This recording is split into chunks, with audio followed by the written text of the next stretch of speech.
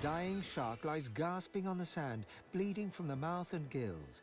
It turns its dark and soulless eyes to you. Its bloody gills open in search of water, but find only air.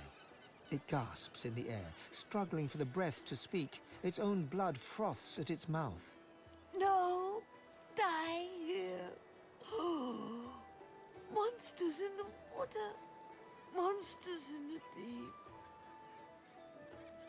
Monsters bigger!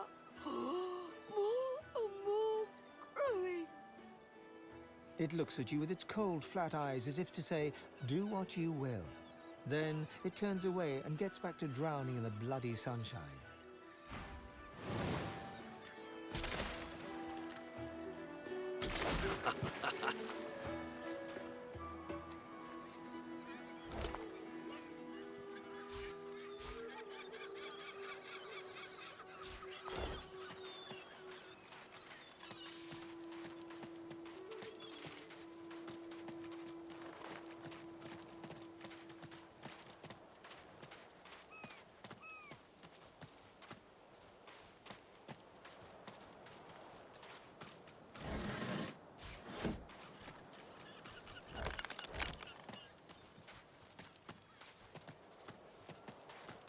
What happened here?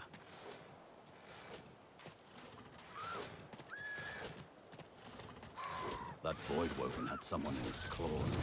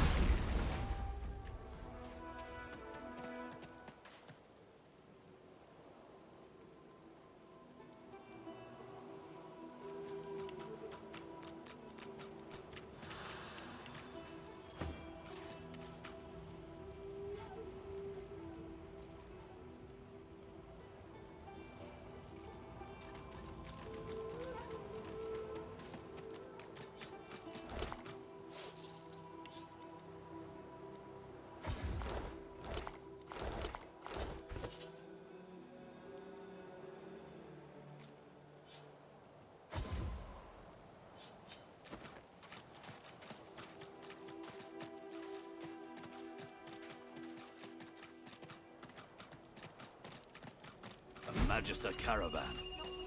I remember one just like this picking me up. Could have been a shipment to Fort Joy.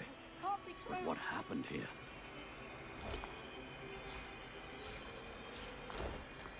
No, no!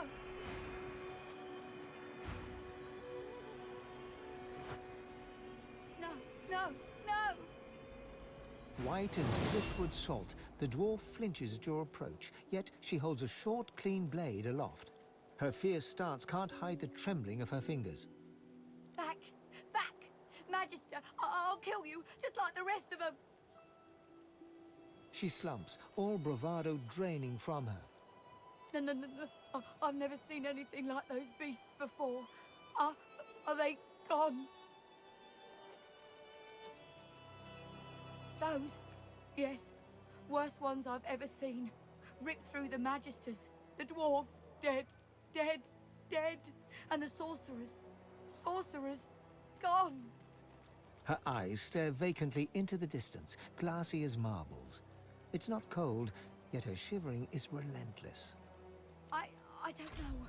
I don't know. Oh, Duna's beard. Lohar. My boss Lohar will want to know what happened to them, but I can't remember. They're helping sorcerers. We thought we could help them against the Magisters, but... She flinches at the slightest rustle of wind through the long grass.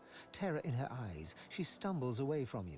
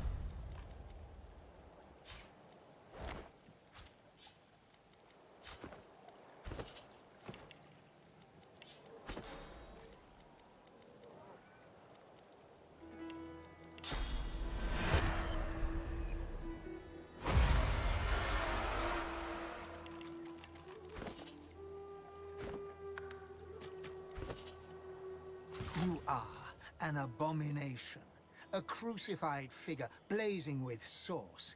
You hear screams, and then the scent of charred flesh.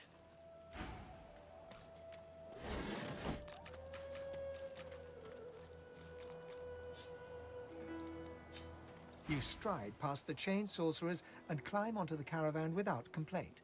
As you settle onto the bench, you offer Ralik's blessings to the Magister Guard. He offers only a bleary-eyed stare of disinterest in return before shoving the chained sorcerers aboard. As you watch them cower, you cannot help but feel annoyance. After all, don't they know they're going to be saved?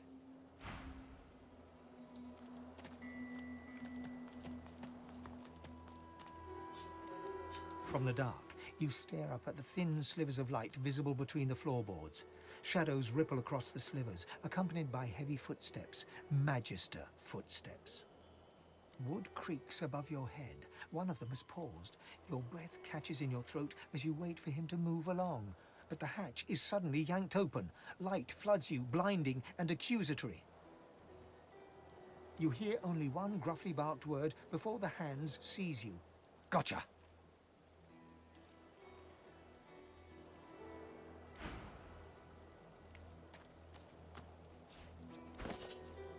You twist your head around as the Magisters haul you away. Your wife and two boys stand in the doorway, helpless. You commit their faces to memory one last time. Wendy cries out something to you. You tell yourself it was, "I love you," or "We'll wait for you." But the truth is, you didn't catch it. The farm recedes from view behind you.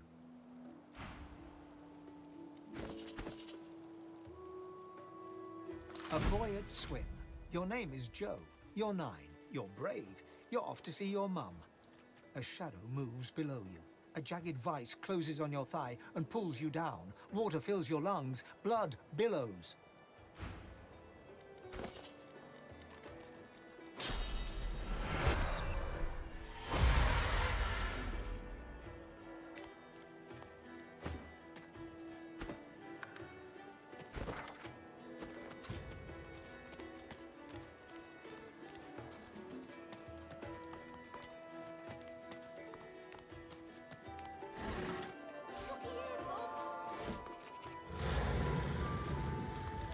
That doesn't sound promising, does it? The little boy lobs a stone across the river. It makes a long arc before plunging into the water below. Oh, Ma! Are you all right? Ma! A screech like metal dragging on stone grinds from across the river. You have to help her, please. You can't see her. She's in the house, and those things are all around.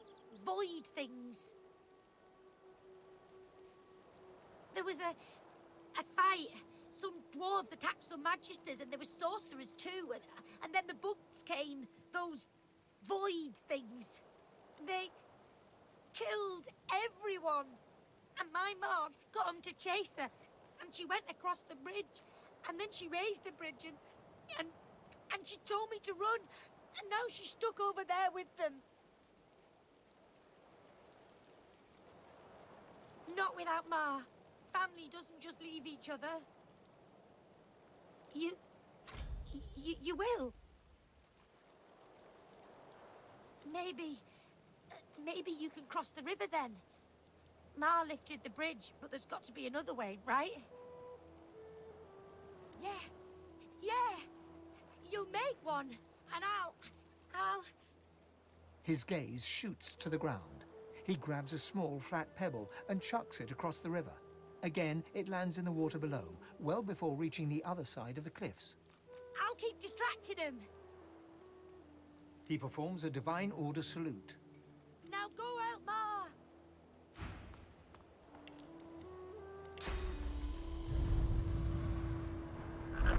Come on, come on!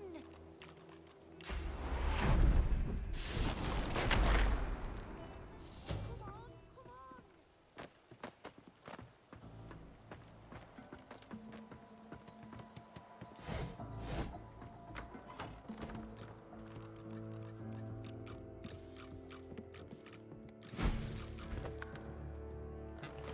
And who are you? Oh, never mind, no time. Hurry on in and gear up. There's a void woken right out the front door. Barring? He's still out there?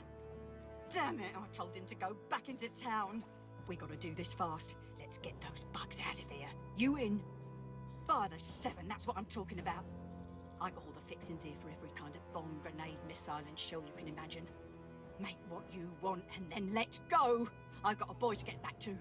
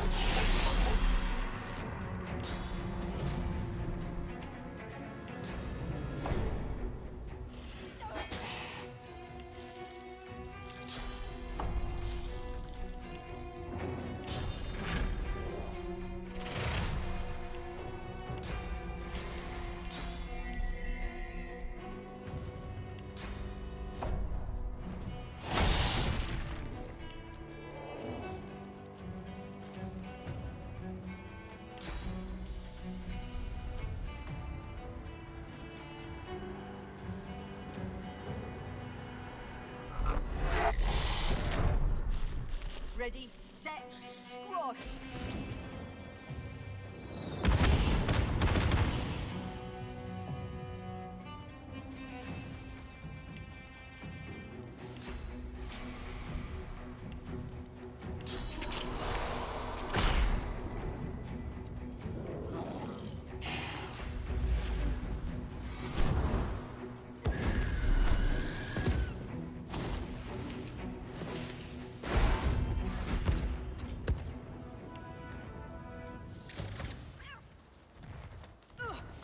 They got me good.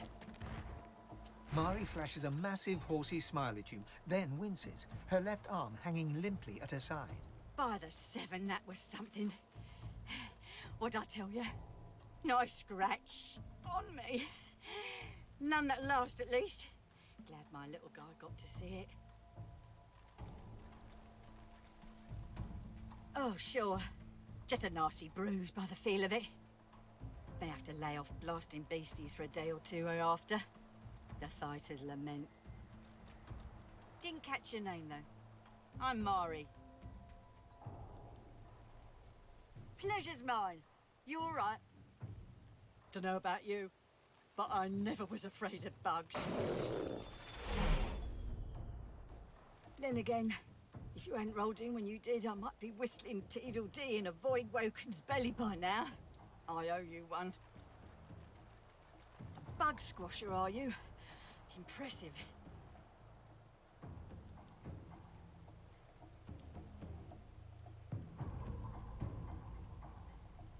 Hate to cut this short, but I ought to dash off. My boy's waiting for me. Mind lowering the bridge, though? I find myself slightly indisposed for the moment.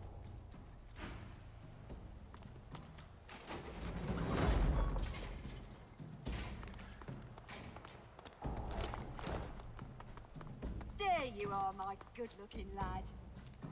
And how's my little spider monkey doing? Safe and sound?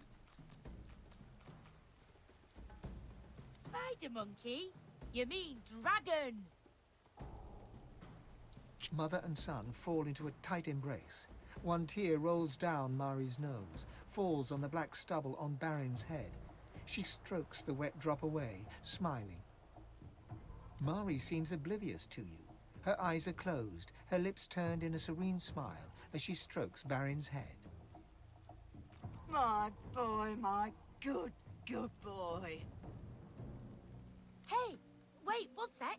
Ma, look! Thank you so much for helping my ma. All those void woken. Sheesh, thank the gods everyone is okay. Thank the gods. Oh, thank the mum. And our friend here too. I know a good arm when I see one. I'll tell my cousin Ryman what you did. He's real high up in the order, and he's visiting Driftwood as we speak. Could be he has some good work for you. Some dwarves, locals, attacked a Magister caravan. Must have been sorcerers inside. Voidwoken must have sensed them. Came in formation like a proper battalion. Never seen anything like it. No match for the bomber pair at the Bridgeside cottage. Right, Baron? As rain. We're off into town. Best of luck to you, mate. And come say hi if you make your way inside.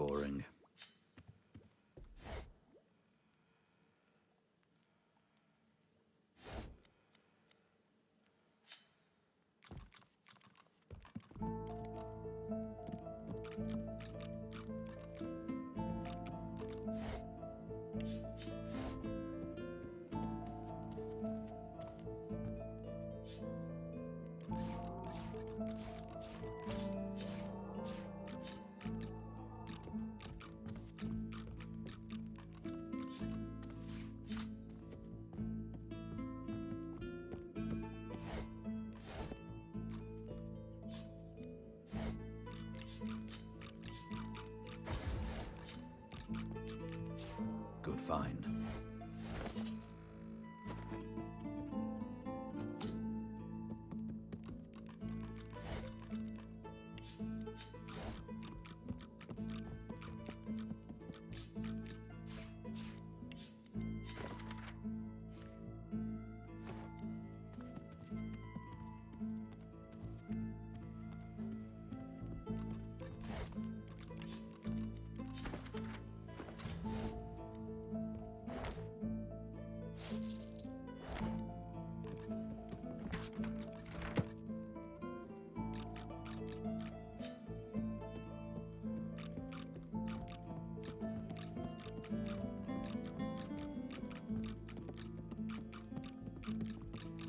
Rather large for a cellar, isn't it?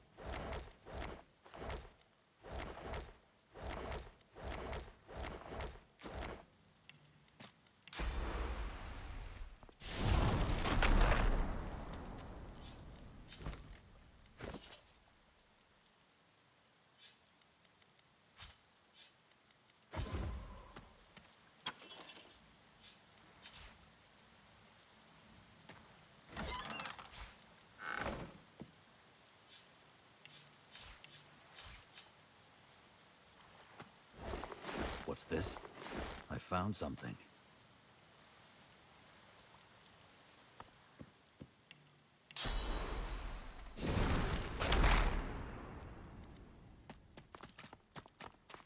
What's this?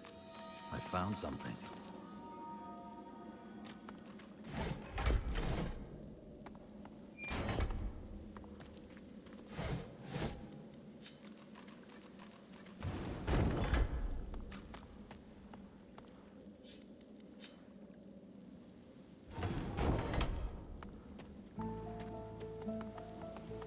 What's this? I found something.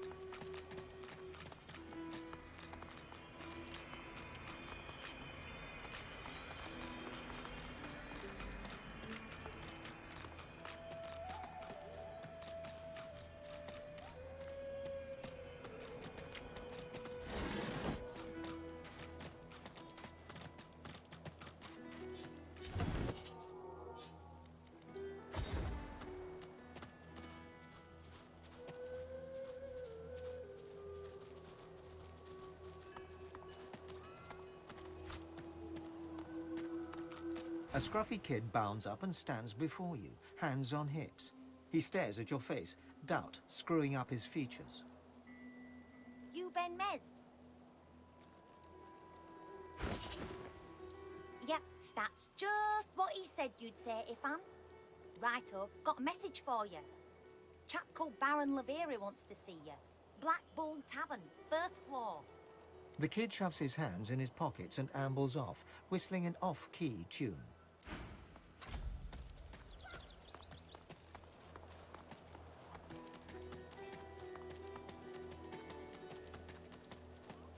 You ever think about running off, like Barnby and Sam? Ah, yes. One of Mari's heroes passes. Come on through, but mind the smell.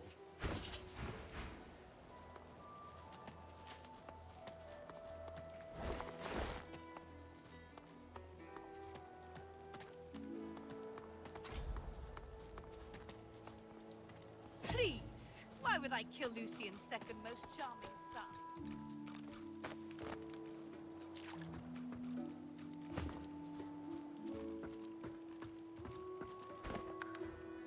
The lizard hangs from the gibbet, her face blooded and her scales discolored. Her eyes are closed, but her tongue flickers as you approach.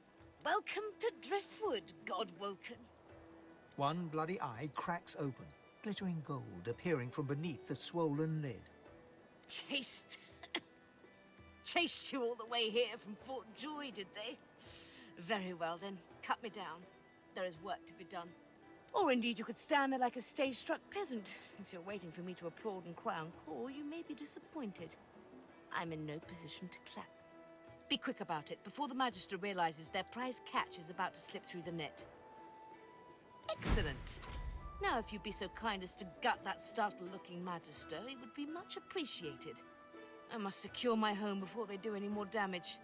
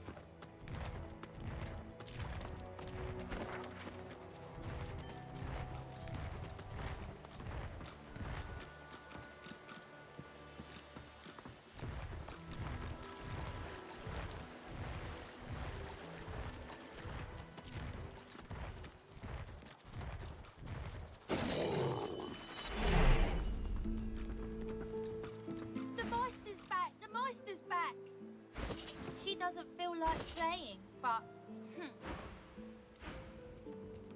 The Meister sits slumped in a chair, looking around the room as she works her shoulder with one hand.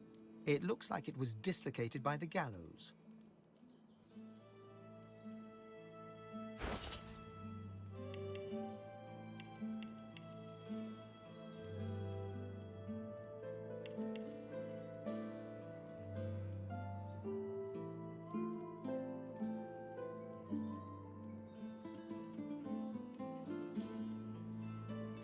Damnable red cloak baboons ransacking my wardrobes, as if I would keep ancient valuable secrets in a pile with my unmentionables.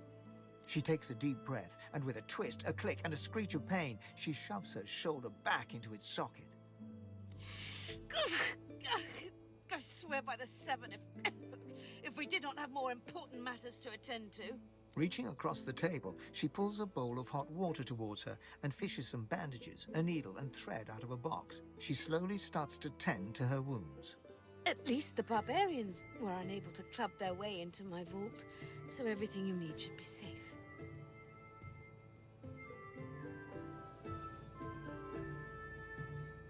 In your case, more than I suspect, man, god or even reptile can provide. However, we must soldier on. It is not enough to be god-woken in order to ascend to divinity. There is a process. As she speaks, the Meister uncorks a vial of shimmering liquid, sauce. She lets a couple of drops fall on her hand, but instead of infusing with her body, they quickly evaporate on her scales. She stares at the empty spot on her palm for a long moment before turning back to you, continuing as if nothing had happened. A process by which God-woken may ascend. It begins with discovering your deepest self, delving into your own soul. Quite. We shall begin once we have the tools we need from my vault. You may have been chosen God-woken, but becoming divine requires more than a supernatural pat on the head. Come, God-woken. It is time to see just how awake you are. Fortunately, the Magisters pay as much attention to art as they do to fashion.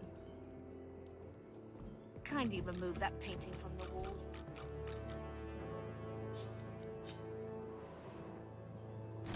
I pray my instructions will not be too technical for you. Push the button. Your talent for following simple instructions fills me with wonder and pride. Now, kindly go to the vault and enter the combination. I shall call it out as you go. A stone door lies flush with the floorboards. Etched whorls in the granite frame a delicate rotary dial. Gleaming under the dim light, the metallic dial almost seems to wink at you. Taking your time, you carefully enter the combination. The metallic sounds of the tumblers falling within the mechanism let you know you entered the code correctly. Excellent. Follow me. Your time is at hand, God-woken.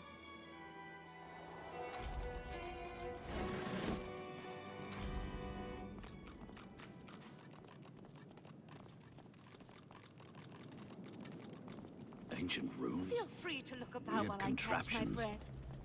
This Come place is an speak to me when you wish arcanist to dream. proceed. And try not to break anything in the meantime.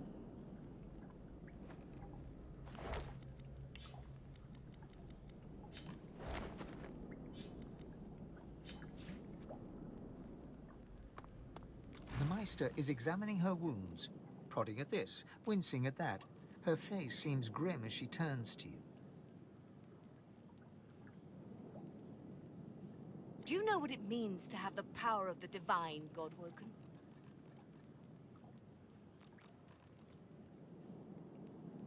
A chance, yes, but it is much more than that.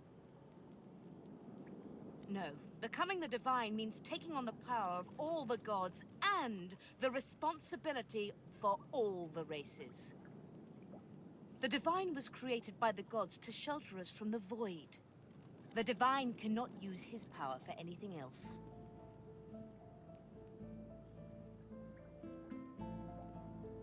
Very well, then. Let's see if we can't snatch divinity from the jaws of the void. The ritual itself is quite simple. Drop some blackroot in the bowl, mix in a little blood, set the concoction aflame, and then inhale the smoke. Ignore any feelings of dizziness, burning in your lungs, or a dire sense of existential dread. They're all perfectly normal, although you will need to sacrifice a little sauce along the way. Everything you need is here. Ingredients in the cupboard. Sauce in the glowing fountain. Ritual in the tome by the bookcase. Even an incinerator to provide a flame. The Meister looks back at her wounds, curiously prodding them as fresh blood oozes out, staining her claws. And do not lose anything. These ingredients are rare indeed. I'm not hiking back out to the Cloisterwood to fetch you more blackroot.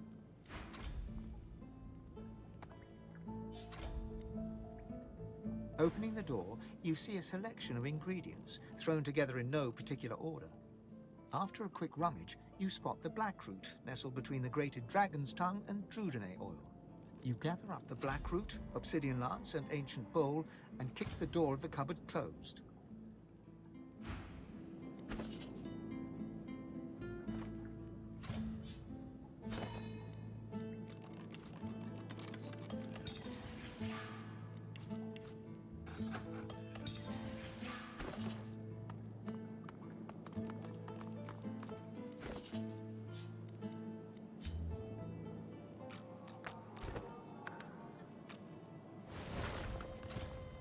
As you suck the smoke deep into your lungs, your vision starts to swim and cloud. There is an intense pounding in your head, and you can feel the world fading. As the world fades away, you lose all sense of being grounded. You reach out, but you could feel yourself falling slowly, sinking into the depths of your own soul. Deepest recess of my soul. But it looks like a hall of echoes.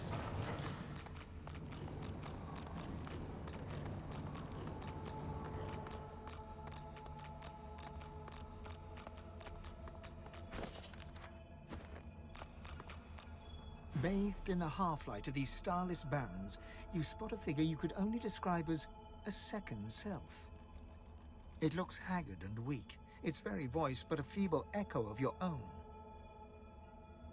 Ivan, my wolf!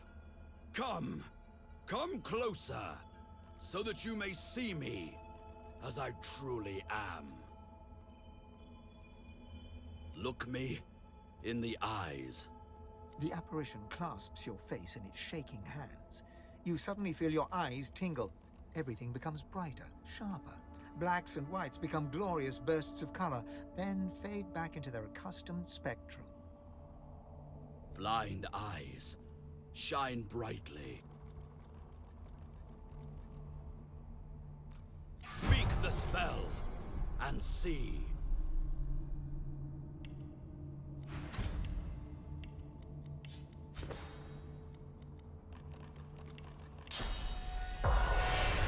God is the strange mirror image of yourself. Before you stands the god Ralik in all his spectral glory. You know me now, don't you? I saved you from drowning. I blessed you, made you powerful. And now I've come to seek some power in return. Your god-woken soul is my last refuge, my last bastion. May as well make the best of what you have to offer. Ralik nourishes himself from the source that abounds in your presence. You feel it deep down inside yourself. Ah, yes. Just what I needed. I tell you, dying just doesn't become a god. The void itself is hunting down the gods, leeching us in ways we never thought possible. Droplet by droplet, we are being drained. We're battling for our very survival. It's a battle we're losing, and should we truly lose, all will be cast into oblivion.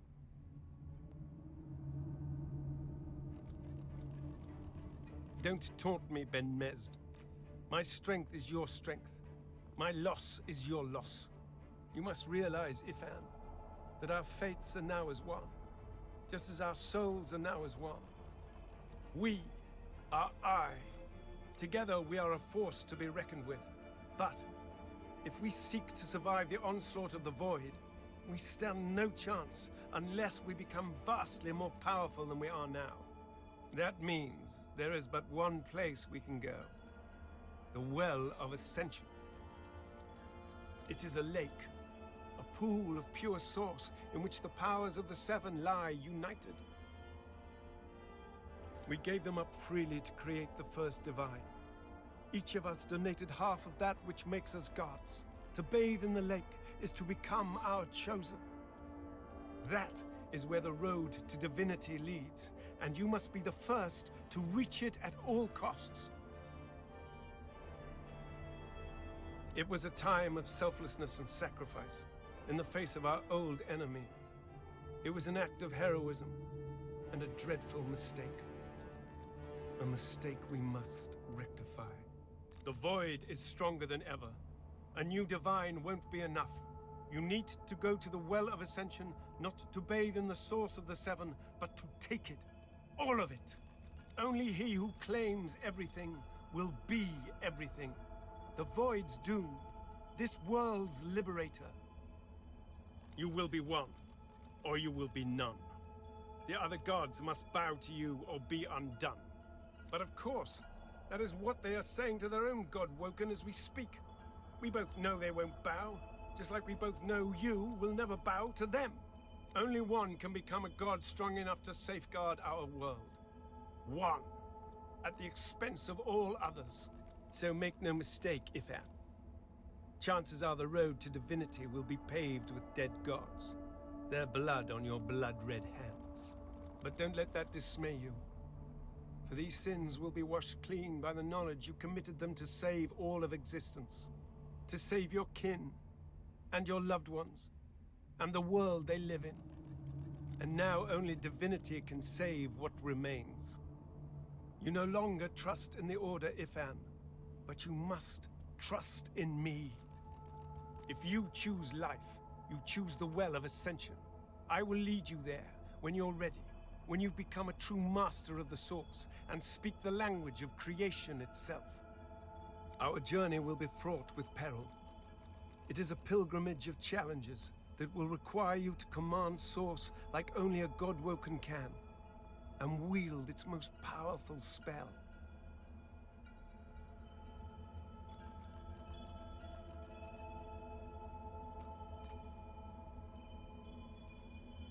Hoarse laughter rolls and echoes into infinity. Perhaps. But what is a pilgrimage after all? If not a journey of atonement in search of enlightenment? Focus not on death and irony, Ifan. You've had enough of those.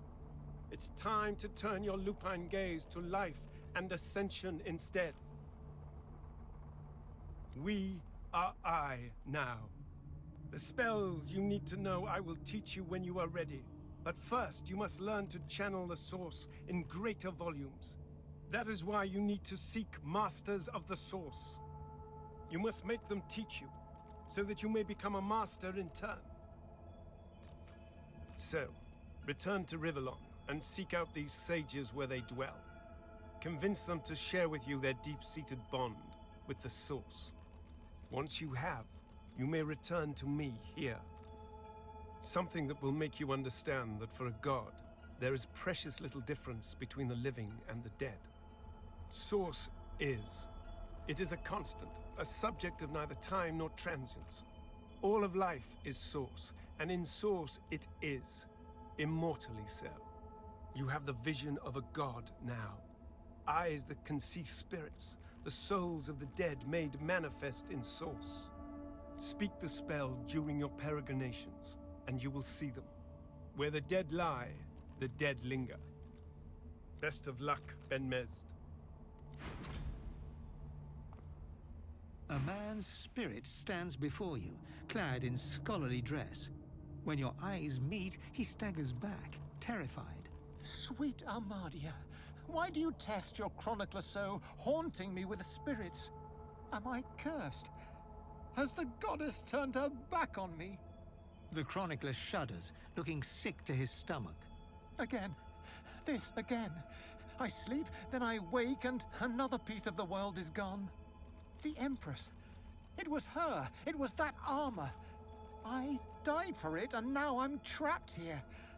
I died. Oh, Armadia.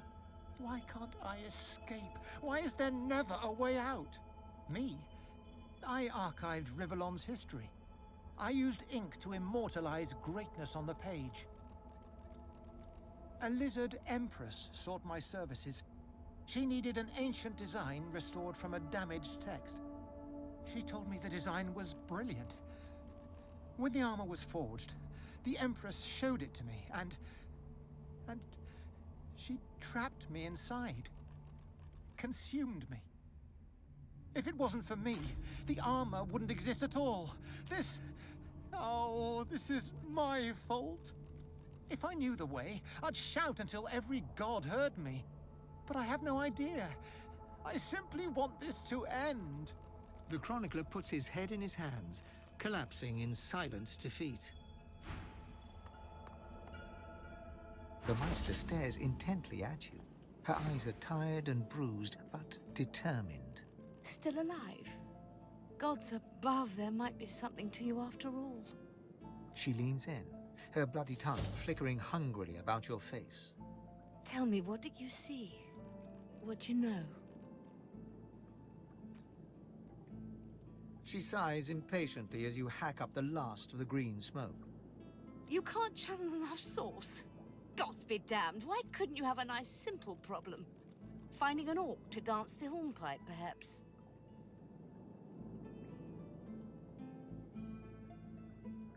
I know exactly what must be done. You must find a master of sauce. And I could have helped you once, but no longer. The purging which the Magisters included as part of their service was quite efficient. They stripped me of my sauce. Not enough to silence me, but enough that I would not turn their insides to lime. Enough to sever my link to the font from which all source flows, and certainly enough that I cannot train you. So we must seek alternatives. Alas, the only source masters not yet hauled off to Fort Joy or turned into meat puppets are those too dangerous or cunning for the Magisters to contain. Sorcerers that allowed their power to corrupt them. Many are wicked, cruel, vile, and generally not good teacher material, but we may have no others to turn to. Just so, some of these are quite dark, twisted individuals. The kind of creatures that grew bored pulling their legs from spiders and so moved on to people. However, it is the path we walk, no matter what the cost. No matter what is asked of you. The Meister doubles over in a violent coughing fit, struggling for breath. After a few moments, she regains her composure, wiping a thin smear of blood from the corner of her mouth. No matter what is asked of you, you must learn from them. And you do not seem to be paying attention. Sorcerers, evil, controlling your source, saving Rivellon, please. Please tell me at least some of this rings a bell. Your focus, your only focus, must be on finding these masters, on finding the secrets to divinity. Nothing else matters.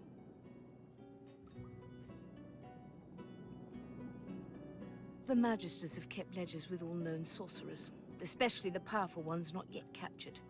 They would be an invaluable resource. But do be careful not to get caught. I was their guest for a time, and I promise you the gallows was the most comfortable part of the experience. And if their barracks turns out to be as empty as their skulls, just try to keep an ear to the ground. There may still be powerful sorcerers hiding in these lands. As she speaks, one of her wounds reopens, a dark red stain spreading across her tunic. She hisses in frustration and starts to bind the gash. I wish there was more I could do, but in this condition, I would be more a hindrance than a boon. Godspeed, and remember, do whatever it takes. Quercus, what are you looking at? Egad, stop gawking at the shield. You ought to be quite used to such journeys into that stone realm by now. Meanwhile, the acorn draws nearer. I read through some tomes I saw that cranky old lizard carry. Some fascinating leads, but nothing like the power we need to stop the Knights of Dre and their wicked plot.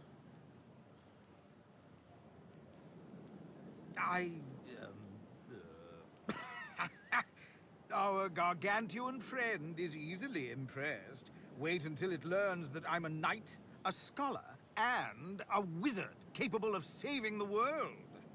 No, of course it knows that already, Quercus. Yes, I'm aware it's the entire basis of our partnership. No, I most certainly do not feel the need to return the compliment. I owe our shield my life several times over. I hardly need to grovel and thank it each time. I'm sure it knows I appreciate it. Now, if you're quite finished ogling your favorite long-legged scratching post, we need to get on and save the world already. The spirit of an elegant elven woman materializes before you. She seems surprised. You can see me. A godwoken in my presence. You honor me. I am the Meister's apprentice. I study under her, but I do not learn. I hear tales of the ritual, of what lies beyond. Such wonders, such powers. I decide to pursue them myself. Meister tells me it cannot happen, that I am not godwoken. But in my heart, I know I'm special. I try. I burn the root. I breathe the smoke and it burns me back.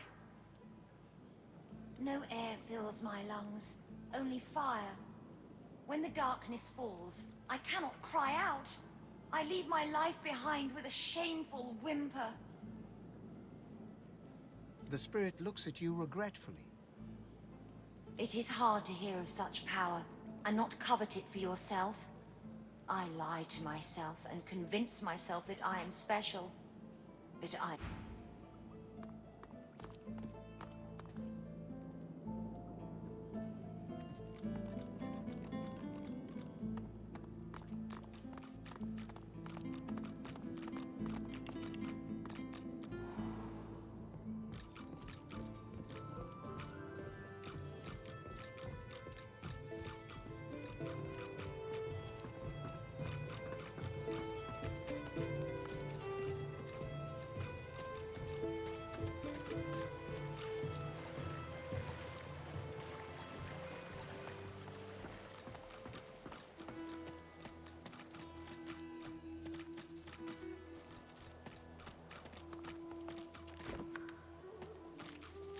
Ah, yes. One of Mari's heroes. Ah, yes. Ah, yes.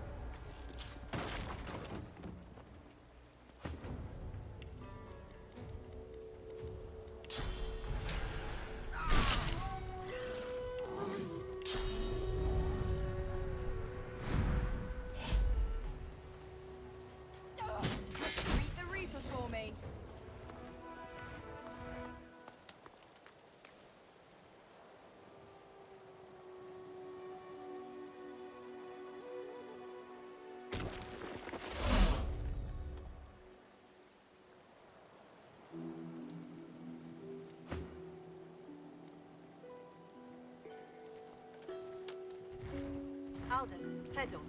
What could have happened to them?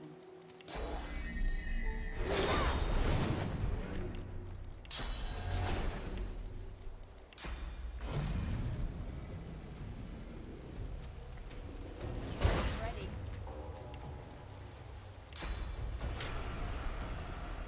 I yield to none.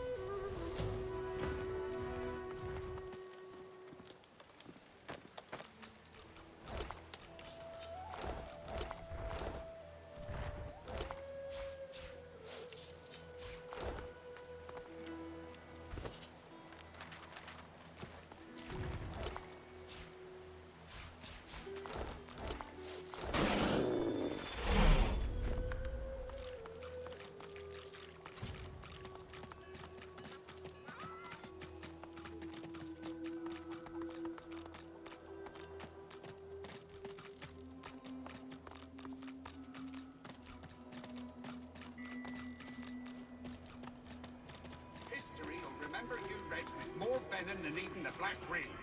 The spirits of a Magister and a dwarf are locked in ethereal combat. Their vicious blows make no impact, yet they struggle on. Mid-snarl, the dwarf spies your presence and staggers back to address you. Sorcerer! You must hate the Reds as much as I do, eh? Rightly so. Reds had sorcerers locked up tight in that caravan. And you know where they were sending them? You look like you've been there yourself. The Magister lunges for the dwarf, his exasperation clear. Anna, you saw it with your own eyes. You know Sorcerer's Law, Voidwoken, and you know we'd all still be alive if you hadn't attacked our caravan.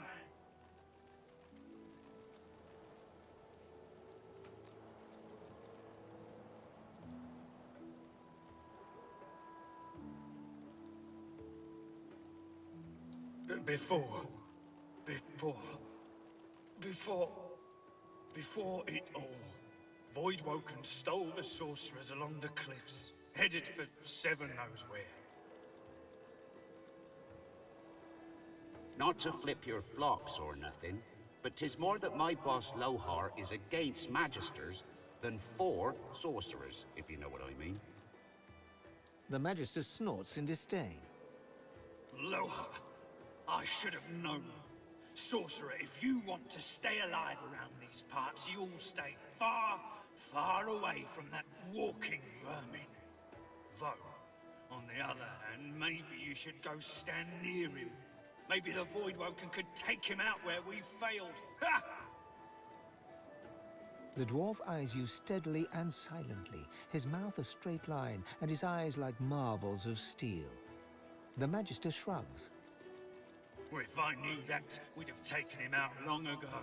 All I can say is, he's somewhere in Driftwood, and everything he touches turns into annihilation.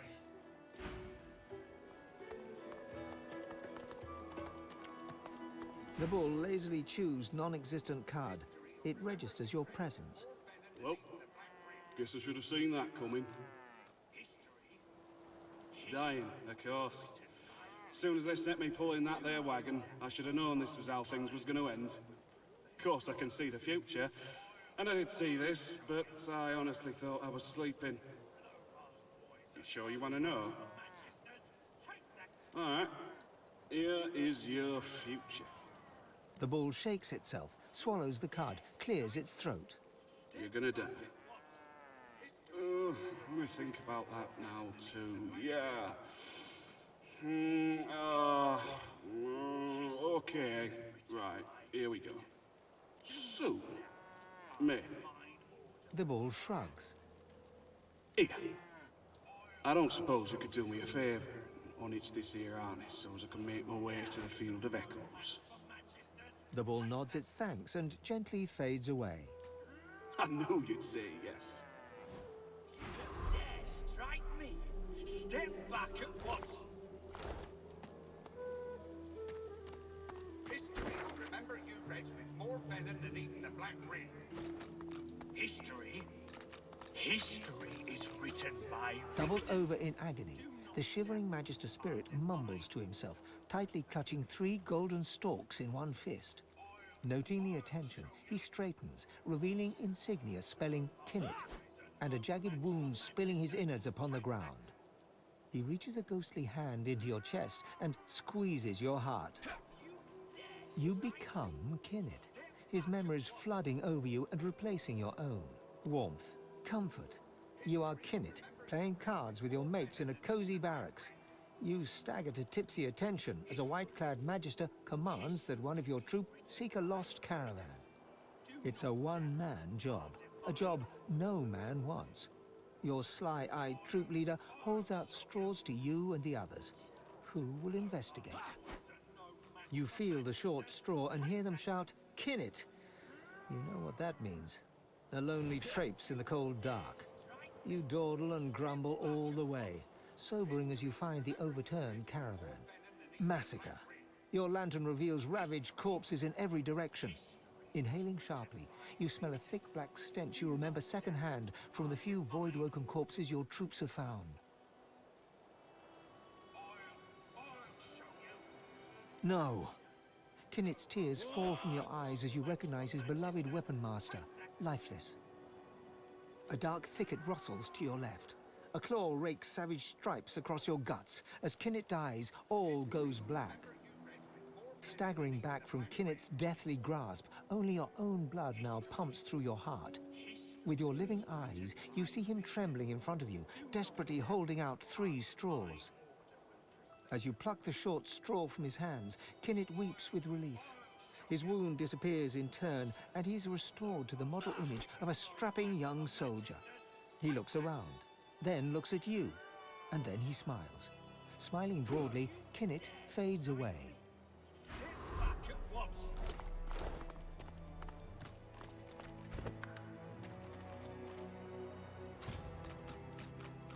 History will remember you Reds with more venom than even the Black Ring. History is written by victors. Do not doubt our divine order will prevail. I'll show you. Low-heart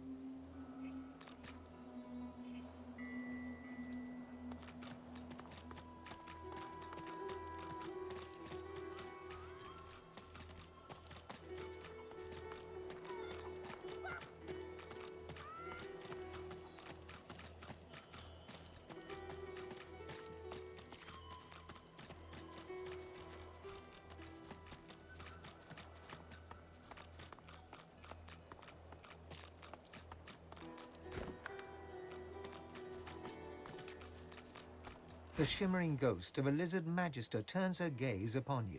She holds your stare, boring into your mind, searching the blacks of your eyes for the secrets of your soul. But in so doing, she shows you hers. You are Zeushan, a young lizard magister, devoted to the Order. More than this, you are in love with a comrade, a human man of wit and kindness and sweet disposition, who goes by the name of Boris. You are Zeushan once more. Alexander dies. Worse, your human comrades look at you askance, as if his murder was your fault. Even Boris turns against you. When he's posted to Fort Joy, he does not say goodbye. Your heart is broken. Posted to the graveyard shift in the dark of night on the outskirts of town, you do your duty diligently. But your heart is no longer in it. So when you catch a couple of young sorcerers fleeing Raymond's net, you see how deeply in love they are. You do not turn them in. You help them to escape. But in the morning, they are caught and under torture give you up. They go to Fort Joy. You are hanged right here.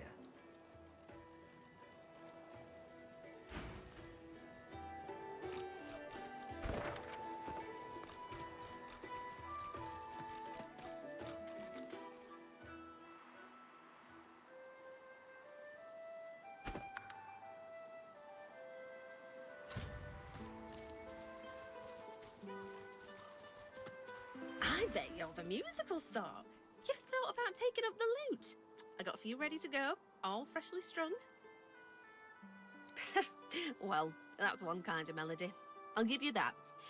Everyone's got tune in 'em. You just gotta look. My brother Laszlo couldn't carry a tune in a bucket when he were a wee thing. Now, he's got the voice of an angel. He's all right then, yeah? That's Laszlo, all right. If he had the blues, you'd never know it. Nothing kept his big smile from brightening the darkness. I hate the Magisters for what they'd done. Stole me brother. Stole me heart. I keep going, though, hoping to get to Ark sooner than later. Lucian's Day crowds will be wanting some musical trifles. Come back if you need. I'll be whittling away.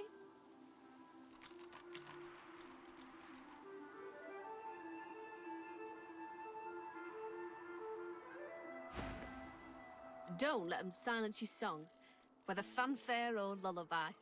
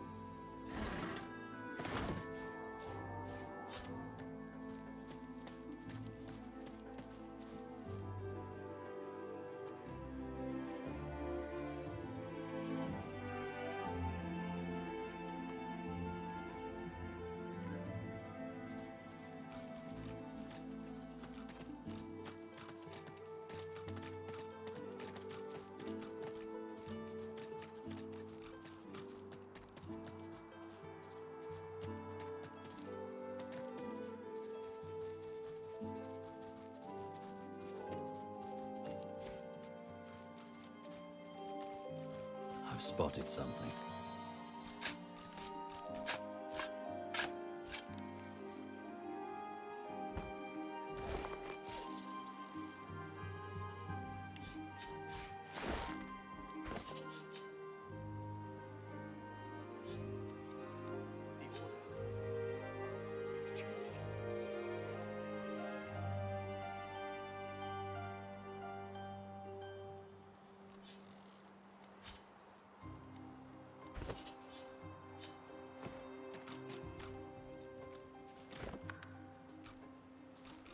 We both deserve better.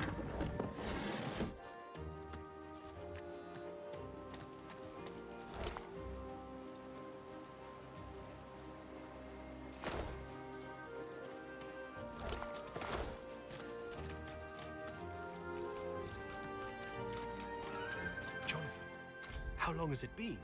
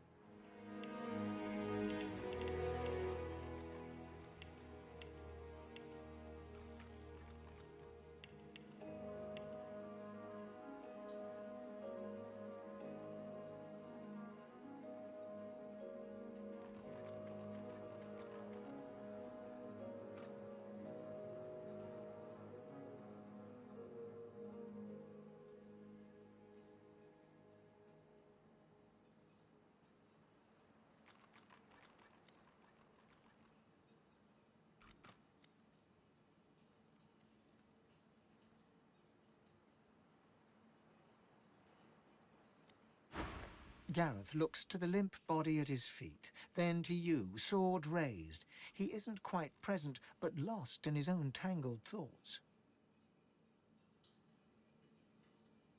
I knew I'd see him again. I wish it hadn't been like this.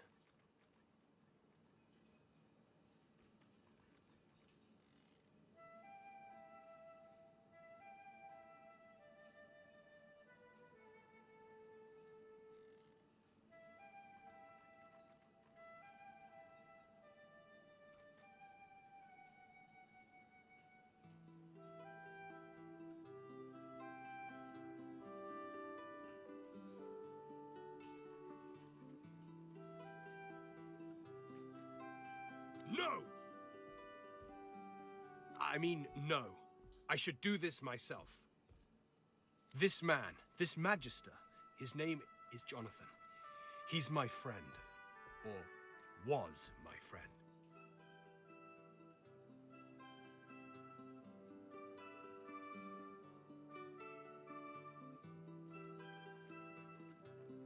I led him here. I felt someone's gaze on me from almost the very moment I stepped foot on the coast. Lucian taught never to ignore augury. And sure enough, I saw the flash of white. I heard the sprigs snapping. Someone was watching, following. I came here and waited. The door swung open and it was him. A face I hadn't seen since I was called to the Seekers. He didn't say a word, just flashed the arrest warrant. Seems he didn't expect the punch. Now I must do as duty requires. Gareth raises his blade and tightens his grip, but falters. He cannot strike the final blow.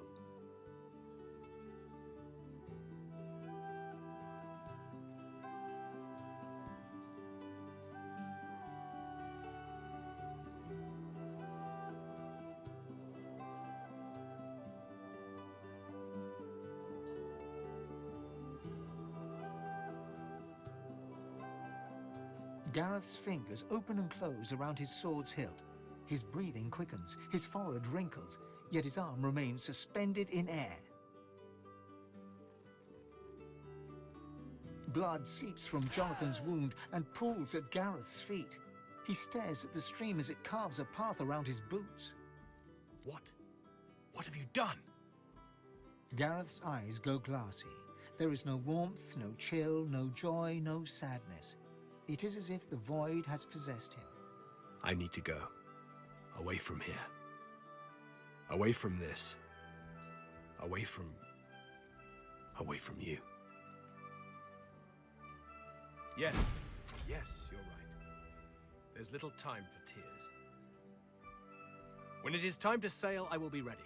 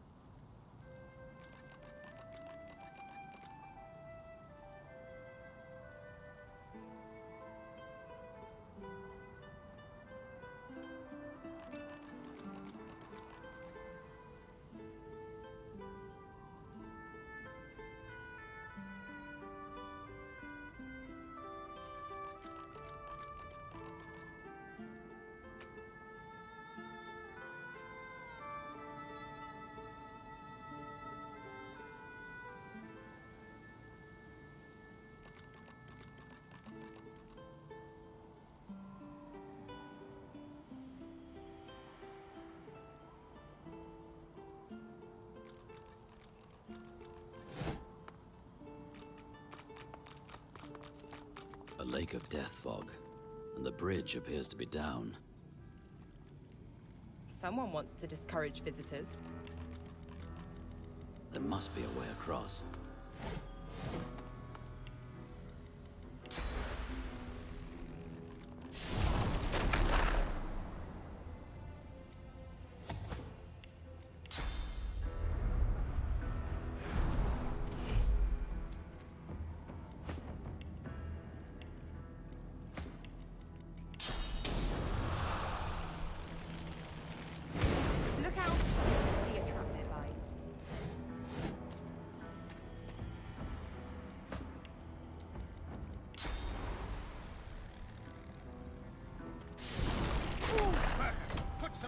Between us and this Careful. lunatic. I spotted a trap.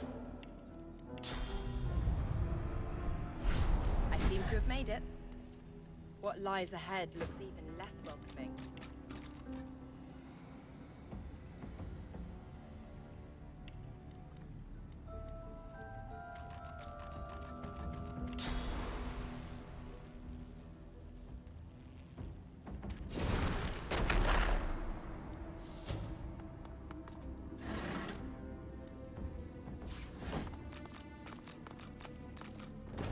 Greetings and salutations.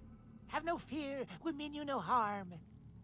No harm, no harm, no harm, no harm, no harm. The being sniffs the air in your direction and licks his lips. He moves a couple of paces towards you, his eyes hungry and entranced. He abruptly slaps himself in the face and halts his advance. My manners. Master would not be pleased. He awaits you west of here. He will not harm you. Others may.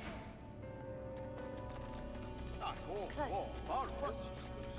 Okay, let's see what this master wants.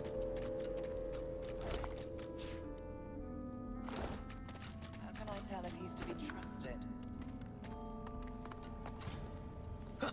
You don't need me to tell you that. True. I'm in deep, deep. Ah, there you are, and with just the little demonic host I've been looking for. You don't mind if I have a word with Ms. Losa, do you? I was just curious about the progress of your little hunt. Not much to report, but not for lack of trying. Any idea where I can find that Jahan fella you mentioned? My friends here tell me that demonologist I mentioned isn't far from here. Off the island somewhere, they say. Do go have a chat with him. You won't regret it. Take care of yourself, Losa.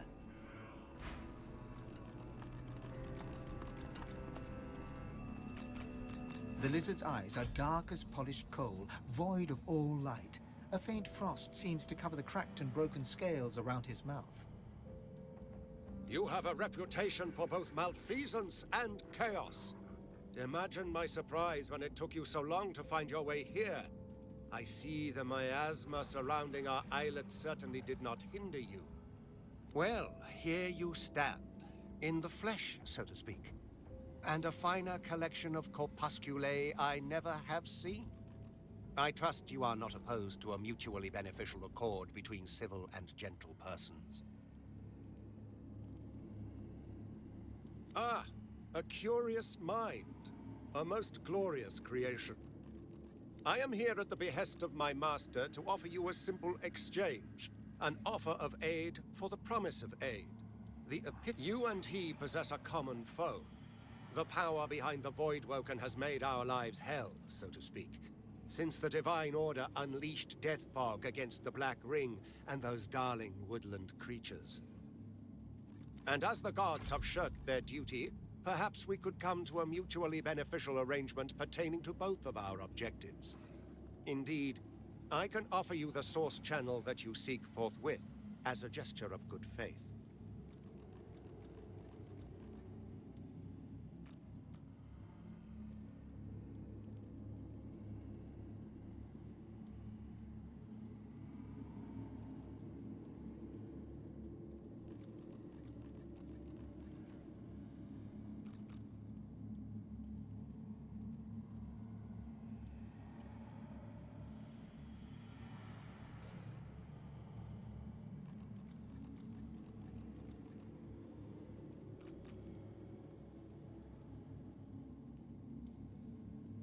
Excellent. My master has found your kind to be an eternally pragmatic group. The issue at hand is a simple one. We have suffered a Black Ring incursion into our sacred groves. They surround a tree. Once the Black Ring have been eliminated, I have been authorized to send you on your way with that which you pursue, the location of the Council of Seven. But first, we shall see that you are fit. First, we shall grant you power beyond that of your meager mortal mind. The lizard's hand lashes out, the palm landing flat on your forehead. You feel a cold pain start to spread across your skull, but deep within you, something stirs. There is neither enigmatic lore nor magical jewel required to open the channels of Source. It is enough to seize it with sufficient force of will, to know that all creatures are nothing but Source and vain hope.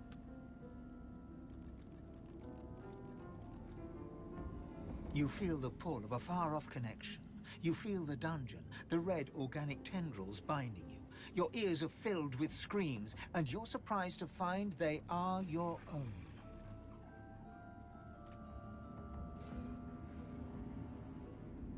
Cold pain shoots through your veins, sharp and quick, but cleansing. You can feel your body opening up, filling with the promise of power as your ability to channel Source swells.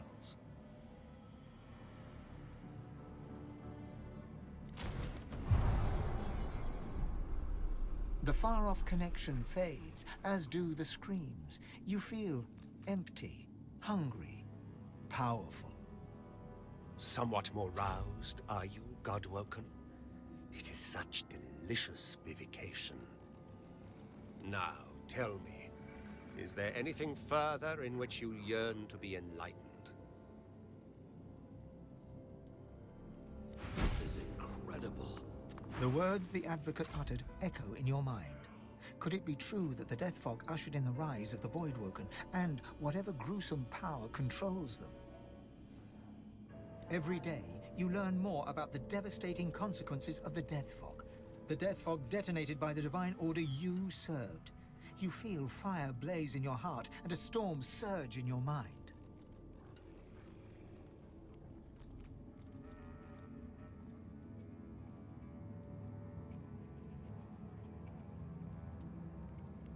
Anger races through your body, setting every nerve aflame. Your hands tingle and your heart thumps an ugly beat. As you clench your fists, you feel the anger inside you flooding your arms.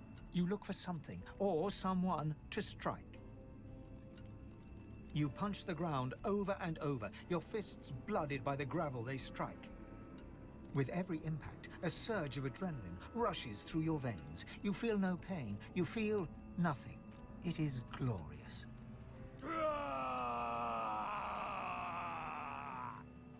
As you howl your anger free, you hear the echoing howl of your trusty soul. Together you roar in tandem, grief, loss, and rage. When you are howled hoarse, you feel cleansed. The anger slinks away like a whipped cur, yet your soul wolf remains. You feel newfound powers of the source course wildly through your body. Deep inside your soul, your god calls for you. It would be wise to meet with your god again by performing the Meister's ritual, here or in Siva's vault.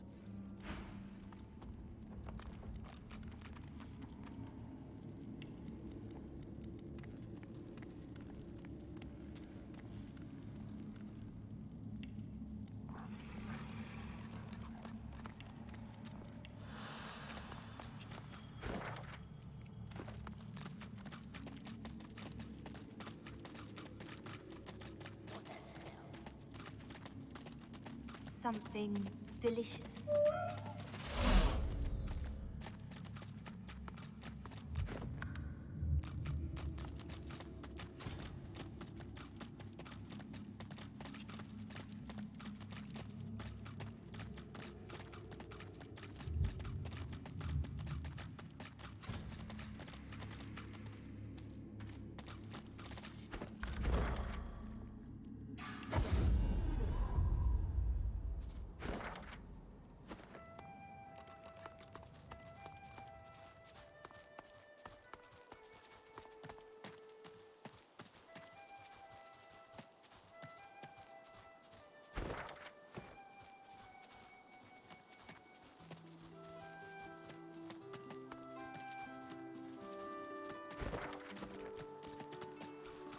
Maybe the river could be crossed on that.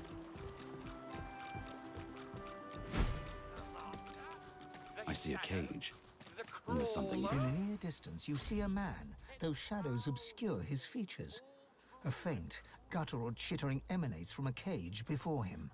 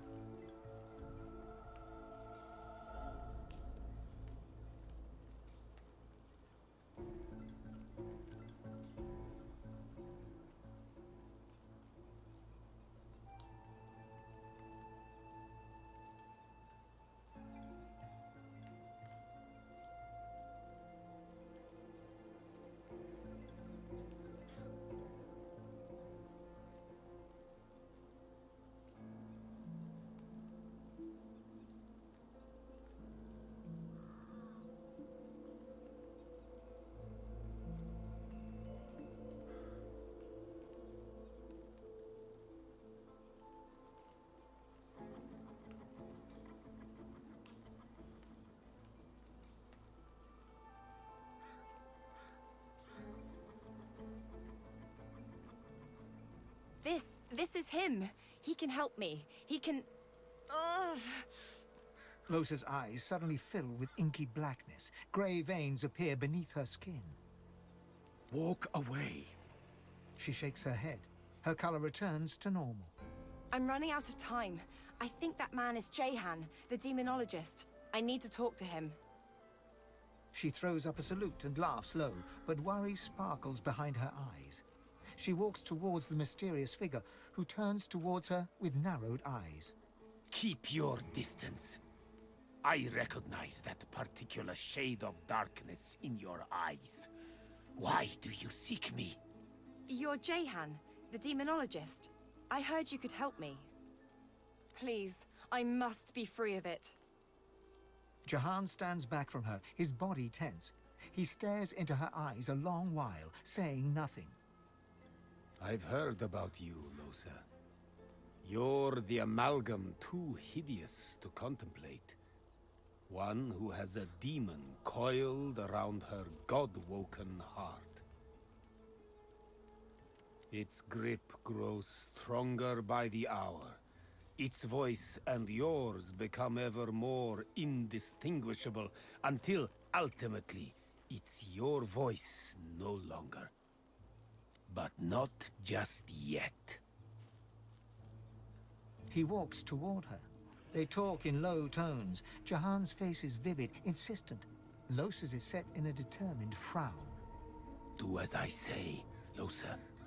Hurry now. It won't be long. They shake hands, Jahan clasping Losa's hand in both of his. You'll see. I'll be back before you know it. The Advocate doesn't stand a chance. Losa turns to you.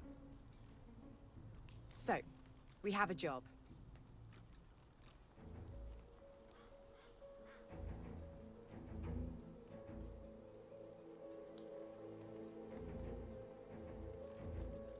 It's like this. Jehan can help us. He can teach us how to control more Source, just like that. All we need to do is a little favor for him. There's a place to the north called Blood Moon Island. I guess it's been more or less lost to a demonic presence for some time now. There's a fellow there, goes by the Advocate, and our new pal Jehan would like to see him taken care of. We take care of that, and Jehan helps us control more Source. And after that, he may even be able to help exorcise what ails me. Sound good? Of course it does. She turns away before you have time to answer. Excuse me. You travel with Losa, do you not? We need to have a word, you and I.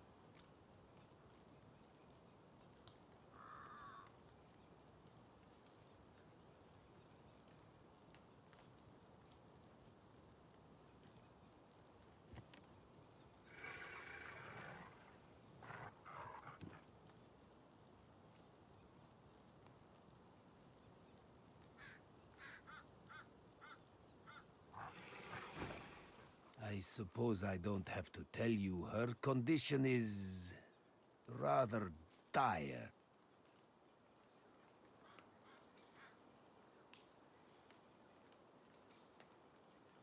You're no stranger then to her demon-wrought idiosyncrasies.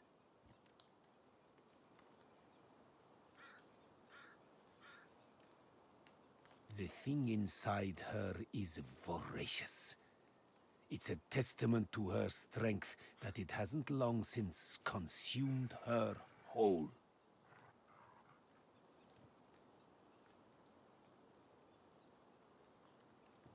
Perhaps that's because she's God-woken, just like you are.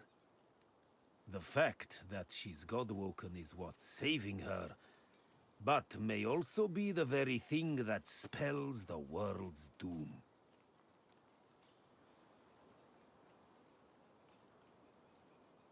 Do heed me when I say that under no circumstance must she be allowed to ascend to divinity. The demon, not she, would be a god. It would bring about the end of time and space and all creation as we know it.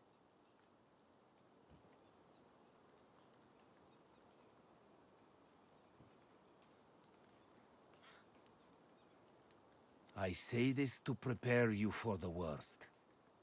I say this to prepare you for the kill may come to pass. You must be ready to be the death of Lusa. Should she come close to ascension, you may not hesitate.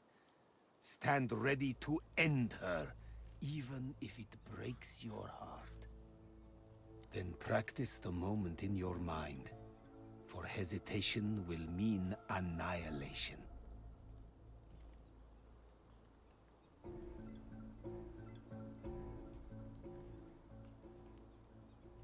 There may be more I can do for you. Come find me if you are interested in growing the source inside you. You may find that new strength will soon become essential.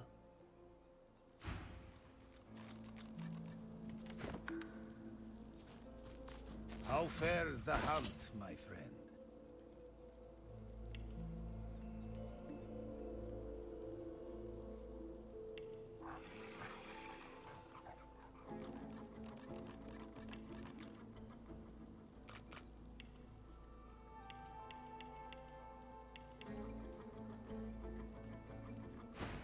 May you...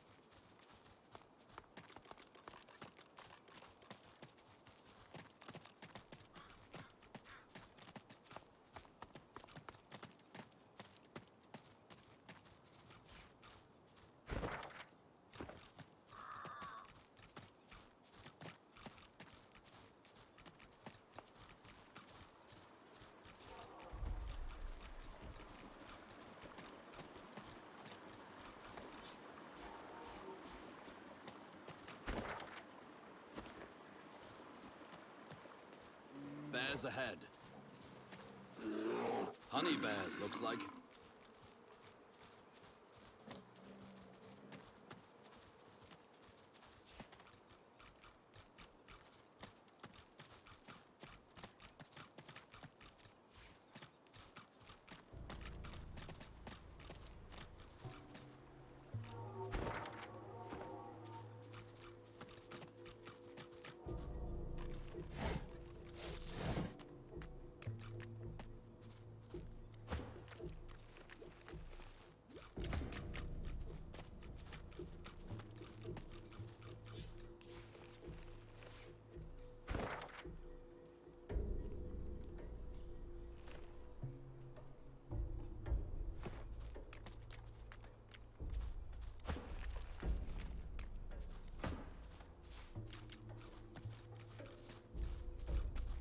Smells like blood and death. I wonder what I've stumbled upon.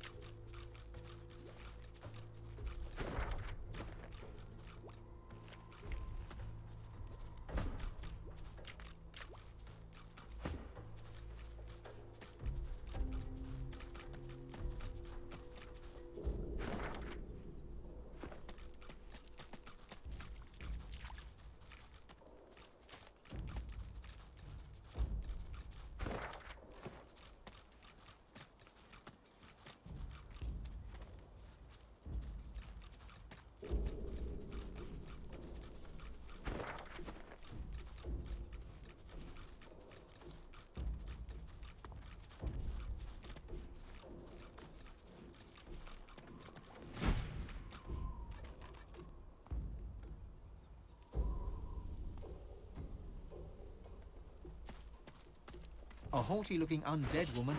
What side do you take? Her voice is clipped and detached, with metallic overtones. It even seems to echo, as she cocks her skull to one side with a nightmarish creak. Though her shiny visage is completely devoid of emotion, you sense confusion in her manner. Confusion and more than a little scorn. Quick now, quickly. Do you support Divine Order or Black Ring?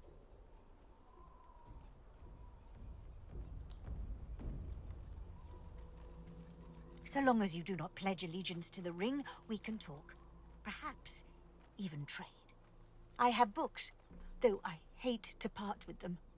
And you, hopefully, you have something I want.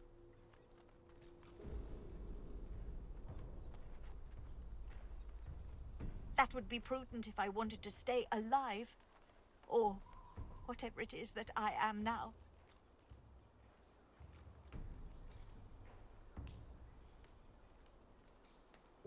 Survival is not something that interests me any longer. Not in this form. Suddenly, she leans towards you with an unnerving creak. Enough about that. I'm traveling as I look for a particular book. A tome to teach me how to make corpses explode. Would you have anything like that I could learn from?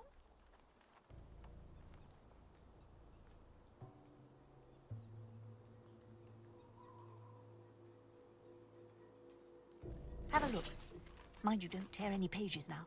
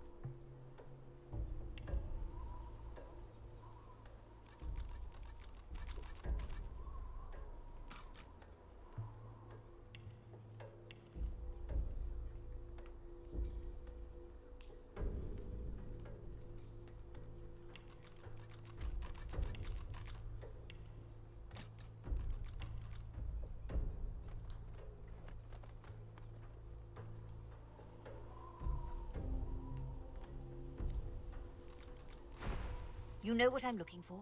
Come back to me if you find it.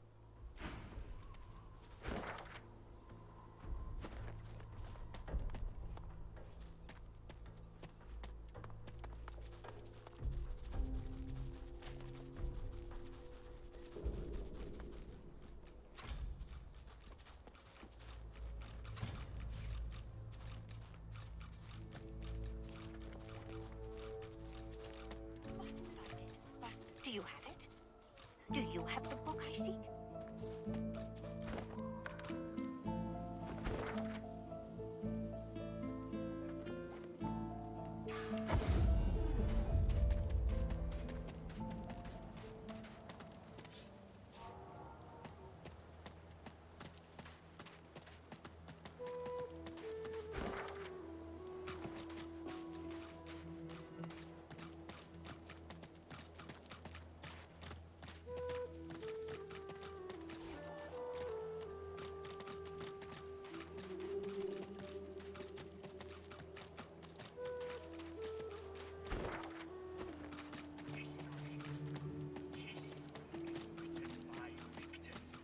Do not doubt our divine order will prevail.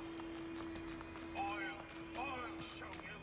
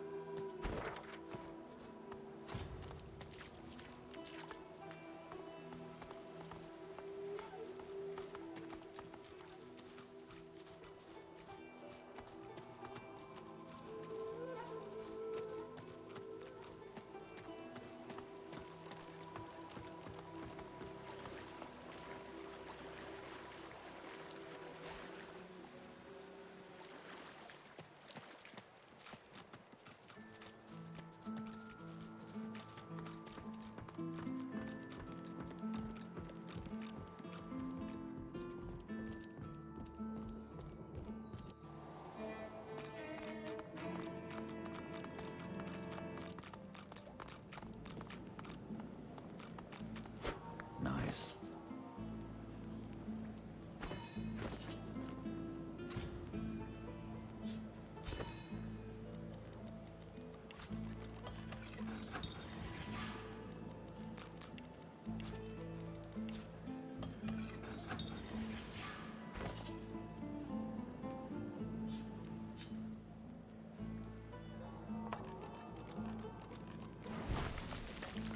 As you suck the smoke deep into your lungs, your vision starts to swim and cloud. There is an intense pounding in your head, and you can feel the world fading.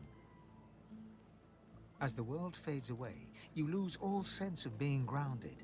You reach out, but you could feel yourself falling slowly, sinking into the depths of your own soul.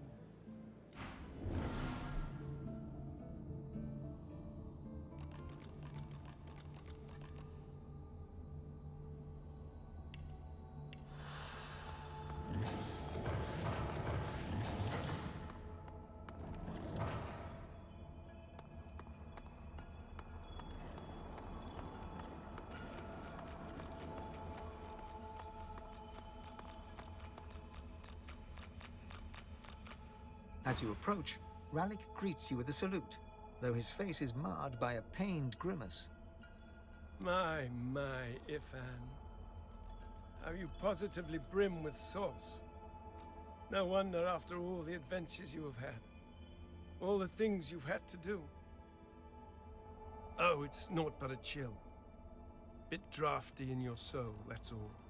You should. A sudden shudder jolts through his body so violently that he drops to his knees, stunned into silence.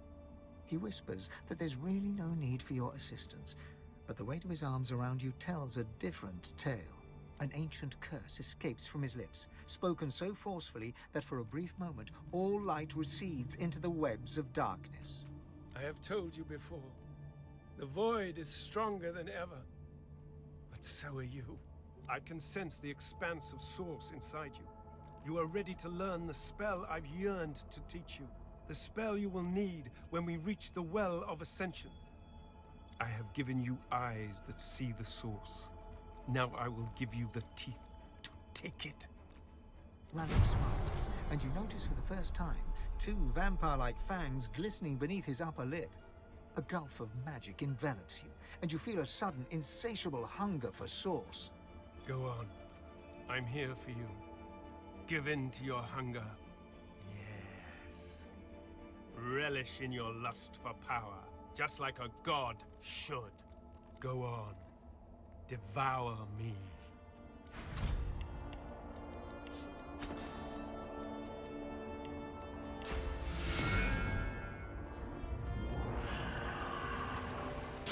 Though your spell tore through him like a spear through flesh, Rallic looks grimly happy, if haggard. You speak the spell with brash ferocity, like I knew you would, my wolf. Oh, do you still not see? Even though you are a god-woken, destined to be a god. Let me tell you the one truth about what it means to be a god. It is to be the lion in a world of lambs. It is about power. And power is not given, it is taken. With your all-seeing eyes and your all-consuming teeth. You can see the souls of the dead. And now you can feed from them to your hungry heart's content. So feed, for you will starve until you finally feast upon the Well of Ascension.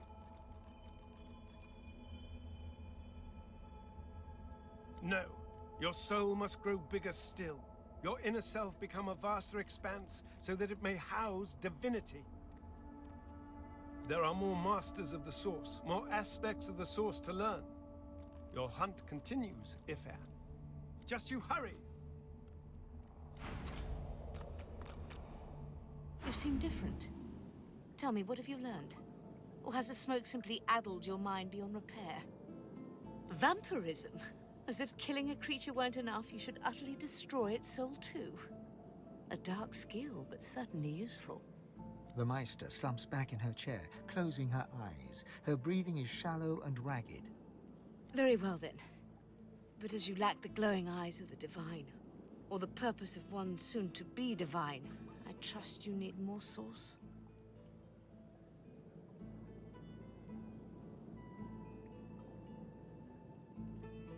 Thankfully, the Magisters have made our lives very simple. They carefully catalogued every sorcerer in this area, keeping careful records in their barracks.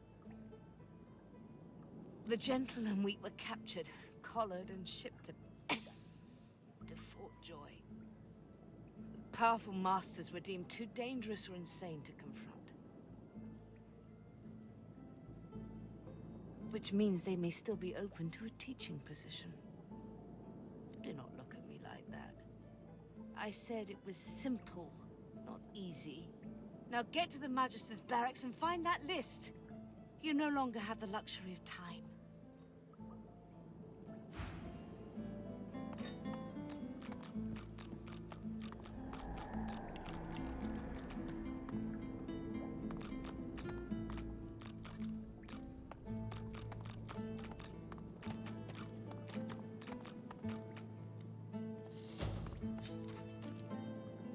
What's up, Chief?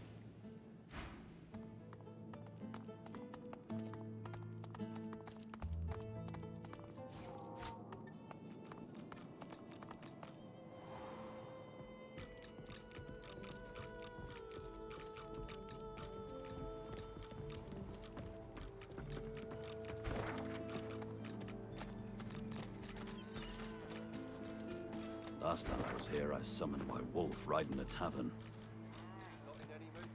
All hell broke loose. Good times. Good times.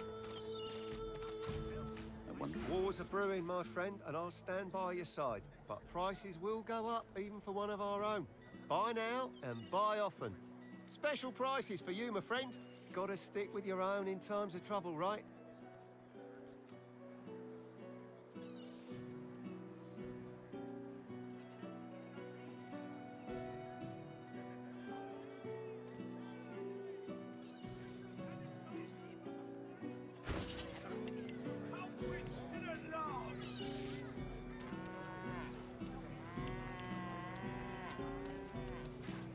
else worse over here than a dozen rotten eggs dropped in a vat of vinegar. Then don't come over. Not like you're buying anything. War is hell, my friend. Who will? The dog lies there quietly, clearly in great pain. What are you looking at? I'm sick here. Get lost. Got a pain in the neck. Got a bad pain in the neck. It flinches. A low, threatening growl builds within its throat. Under the collar, you find the sharpened points of metal rivets, gouging the poor dog's skin. The dog bares its teeth at you and growls. The dog gives you a long, hard stare, but does not bite you. Yet. The dog goes to bite your hand, and then realizes the pain is gone. Hey, I feel okay. Thanks, man. Think I'll wander off now. Here, before I go, what can I do to show my gratitude? Master did. Tell me, have you heard any news? Keeping it together, Bree? Nothing good. The boys I'm like all right, are everywhere. as long as I don't think about it too Thank the much. divine you're here to protect us. You're safe among friends. Never forget it. Yes, yes, of course.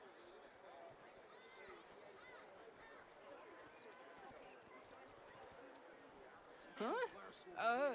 Wait a minute. Master hurted me? Excuse me a minute. I'm gonna go now, but first I have a thing I need to do. He turns to his master. You bad man, you! As the Magister's eyes alight upon you, they widen until they are practically bulging out of their sockets. One tremulous finger rises from voluminous robes and points right at you. From her other hand dangles handcuffs. Ifan Ben Mesd is our living breeze. I don't know how you got free, but it'll be back to the joy with you, and no mistake.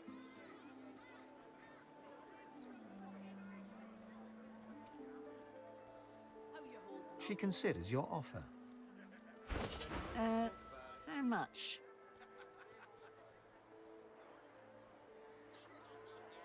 So much. You have to be hiding something, and I'm sure Dallas will be well able to find out what that something is. Now, come on. Back into a cage where you belong.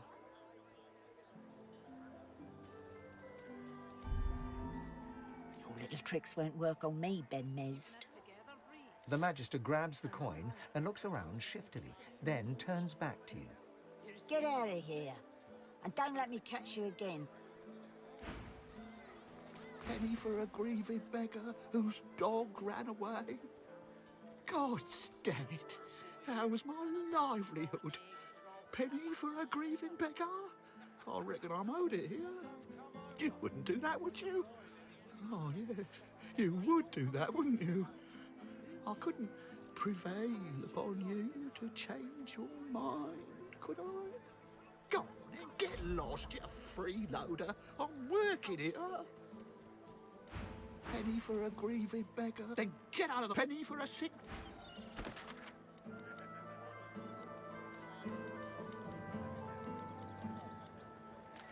How you holding up? Not in any mood to talk about it.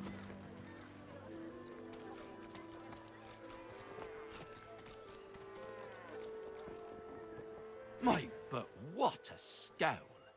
Seems to me you could use a touch of magic. Have at it. Got yourself situated.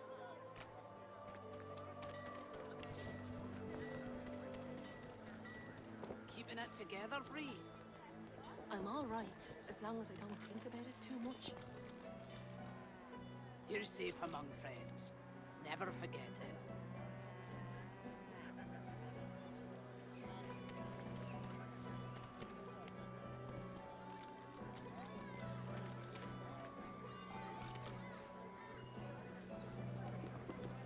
Keeping it together, Bree? I'm all right, as long as I don't think about it too much. You're safe among friends. Never forget it. Yep.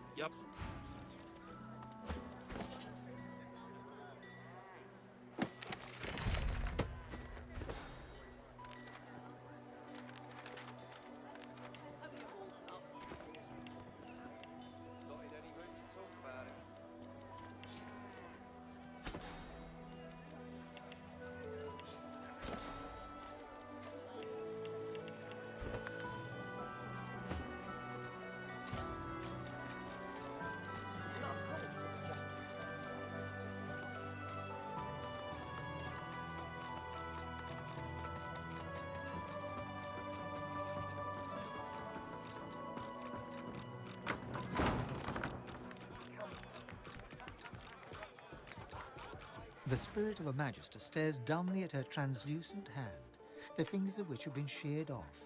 My ring! Where's my ring? The spirit pivots her wrist, staring at the fingerless hand, utterly, morbidly entranced. I should have been more careful. She hacked at my sword hand first. I couldn't defend myself.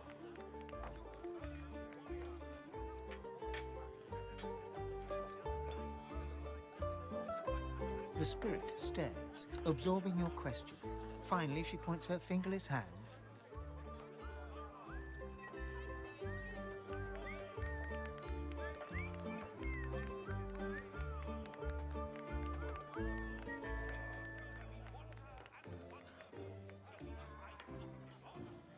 Towards the kitchen.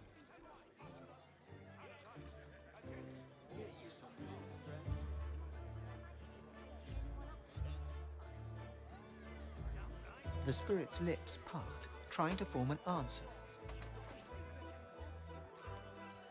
But it doesn't come. She forlornly stares at you, unable to find the words.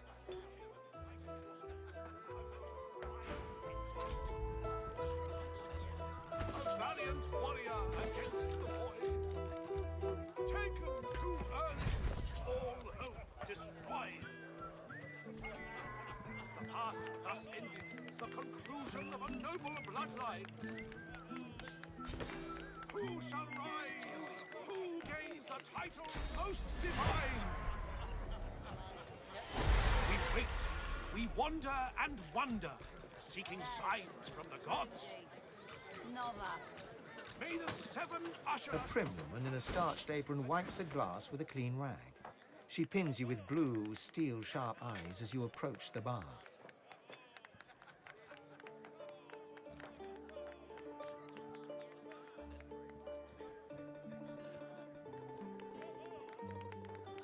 Blessings upon our Lucian, 7 times divine.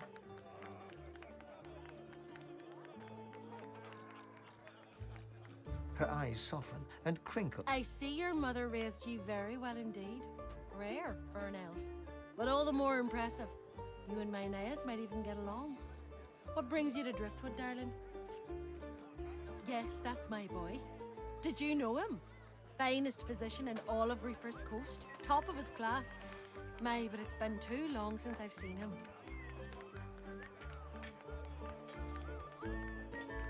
A fine physician indeed. That's my boy. Some say all a growing child needs is food and sunshine. I say abstinence and chastity will grow him finer than either one of those. Oh, but it's so good to meet a friend of Niles. Here, have a little something to eat. Niles' favourite, you know. No one in our little town can appreciate work so fine as his, you know. All his instruments and books are stored away upstairs, all but forgotten. It's such a terrible waste.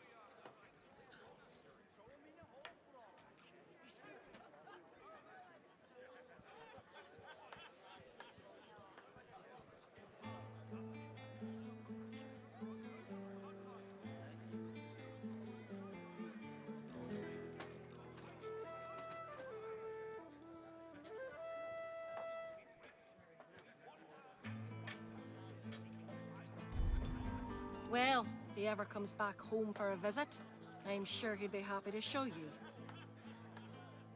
Anyhow, what can I get you?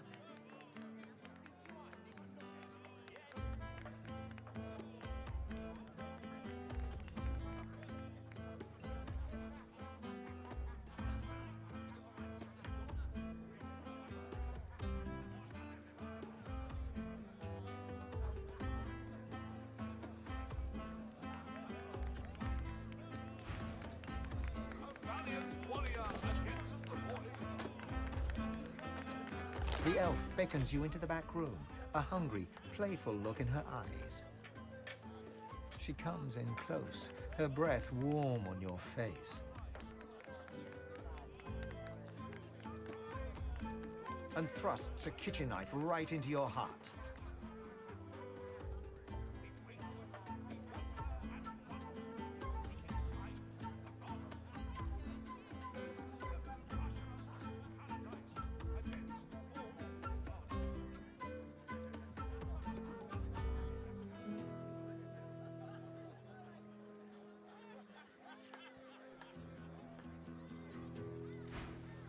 Weep, my friends, for Alexander the Innocent, killed by sorcerers. Finally! Your colleague over there is absolutely useless.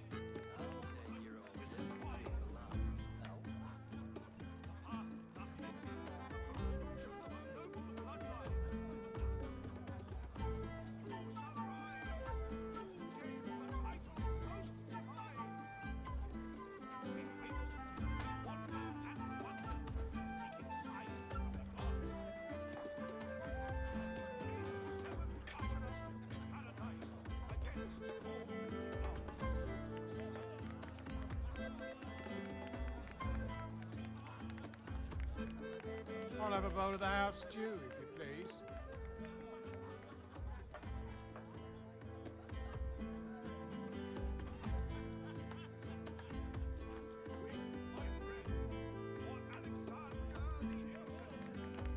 Oh, pity.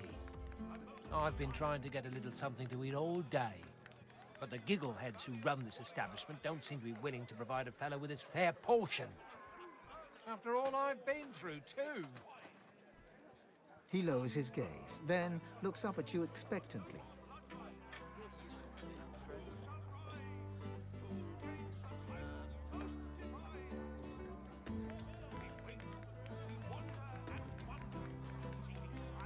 His lip trembles dramatically.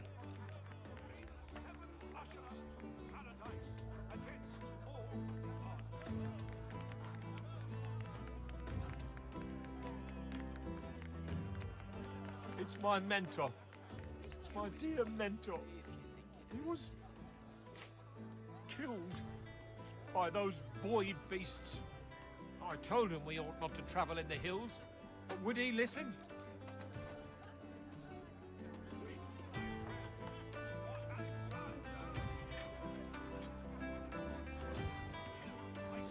No. Now here I sit, my closest companion gone, our precious cargo worth more than Lucian's right ring, lost to the beast-infested wilds. And the waiter won't even bring me any stew. Ah, then perhaps my luck has changed. Yes, perhaps this awful business might soon be behind me. Tell me, how are you with, well, Void Woken? Ah, terrific news. Then what I ask will be little more than a trifling. My mentor, Liam, and I were hauling in a goodly number of fine wares from the Southlands when we crossed paths with a great brute of a Void Woken. We made short work of Liam, may the gods rest his soul. I managed to escape, but my precious cargo was left behind.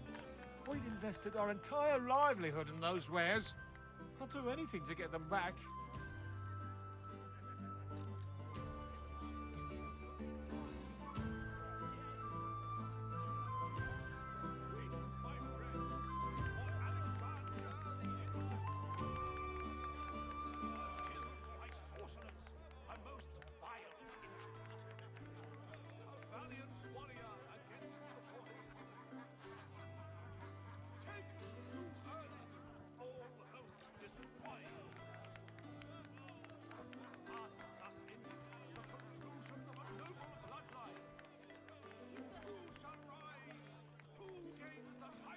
Lucky stars. You must have been sent from on high. And don't worry, I'll make it very worth your while. This I promise, on my honour. Now, give me your map. I'll show you just where to look. I doubt those beasts out there have any use of such a cargo.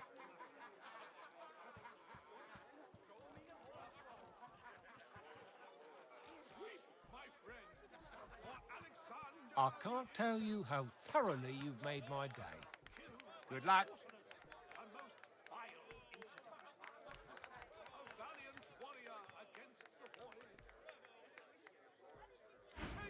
Too early, all hope destroyed. Nova. The conclusion of a noble bloodline.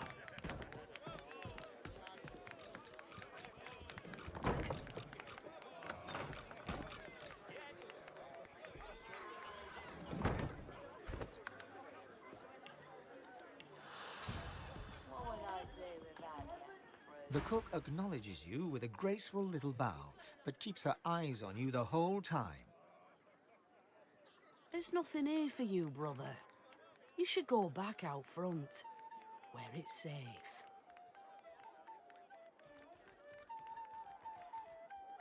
Your accusation provokes nothing more than a raised eyebrow from the cook. Ridiculous. Then an elf would know whose flesh he's supposedly consumed. Do you know? Yes, Magisters. Filthy, murdering pigs. Pigs eat anything, even each other.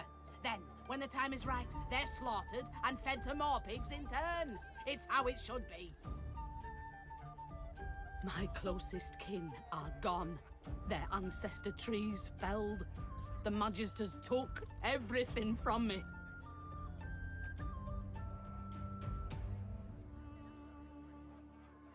The cook shakes her head ruefully. You should have just forgotten about all of this. Death fog's got nothing on me.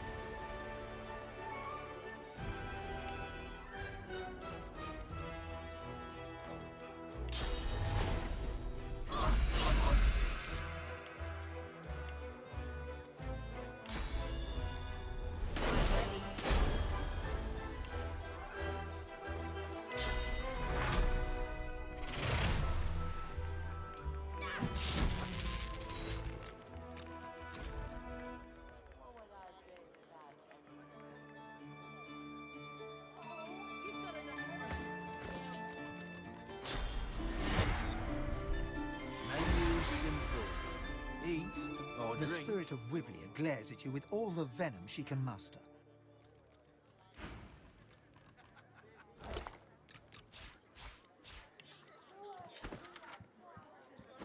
Cooking notes. Wait, there's something wrong with this.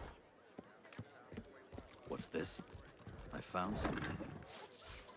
This ring, it bears the Magister's seal. And there's blood on it.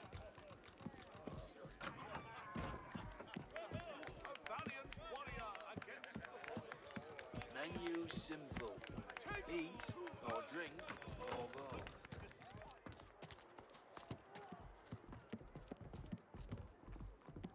I'm watching you, stranger. That's Magister business. Keep your nose out of it. I have to stop these disappearances. My career is at stake. What's this? Damn it, Barwell, you're supposed to be stopping intruders. There's still a fugitive on the loose. It's Belworth, sir. And the fugitive's description doesn't match. I don't care. Keep on alert until this fiend's head is on a spike. I don't want to end up like the others. Now, you... What do you want? You can't just come in here as you please. There's Magisters missing. I'm trying to conduct a bloody investigation. Well, what are you waiting for? Tell me! What? The bloody cook? It can't be. Well, why did Higba have that contraband then? Then he's still guilty of something. I'm not calling off the manhunt until I have that fiend one way or another. As for this cook, do you have any proof?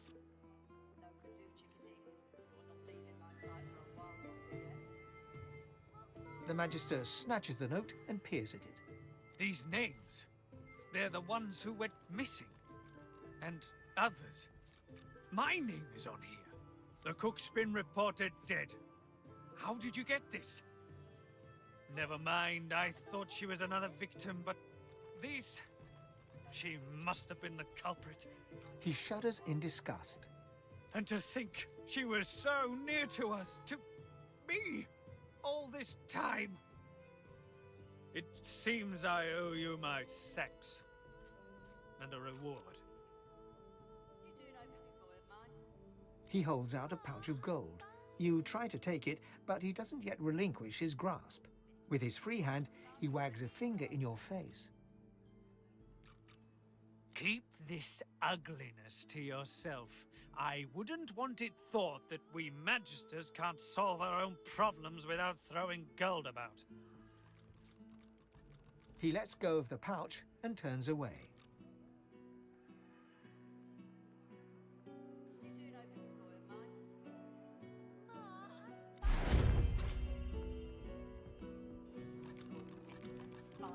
You're a hero.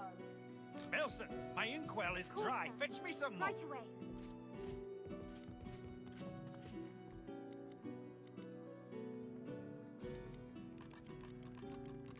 Come on. Bellwether, I need those reports, damn it. Right away. No can do, chickadee. You're not leaving my sight for a while longer yet.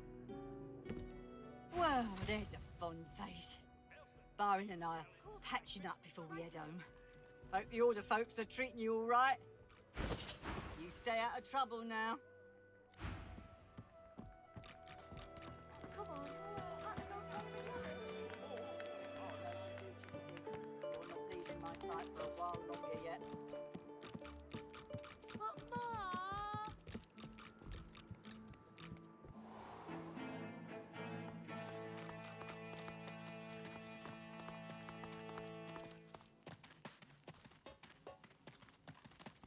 The Magister turns to you with a scowl. He already seemed immensely displeased, and your interjection isn't improving his mood. What? Look around. Would you be happy stuck guarding this bloody place? 10 years of service, and he stick me in a hole with a bunch of speechless goons. The new leadership ought to learn to respect its veterans. We're the ones who uphold the rule of law, not white ponces like Raymond and Jonathan. The Magister shakes his head, an odd little gleam in his eye. You're wrong there. I've heard rumours of... well, let's just say there's other places where I'd be appreciated more than I am in Driftwood. The Magister loses some of his bluster. I ain't saying. It's a secret for loyal members of the Divine Order only. Shut your mouth, or I'll fling you in one of these cells. Hear me? In fact, get out of here!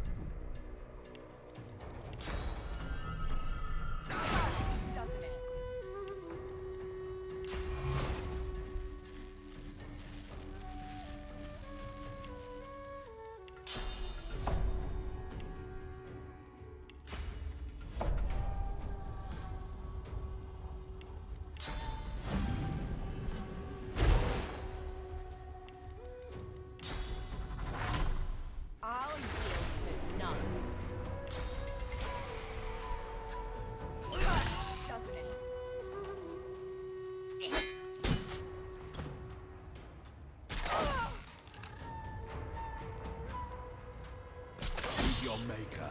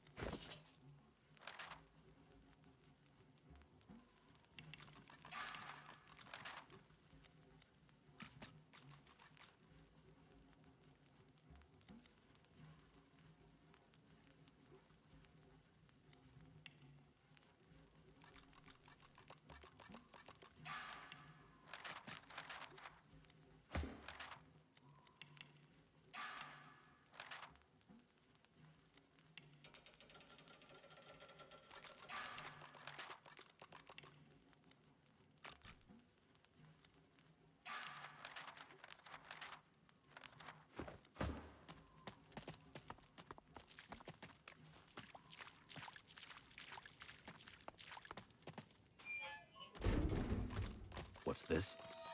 The spirit of an emaciated prisoner is staring down at his own corpse. He shakes his head and lets out an exasperated sigh. Of all the stupid ways to go. Oh, it was a stupid bloody accident. I dosed myself with some poison to make it look like I was half dead. I figured they'd take me to see a healer and I'd have a chance to escape. I must have taken too much of the stuff though. Wound up fully dead instead of half dead. Those bastards haven't even moved me body. The spirit scowls at you.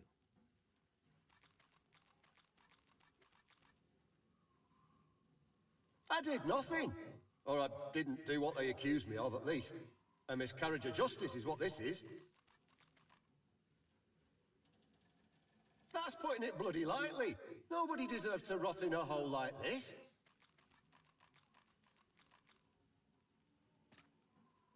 Best leave that secret for someone who needs it. You can stroll out of here whenever you like.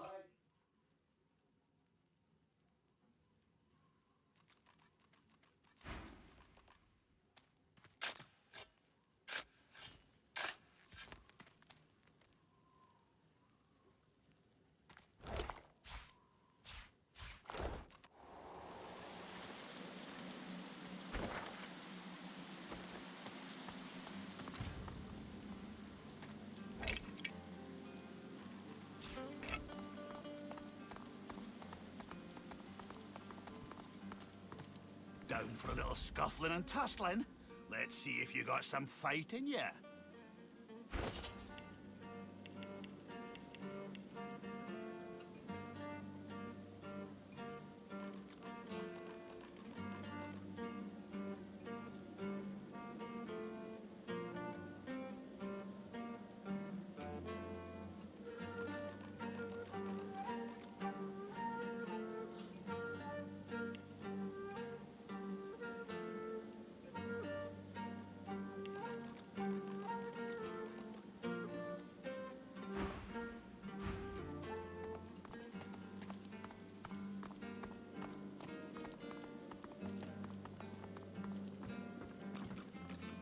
Hail, such a striking man.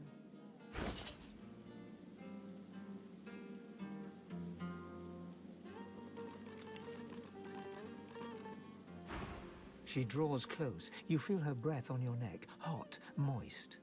Oh yes. I have something that you want. But I only bargain with those I deem deserving. Those who have accomplished great things.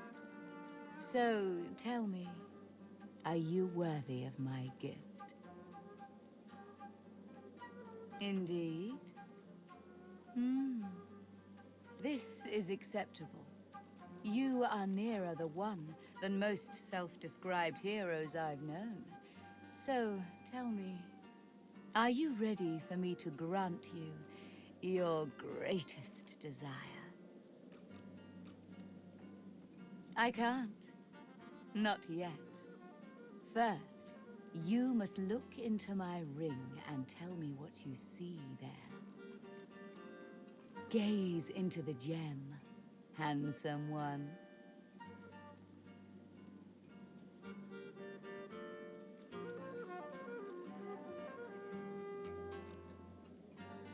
She flashes her ring at you, and you stare at the luminescent stone at its center. You are floating on a current of pure source, surrounded by a kaleidoscope of colors and fuzzy images. On the horizon looms a dark silhouette. As you approach, a beam of light washes the shadow away, revealing to you...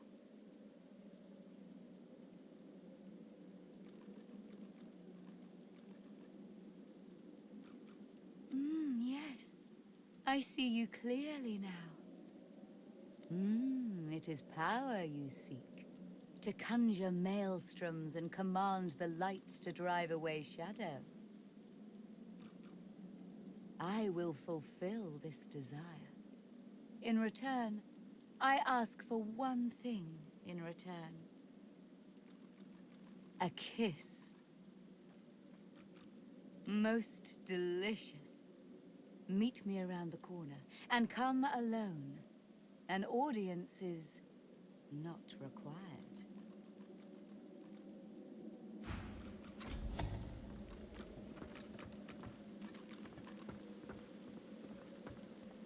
That's the spot.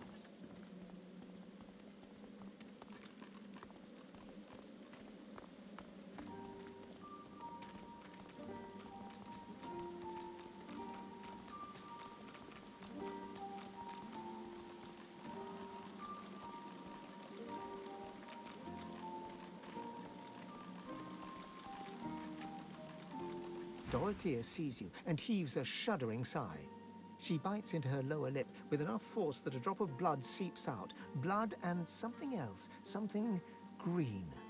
Darling, I admit I wish we could share more carnal pleasures.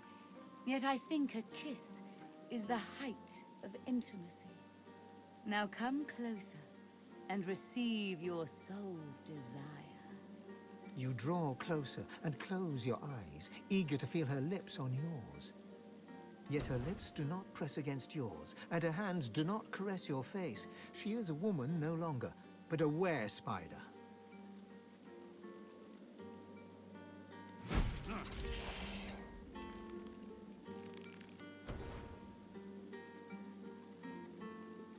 Her fang painlessly sinks into your neck. You still hear her words, though they sound muffled, as if filtered through a glass wall. You desired power, and so it's yours. My venom seeps into every pore. We part ways now. I'll remember this moment.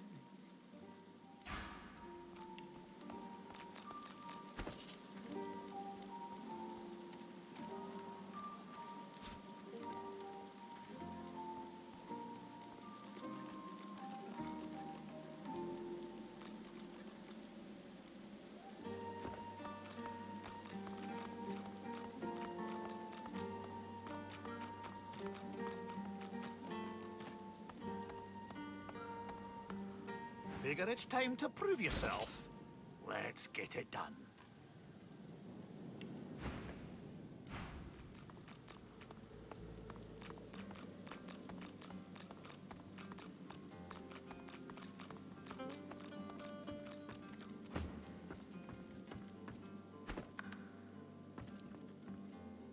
Hail, what a pretty young thing you are.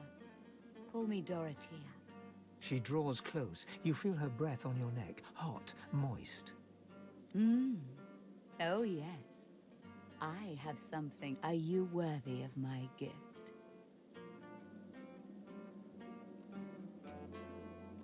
Indeed.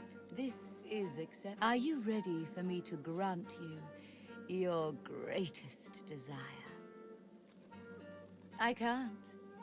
Not yet. She on the horizon looms a dark silhouette. As you approach, a beam of light washes the shadow away. A true warrior. You desire I will a kiss. Most...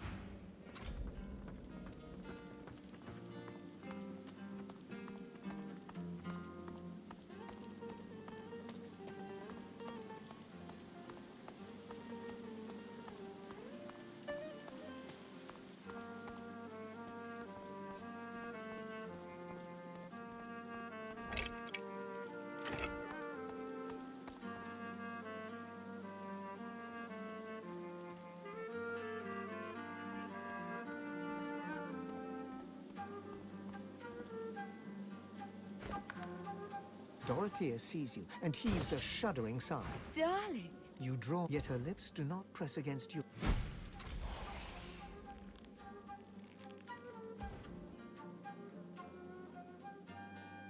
Her family. You desire we part ways now.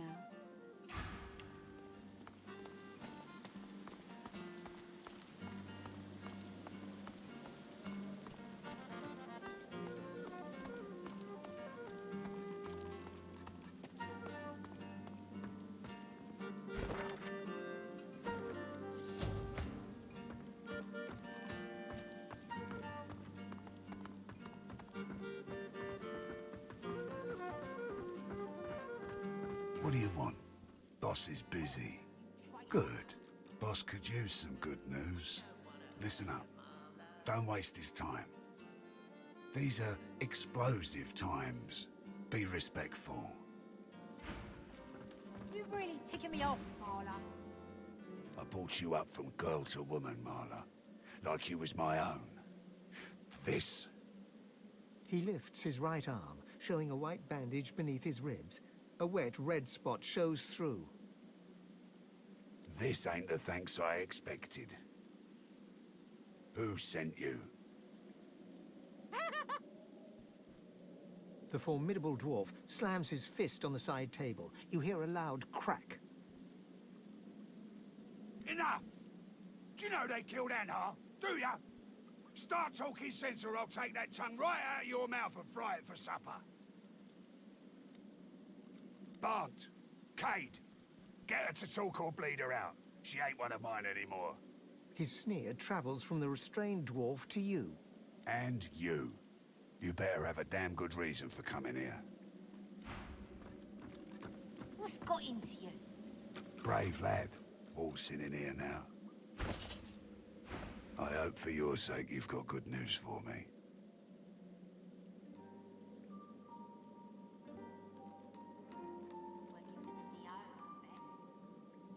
You came into my house, bub, not the other way around.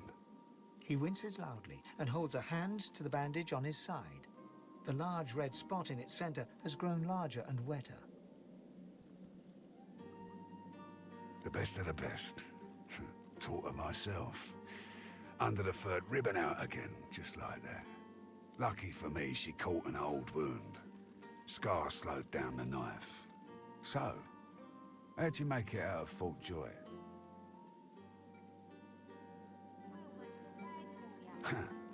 I've got to say I'm impressed. I love a good story. Here's one I heard lately. A group of strangers landed on the beaches outside town. Meister Seaver's people. You one of her little seekers? Chasing down Godwoken and begging them to save us all? That's so. He leans back and narrows his eyes, looking you up and down. You know, the order's been going on about Godwoken for an eon now. Voidwoken's still lurking, though. They're still hauling folks off to the Joy.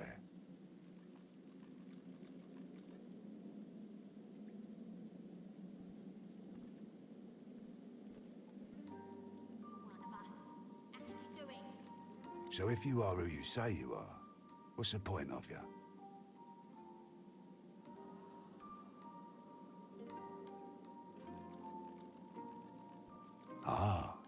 I should have guessed.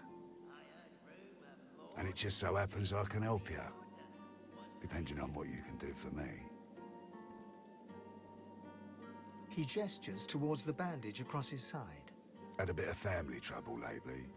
My girl Marla got it in her head to come after me with a short blade. That ain't like Marla. Ain't like her to pull the silent treatment either. Something's going on. And wouldn't you know it, that blade she used wasn't any normal bit of steel. Belonged to another of my people. Guy's name is Mordus. Bit of a loner, but smart as hell. I sent a few guys to go check on him, see if he knew what had got into Marla, but no one can find him. I'd like a word with the guy. Glad you see it that way. No one's seen him in a good few. I've got some people checking out his house near the tavern now, though. Tell them I sent you, and they'll let you know what they've found. Truth is, they might be glad to see you. Reckon a sorcerer will have better luck finding one of their own. I'm listening. That's right. Lost one of my best lads, Anhar. Didn't get Jalia's body back, though. Maybe one of them beasts took her like they did the sorcerers. Bloody lad. Flapping his gums in the next life, too. That's another little venture of ours. Don't concern you, though. Well, I reckon that's good news. Poor thing. She'll be back in time. She and Anhar were sweethearts. Good. One more thing. Like I said, Mordus is a sorcerer. Maybe even one of the ones Seaver's after. If there's something you want to find out from him, you might want to ask before I have my word with him. Here, you can take this off my hands. More suited to your kind, really. Good luck. I heard rumour Mordus is working for the Order. What say you?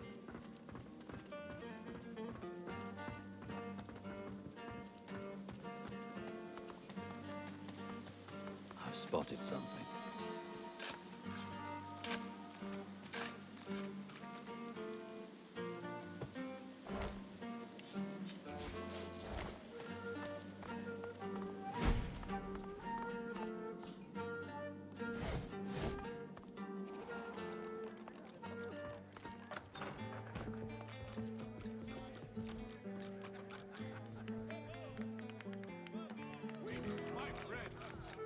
Alexander the Innocent!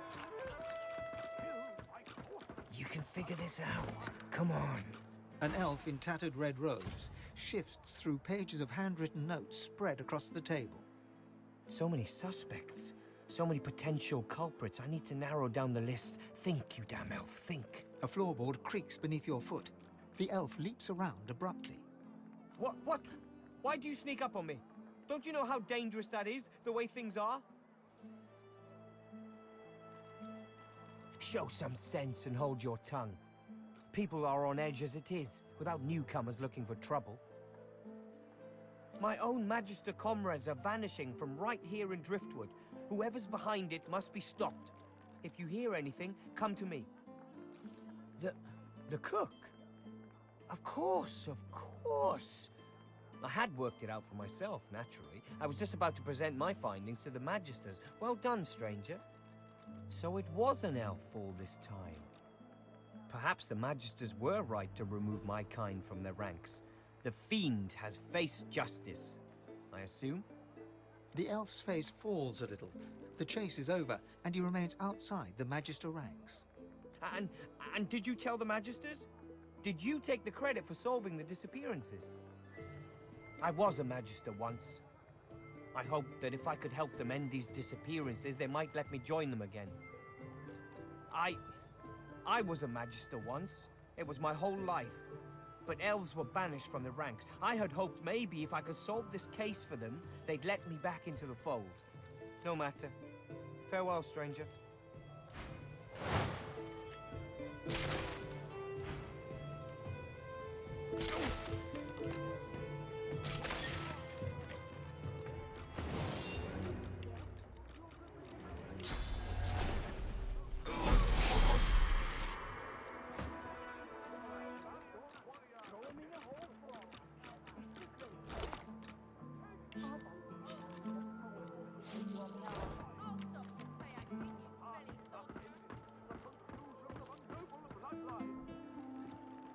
shall rise. Who gains the title most divine?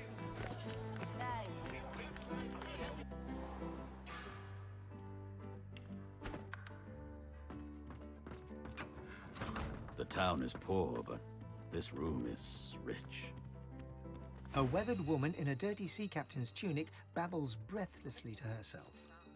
The bell rings a warning and the tide is on the turn, and I without my compass. The ship is in the locker, on the bottom in the rocky shallows, and all are drowned but me. And yet, can you hear? The bell rings on. The bell haunts me yet, and it would drive me mad. Perhaps I am already mad. But I swear I hear the bells. Please, make it stop. She buries her head in her hands and cries. Make it stop! A ghostly seaman stares at the captain, his lip curled in a malevolent grin, his eyes wide with hate, and all the time he rings his bell. He registers your presence. His head swivels towards you. Spoke to the lady captain, didn't you? I seen you cozying up. Are you her man, or sail you with us? The ghost's eyes widen in horror. He screams. The word "no" fades away with the echoes of the bell. Hard port. Can't you hear the bells are ringing? I can see a sorcerer from a mile away. She babbles breathlessly on, barely aware you're there. My ears are still a-ringing. And I have you to thank for it? Then thank you, I surely do. That accursed bell lies with the peacemaker, on the bottom in the rocky shallows. My compass lies there too. Let me mark your chart. But you be warned. Stay off the wreck itself. Let her lie as a monument to her dead crew, and as testament to my mistake. The compass surely lies on the bottom, near where the ship was wrecked. Take it with my blessing, if you can find it. My sailing days are done.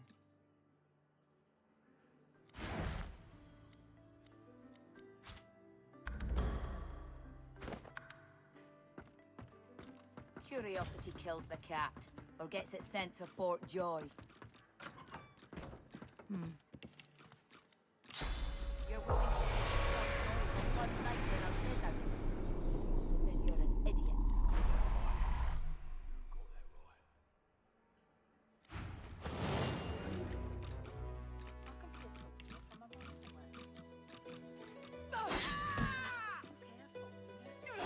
Damn!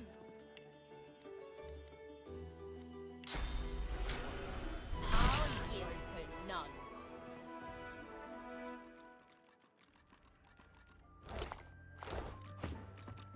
Come on, let's... The spirit, how can I help?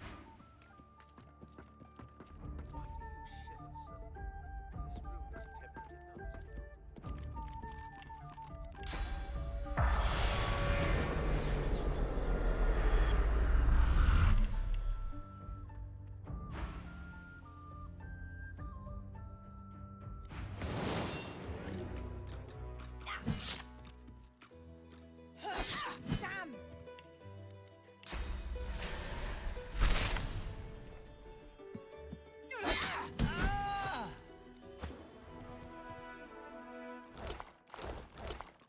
You've got a pick who you can trust. You got that right, Hilka. You got that right. And I'm saying you can trust me. I can see a sorcerer from a mile away. And you can't be too careful, you know? If I can get Alexander.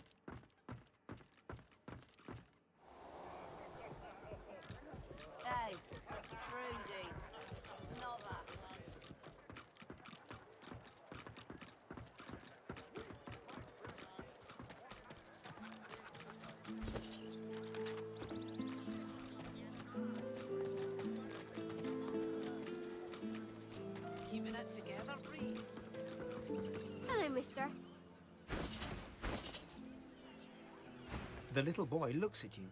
He picks his nose. You be careful. My daddy's a magister. No, he's not. His daddy's a fisherman like most daddies round here. We're waiting for our friend. He went for a swim. He'll be back soon.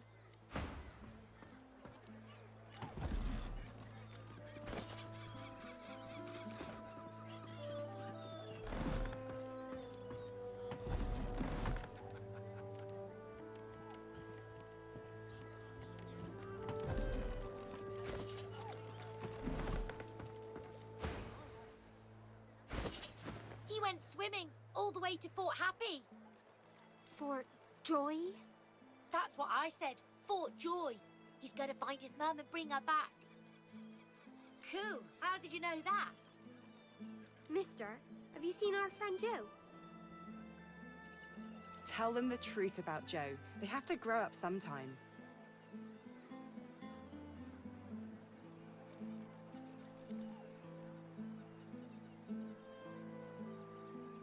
The horror grows on their little faces. No, that's a horrible thing to say. I bet it wasn't Joe. I bet it was someone else's leg in that icky shark. She bursts into tears, then looks from you to her and back again. Then, after a moment, the crying subsides. Ben and Harriet snuggle into you. So where's Joe? Okay then. That's horrible. You're mean. Bye-bye, mister. Joe's mum's going on.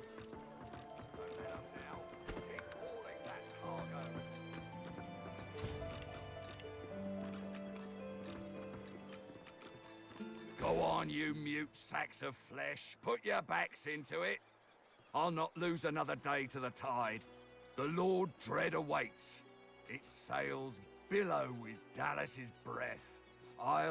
The Magister stops barking orders. He sniffs the air like a predator, turns to face you, the wolf eyeing the deer. Oh, but yours is not a stink like the one that surrounds us, spat from a dying sea. Yours is a scent that invites a question. Tell me, have you ever been strung up by the hands? Your body swinging like a bell's clapper as your bones are being broken with cast iron rods? Respect. Try rancor. He licks his lips. Dry flesh turns wet. See, I'd like to string you up too. Rack you with rods and leave you dangling over a puddle of your own blood and piss. My favorite one. I'm very good at what I do, see? I don't even need a sauce hound yapping at my side. There was a whiff of something in the air when you approached. A current of filth, that is to say, sauce. Best convince me I was mistaken. He leans in closer and sniffs the air once more. Interesting.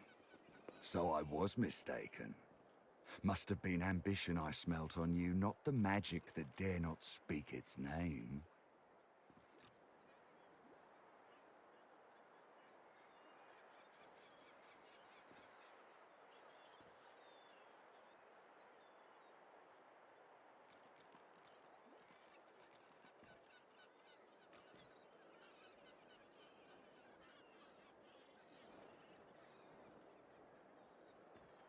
Very well. In that case, we'll forego the gallows and turn straight to the hunt. A would-be magister has to prove his killer instinct, after all. Seems peaceful here, doesn't it? A quiet day in a quiet town. One wouldn't think these drifting woods toss on dwarf-troubled waters. But they do. Consider for a moment the dwarf. What is he? A mule? A beast of burden? But some defy that role. There are rats among them. dancing to their Rat Queen's tune. I've need of a rat catcher.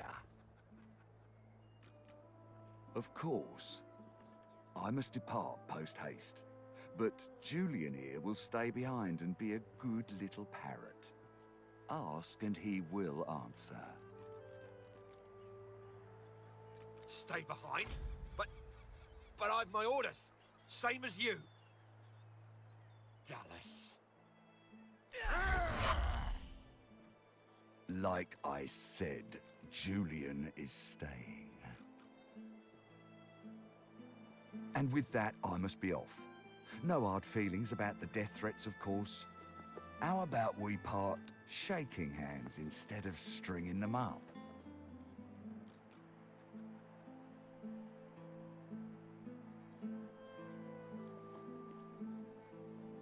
How very heartwarming.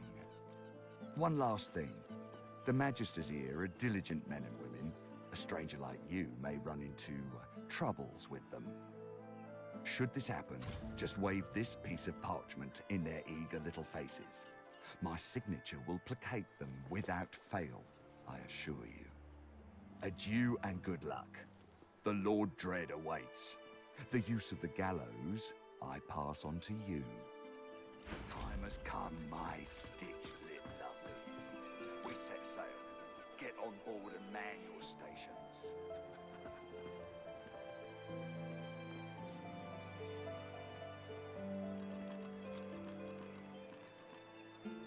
Left behind like a dog. Blah. 7 curses upon that ship.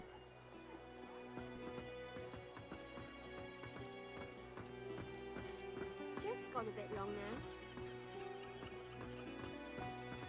Keeping it together, Bree.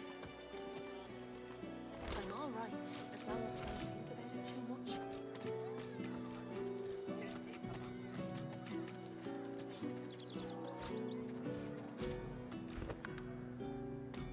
Hackles raised, the dog barks at the sand built up beneath the building.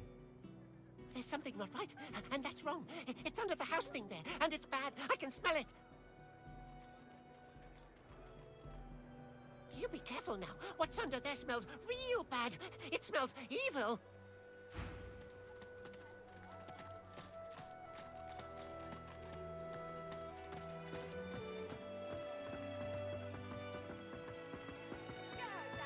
I don't care if we tear this place apart plank by plank.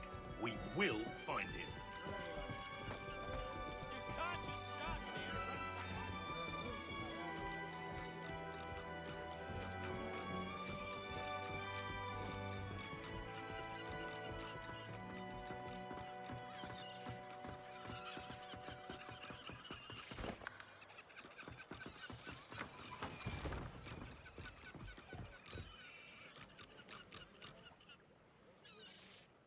Behind the containers, the fish in one of the barrels shifts slightly. Please, you have to help me. The Magisters have gone mad. They're trying to kill me. Or worse, drag me off to Fort Joy. Please help me. I don't want to die. I don't want them to take me. But you wouldn't. Please, no. If the Magisters find me, we'll all regret it. I have enough niter and brimstone to turn this factory into a crater.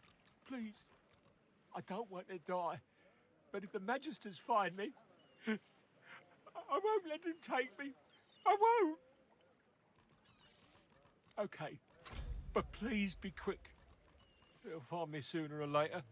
It's just a matter of time.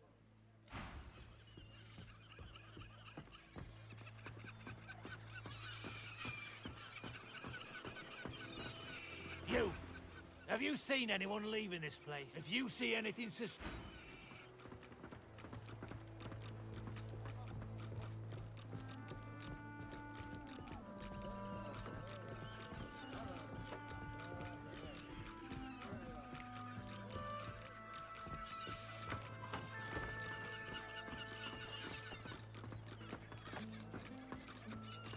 You, tell me, have you seen a man acting suspiciously near here?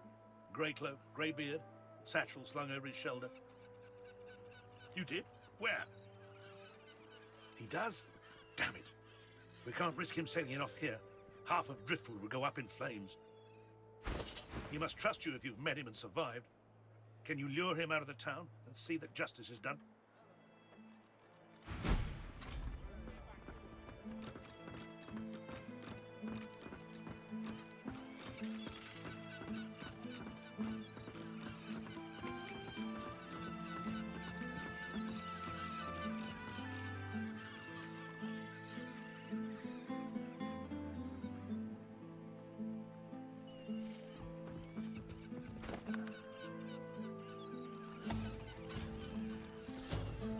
And? What news?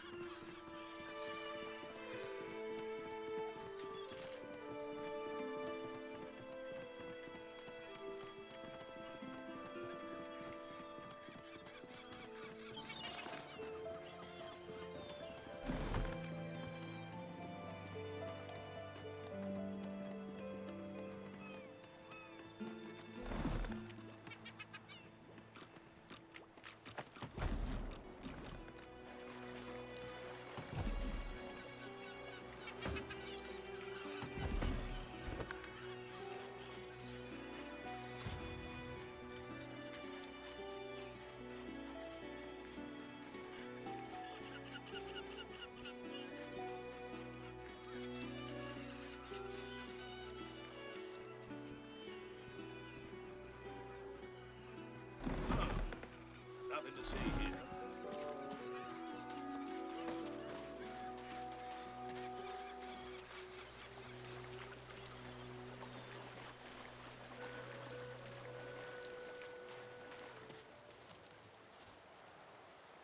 Probably safe.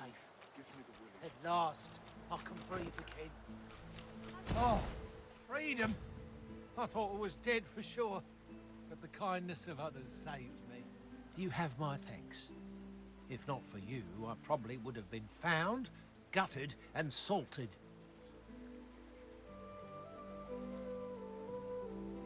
I've been asking myself the same thing. I was just enjoying some stew in the tavern, reading over my latest acquisitions, and then I was surrounded by magisters. He hands you a damp scroll. In between the fish guts, it seems to give details of how to cast a powerful source spell. Here, take it. That's the scroll that caused all this. I barely got out of there with my life. In the kitchens of the tavern, of all places. That cook had it. Offered it for a great price, too. I thought she was an idiot selling it so cheap. Then again, I'm the dolt who ended up in a barrel. But if she has Magister artifacts, she must be the one they're looking for. I swear, once I get to Ox, I'm going to have the bath of my life.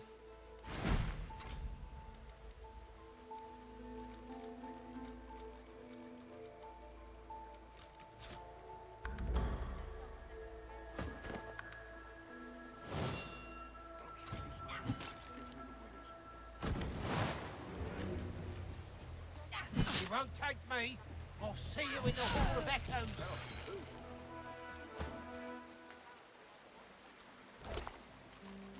Bless them anyway.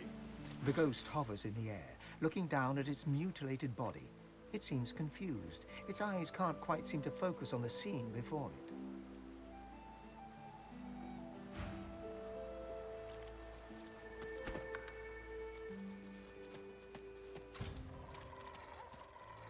You met me as a lone wolf. But did I ever tell you of my past in the Divine Order? Must have picked up some sauce. You mentioned you were once part of the Divine Order. What was that like? But what happened? Why did you leave the Order? Trust me, today's Divine Order has nothing to do with Lucians. Everything started to go downhill during the war, right after my last mission. You know sacrifices had to be made during the war? Well, Lucian knew he needed to use Death Fog to eliminate the Black Ring. But doing that would kill the elves also. Let me guess. It failed? That it did. I was to hurry through the forests with a rift portal for the elves, so they could escape before the Death Fog exploded. But something went wrong. I was too late. The Death Fog exploded just as I arrived, and the elves were... But you tried to save the elves.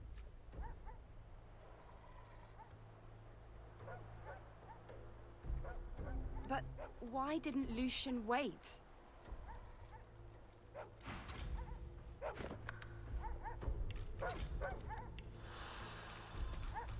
Halt! The hounds smell sauce on you. Plenty of it, by the sound of them. Haven't got a collar for you. Damn it. I'm sorry, but I can't let you leave. Hounds, at the ready.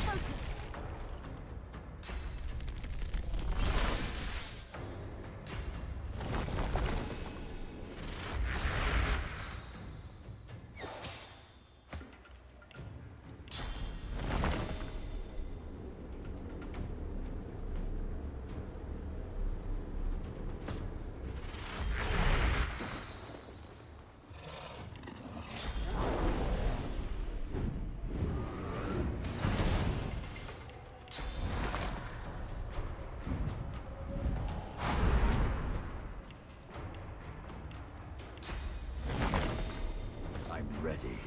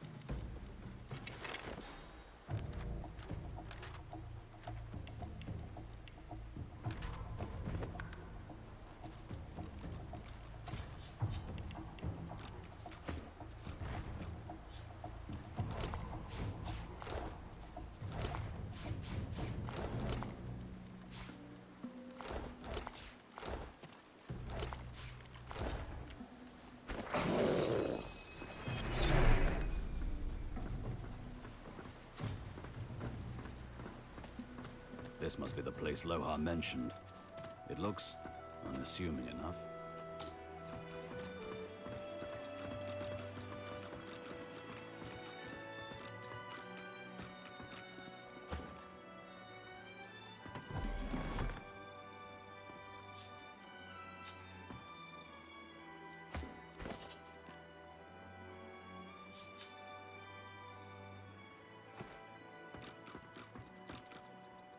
The dwarf is unnaturally still.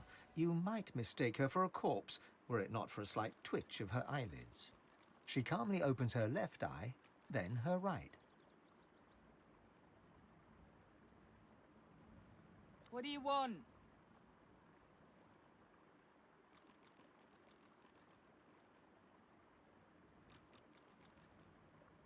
The dwarf unfolds her arms and All right, human. Right, glad Lohar ain't left us here to wither. Those brutes are taking their sweet time down there. I gotta send word soon. Get to it then. But tell the lunkheads that Glenna sent you before they bash your brains in.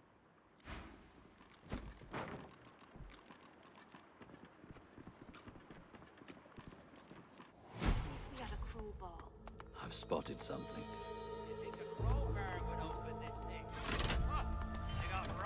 There we go. The door's opening. By Duna's dagger. You here to free us or kill us? the male dwarf expels 2 lungfuls of air and glances happily at his companion. We've only been fretting here for a few hours, but it's felt like days. That snot-nosed priest's as slippery as a snake in an Nile drum. Ain't found nothing that lets on what Mortis is up to. Only thing we managed were to close that door and get us stuck. And if there's another door out there, never could find it. Lohar ain't gonna be pleased. Ain't no telling where that priest has gone to. Started acting all funny not so long ago, then flew the coop. Well, at first, he was just buddying around with Lohar and the rest, you know. But then he'd start looking all sickly and run off for a day or two. Then some stranger tried taking old Lohar down, but got himself caught and tied up. Ain't no coincidence Mortis went hanging around then. She taps a finger against her forehead. A woman knows things. Nothing's getting past me. Best we head off then. We've got business to attend to.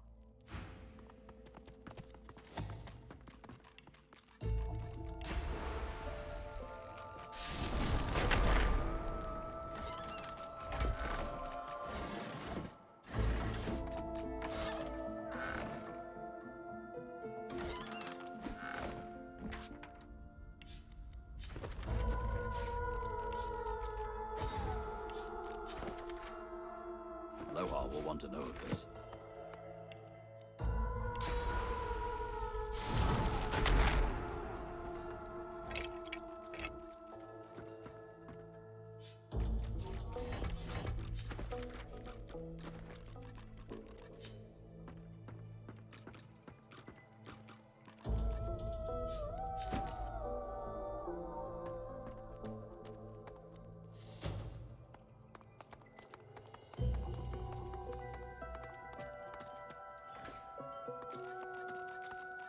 I've spotted something.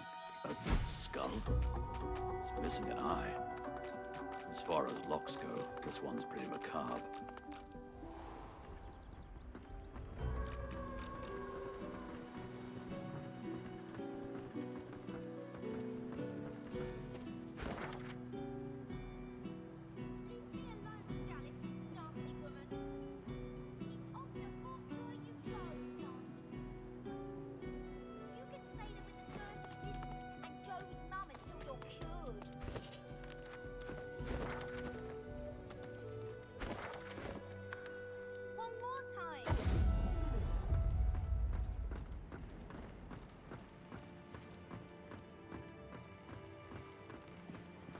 Keep distant. My own demons haunt me too closely. I cannot also bear the burden of yours. Ivan, good to see you again. Of course. Told you I would, didn't I? Sure thing. I'll start hunting that down right away. Don't wait up.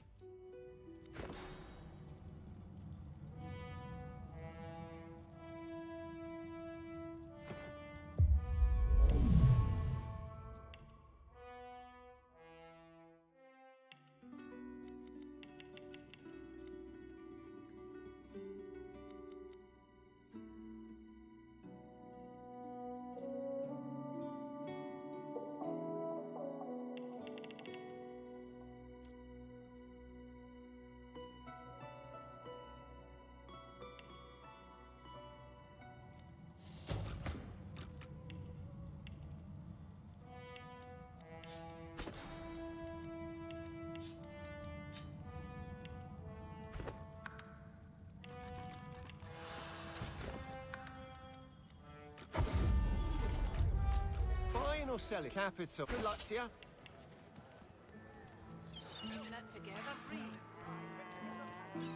I'm all right, as long as we don't think too much. You're safe among friends. Never forget it.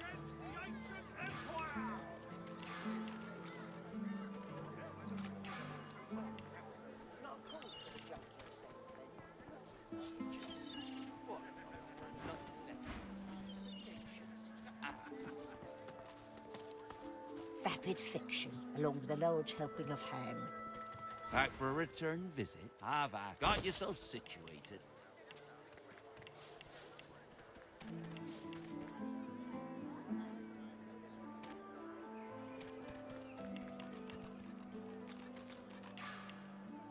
Keeping it together, Bree. I'm all right, as long as I don't think about it too much. You're safe among friends. Never forget it.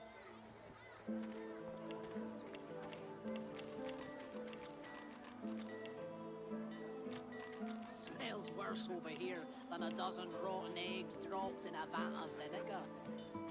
Well, don't come over. Not like you're buying anything. If I don't come visit your ton, who will? Wouldn't you like to know? Yep. You needing supplies? Anything more?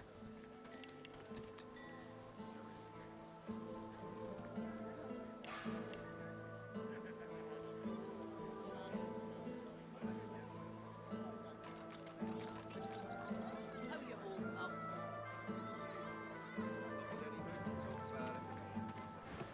Until later then.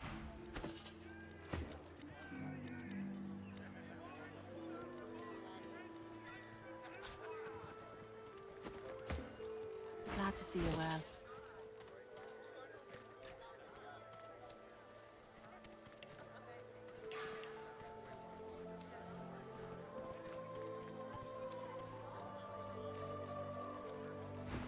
Until later. Your fish stinks of the void. What kind of man would sell such fish? Kind that don't fancy starving. The rest of this town. Keeping it together, Bree. It's all well and good for you with your I'm all right, as long as I don't think about it too much. You're safe among friends. Never forget it. Myself, Laura.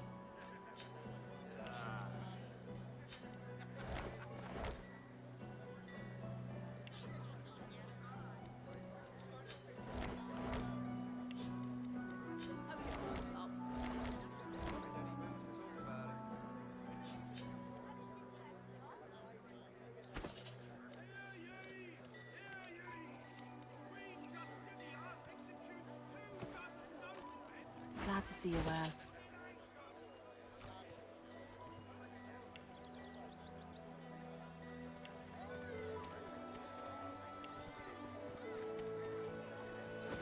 Until later then.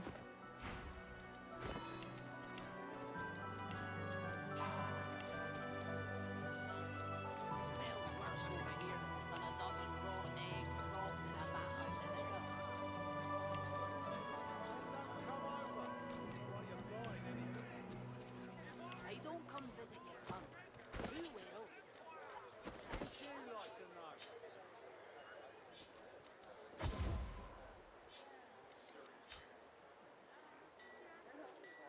Keeping it together, Bree. I'm all right, as long as I don't think about it too much. You're safe among friends. Never forget it. Your fish stinks of the void. What kind of man would sell such fish? The kind that don't fancy starving. Along with the rest of this town. It's all well and good for you with your rations. How you holding up? We've got to take what we can get. Not in any mood to talk Keep about it. talking, Paul. For Glad to see you well. myself, Laura.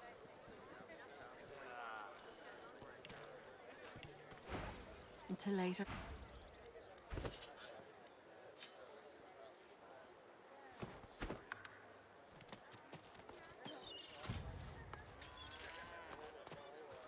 Buying or selling? Capital. Good luck to you.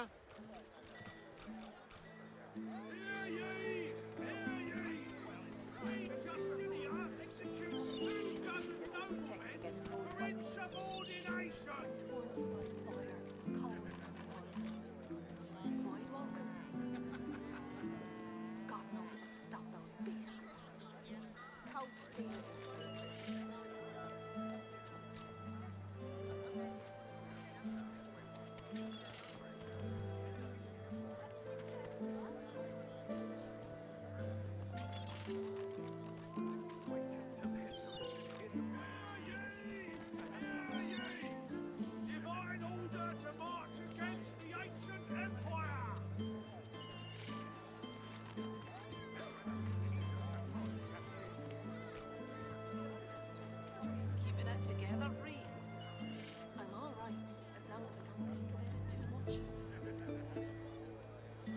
safe among friends.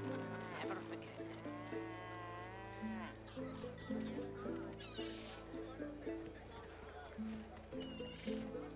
it. Smells worse over here than a dozen rotten eggs dropped in a vat of vinegar. Well, don't come over. Not like you're buying anything. If I don't come visit you, Ton, who will? Wouldn't you like to know?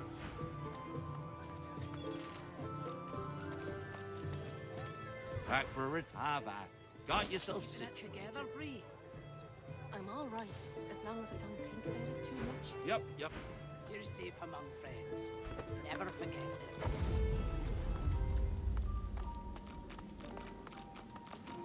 Figure it's time to prove yourself. Let's get it done.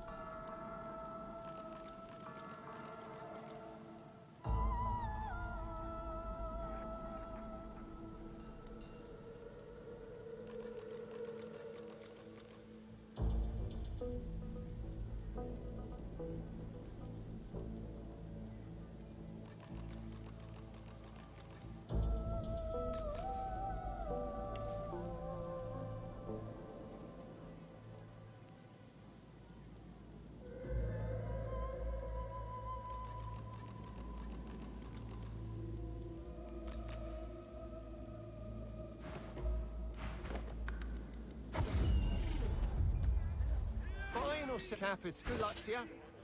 Queen Justinia executes 24 noblemen,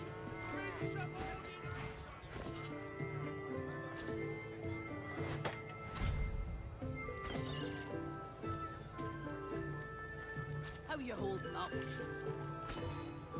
Not in any mood to talk about it.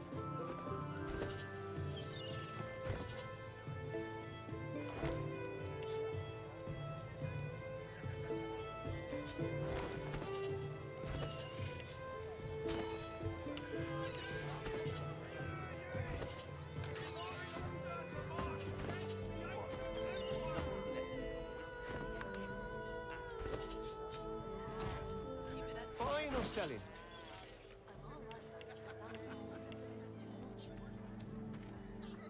You're safe among friends. Never forget.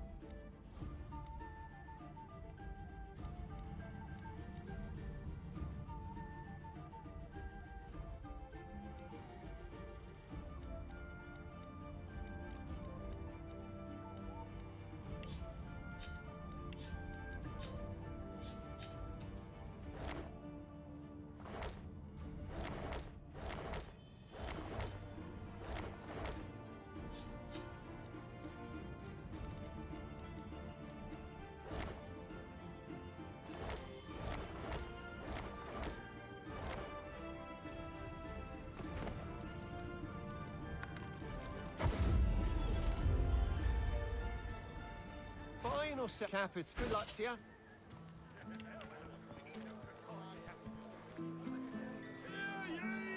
Hear ye! Bishop Alexander was slain by singers. Culprits still at large.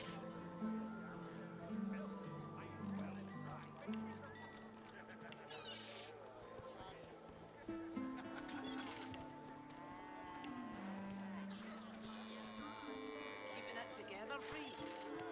I'm all right, as long as I don't think about it too much. You're safe among friends. Never forget it. Hear ye! Hear ye! Queen Justinia executes... Smells worse over here than a dozen rotten eggs dropped in a vat of vinegar. Then don't come over. Not like you're buying anything. If I don't come visit your ton, who will? Wouldn't you like to know?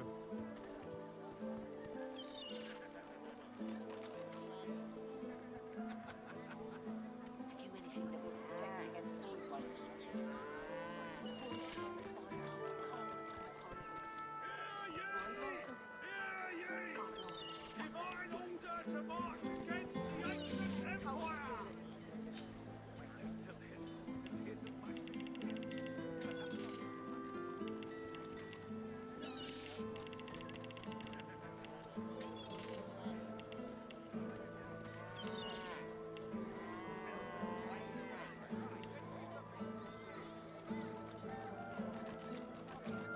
Keeping it together, Bree. I'm all right. You're safe among friends. Never forget it.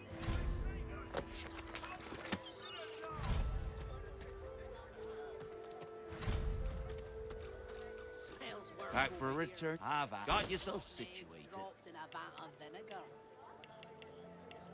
Then don't come over. Not like you're buying anything. If I don't come visit your ton, who will? Wouldn't you like to know? Yep. Glad to see you well.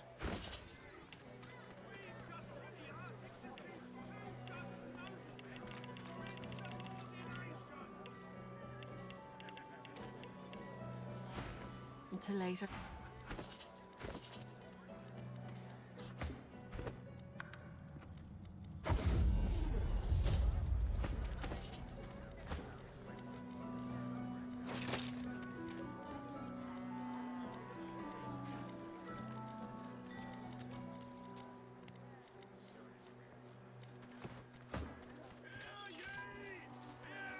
Buying or selling? Capits. Good luck to you. I'm all right, as long as I don't think about it too much. You're safe among friends. Never forget it.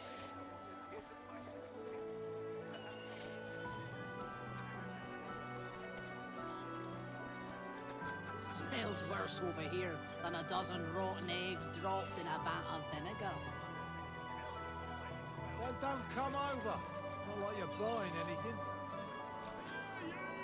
If I don't come visit your ton, who will? Wouldn't you like to know?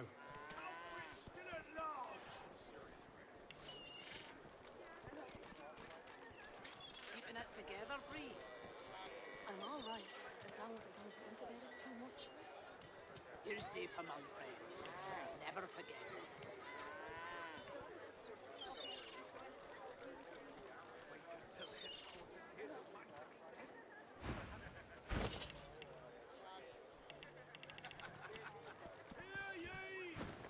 Queen Justinia executes 24 noblemen for insubordination!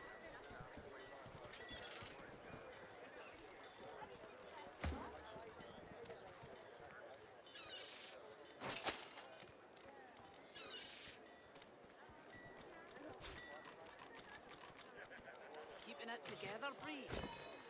I'm all right, as long as I don't think about it too much. You're safe among friends. Never forget it.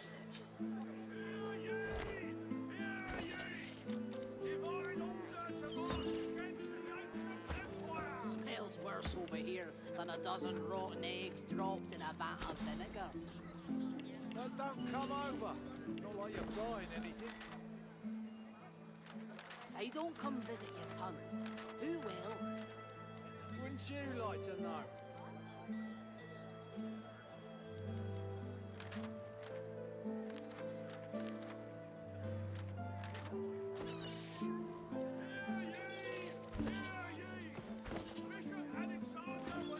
Buying or selling?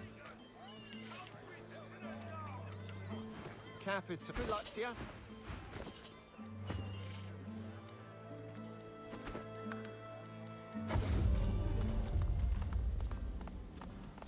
Down for a little scuffling and tussling. Let's see if you got some fight in you.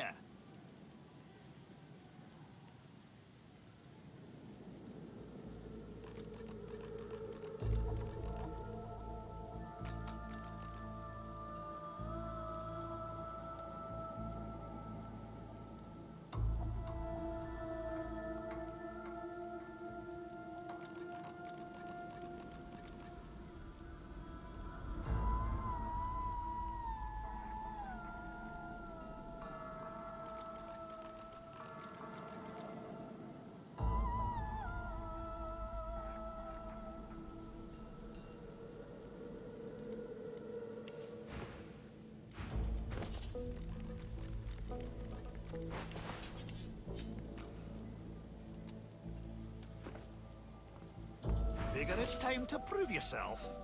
Let's get it done.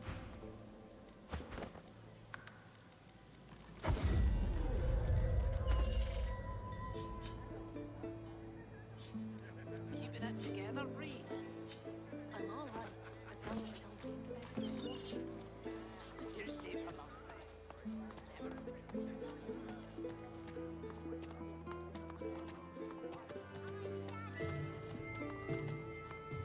I'm Alexander. You're the sorcerer, Mary Lane. Oh, I'm always the sorcerer.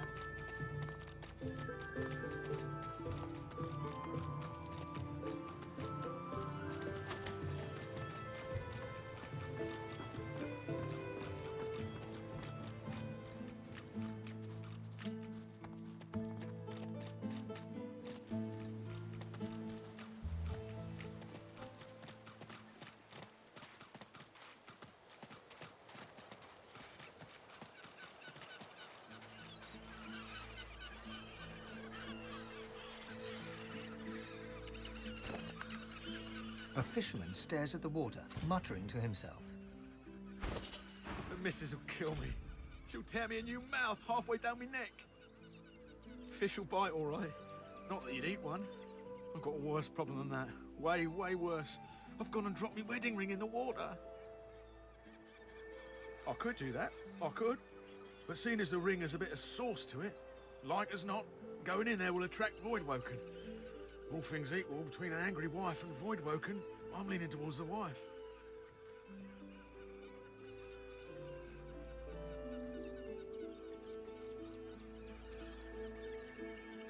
I'm not asking you to risk your life on account of me and my marital woes, but if you fancy a paddle, you can go right ahead. What's this? I found something.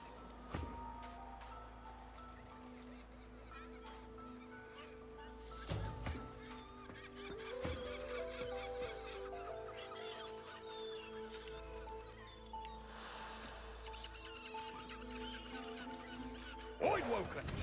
Trouble's always on the horizon.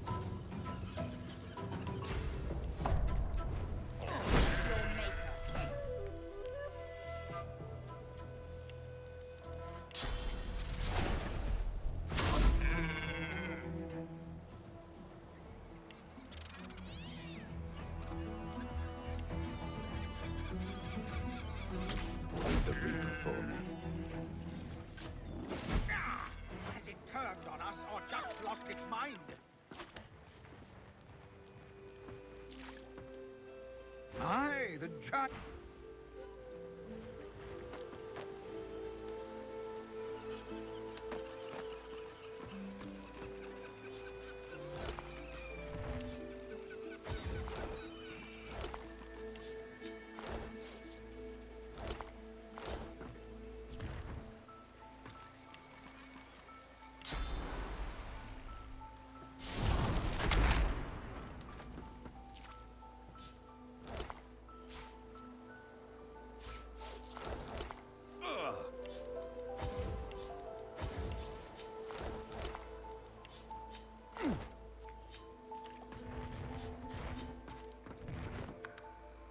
A horrified fisherman stares at the water, muttering to himself.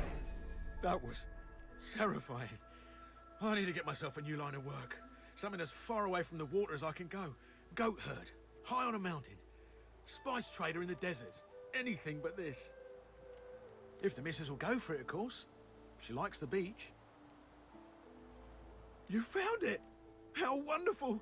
The wife will be thrilled. Or she would if she ever found out about this, which of course she won't. But I can't thank you enough. He slips the ring onto his finger, where it dangles loose. I feel better already. Need to fatten myself up again so I don't lose it a second time. Can't be relying on the kindness of strangers to dig me out. The very best to you. I wish you well. With a new confidence in his stance, he turns back to his fishing.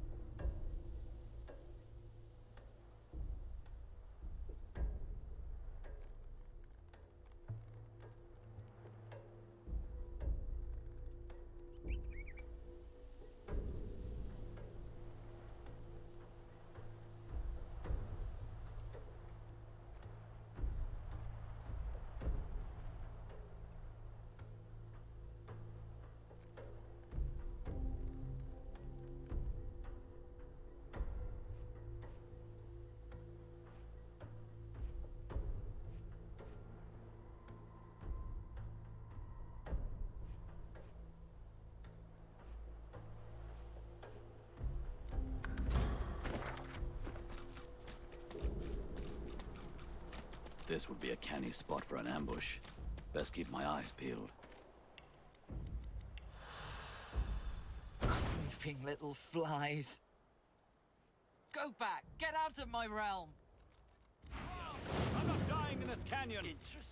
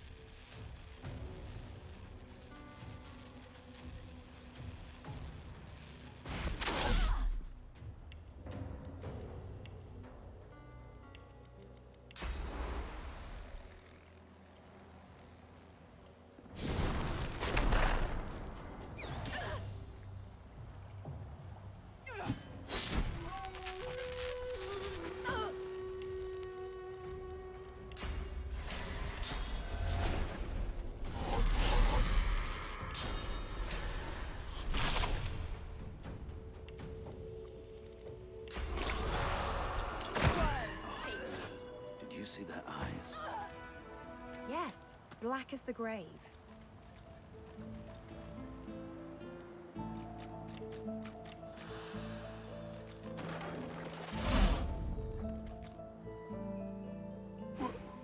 What am I doing here? I thought I was in the cave. The dwarf looks around in confusion, quietly talking to itself. It seems oblivious to you. Oh, what was that voice? It wouldn't stop. It just wouldn't stop. It was like razors in my brain. I thought it sounded familiar, but different. I can't quite remember.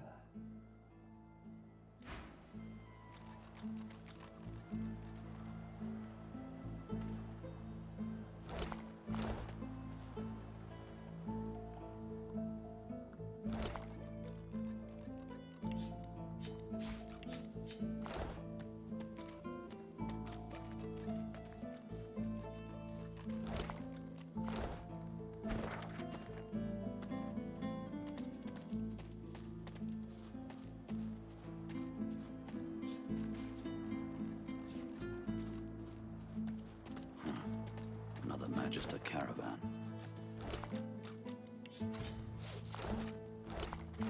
Persistent little flies.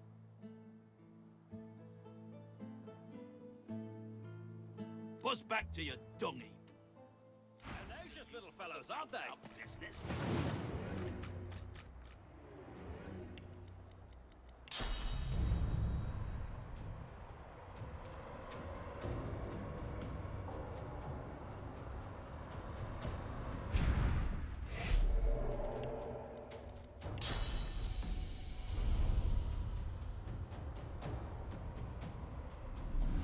Ready.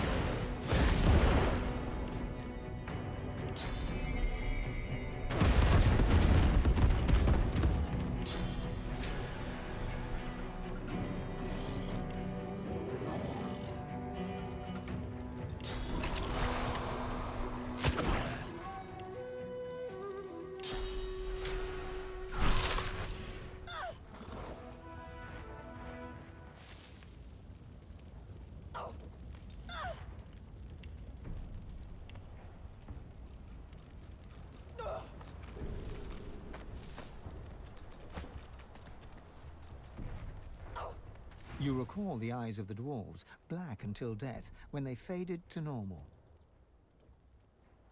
You can't just use people like that. Whatever possessed them, we're gonna find it and teach it just that.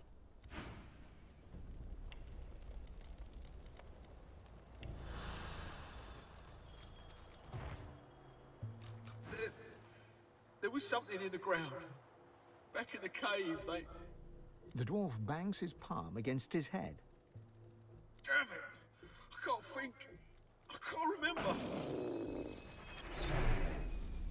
The dwarf rocks back and forth, staring at nothing. That can't have been real. Those monsters bursting out from the ground, it was just a dream. It had to be a dream. No, this ain't right. I was on duty in the cave. I was on patrol and I was alive. This ain't right. None of this is right.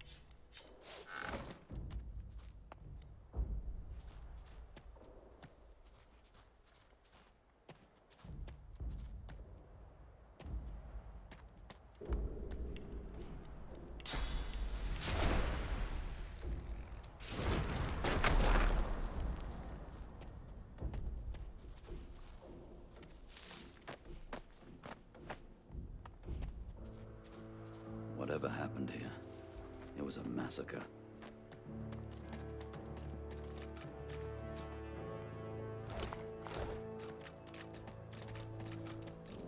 I swear, I should have expected nothing less. They wander across a tragedy, and how do they spend their time? Gawking at the dead like they're nothing more than a sack of cloth and flesh to be looted. Bloody parasite. Wait, can you see me? Elves, teeth. How'd you manage that? The dwarf's eyes narrow, and he squares his shoulders. His hand seems to instinctively drop to his waist. That a fact. And here I thought our darling Bishop Alexander was the only one. So God-woken and powerful, eh? Powerful enough to control mind? To force brothers to draw steel against each other? Well, someone out there can. As sure as the sea's wet. We were doing some work round these parts. Smuggling, stealing, removing the odd witness. You know, bread and butter stuff. We were sitting here, eating, drinking, telling tales. When some of the lads, their eyes turned black as pitch. Next thing I know, my best mate's buried his dagger in my gut. And there's void woken everywhere you look. Them that didn't die were carried off to the cave. Might be I was the lucky one, lying there, bleeding out. Heh, was the day I'd have to cut you just for asking. Don't suppose it makes much of a difference now. The cave was our base, where we wrecked, smuggled and stored the loot. The entrance is through the ruins over yonder, for all the good it'll do you. Might be swarming with void woken by now. Huh, kind words. But there ain't none that'll undo what we saw. Most we can hope for now is some peace in the Hall of Echoes.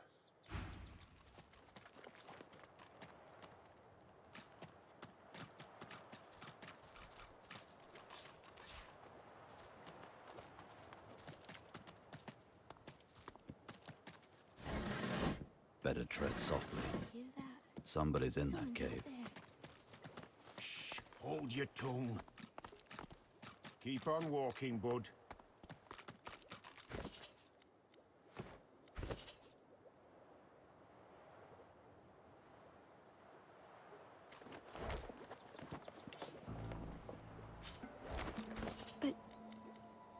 Shush! Be quiet, gods damn you!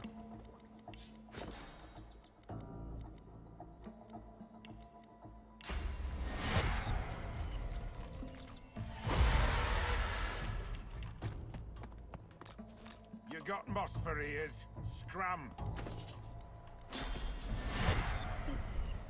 Quiet, gods damn you! The face of a dwarf appears from the shadows. You notice a couple of fresh scratches on his cheek, partially hidden by a thick beard. You got a problem with simple instructions, friend? Leave. Now! Don't know about no questions asked, but there'll be no answers given. Now leave! The dwarf freezes, his face a mask. And? Are they dead? The dwarf's face falls. He looks utterly devastated. God's truth. I were looking for mushrooms when I heard the shouts. Ran out as fast as I could, but I took a tumble.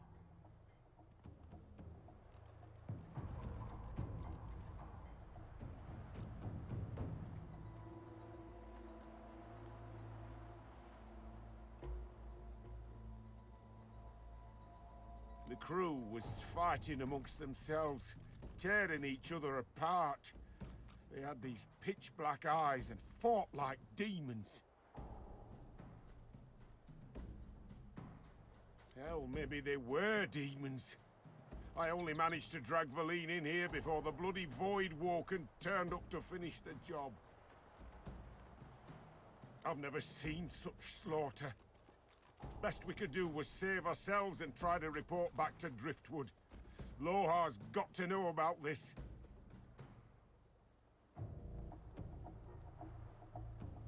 I figured we'd hold tight for now, just till we're sure the way's clear. Then we'll make a run for Driftwood. No point taking a risk and ending up split open on the grass. Now, I'll beg your pardon and get back to settling things in here. Don't need to paint a target on our little den by gabbing with you all day.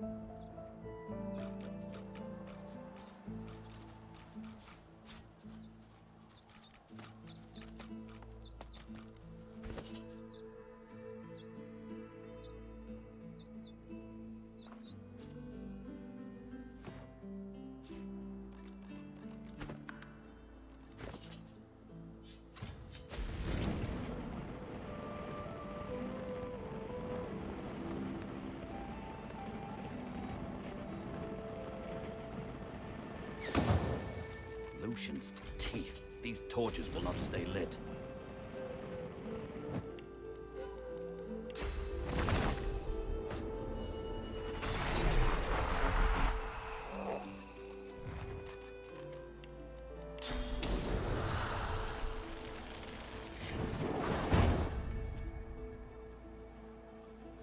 What's happening to the shrine?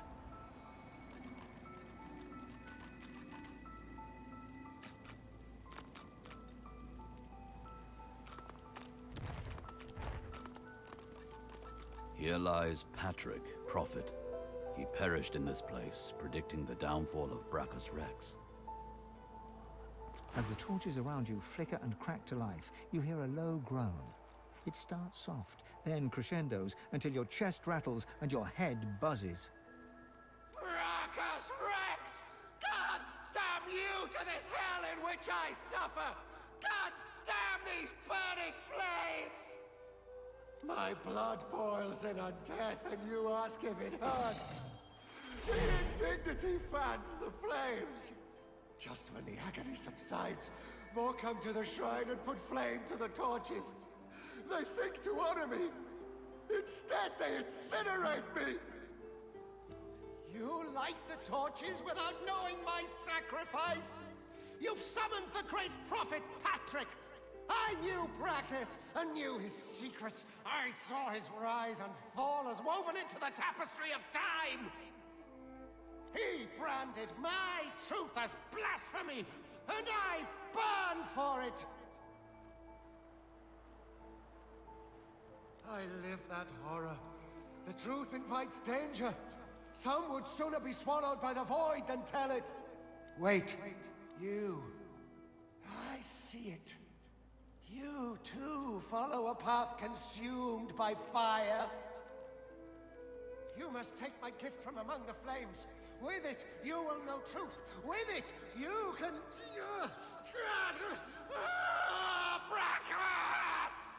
The rumble reaches a deafening forte, then dissipates. The voice is gone. Only the whisper of the wind fills your ears.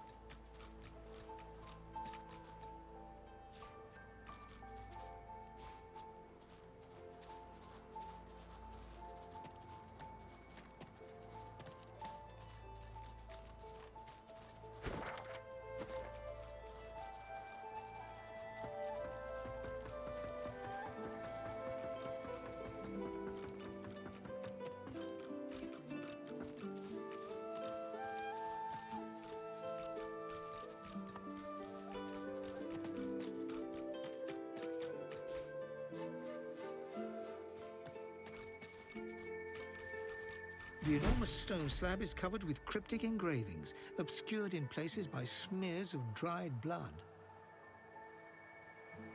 Symbols radiate from the slab's central rune, but you do not know their meaning. The central rune is stained black with 1,000 years' worth of blood. A relatively fresh coating flakes off in the wind.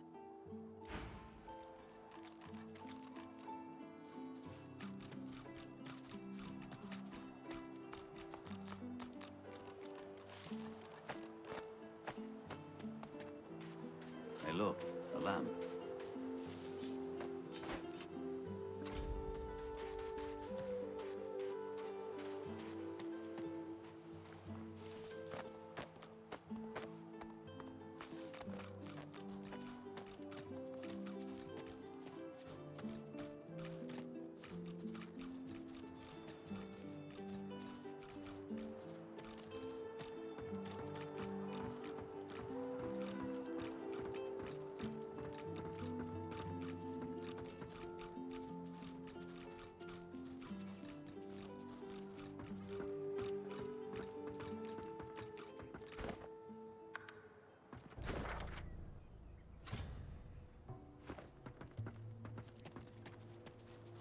What's this? I found something.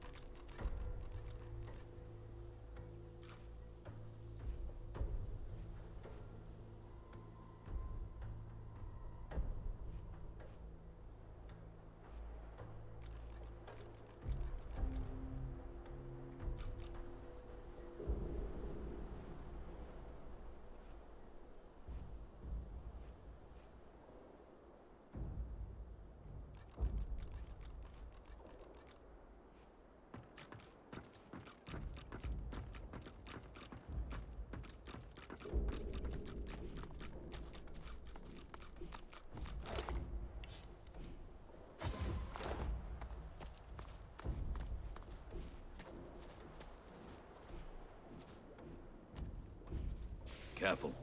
I spotted a trap.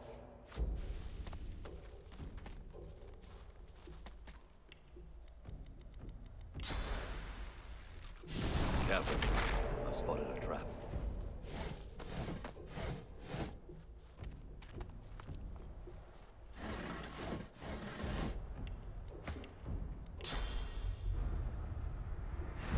Careful. I've spotted a trap. Careful now. That's a trap.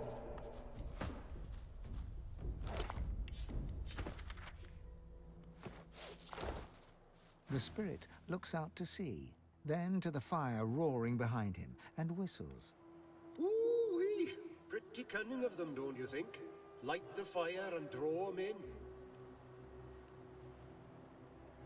And an effective one, too. Lohar's dwarves light it, ship's captains follow it, and sploosh! The cargo spilled all over the rocks, right for picking.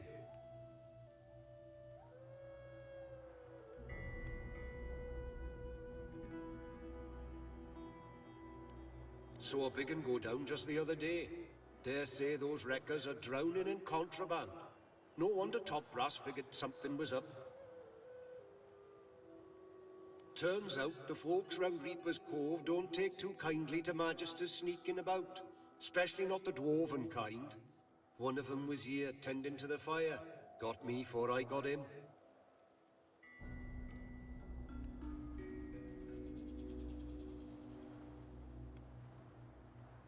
I'm a Magister, all right. Well, I was. But yeah, dwarf Magisters are as rare as a three-eyed imp. But when you're hard up, well, sometimes you gotta make choices.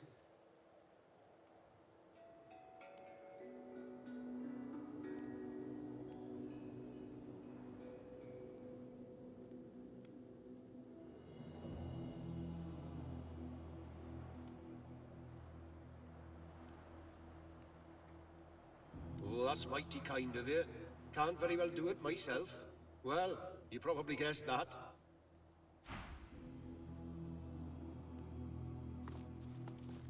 I'm thankful, friend. Blessings on your kin, and your kin's kin.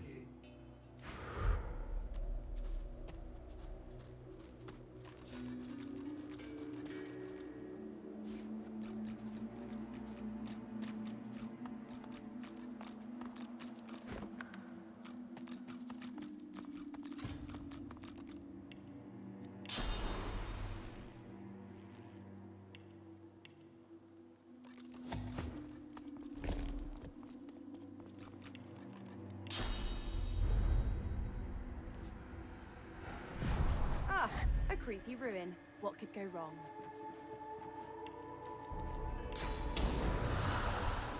I don't know what that statue's doing, but it doesn't look good.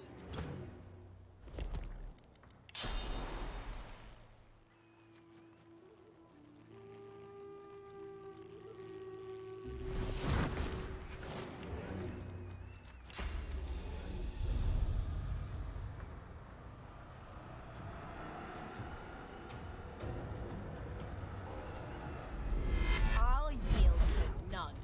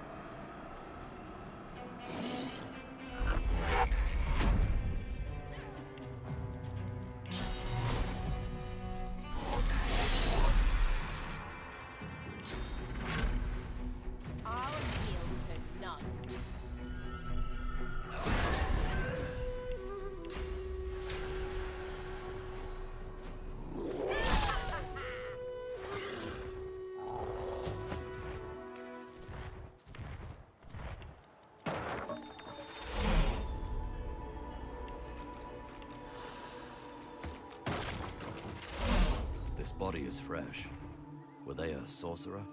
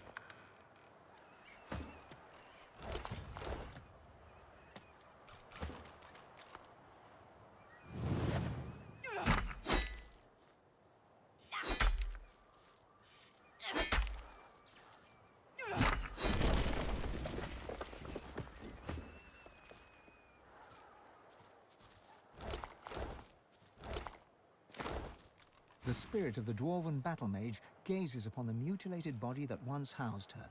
As you approach, she turns confused eyes on you.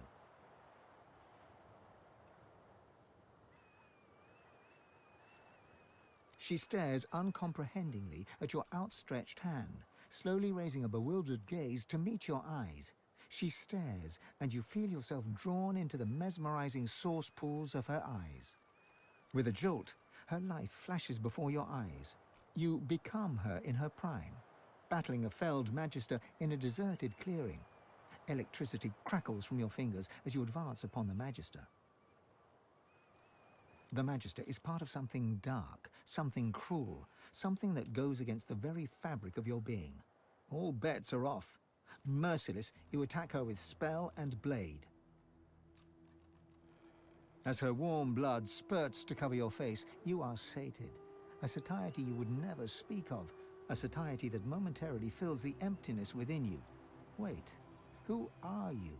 You can't remember. You are thrust out of the spirit's memories and back into your own sovereign mind. You see the spirit of the dwarven battle mage before you, eyes downcast now.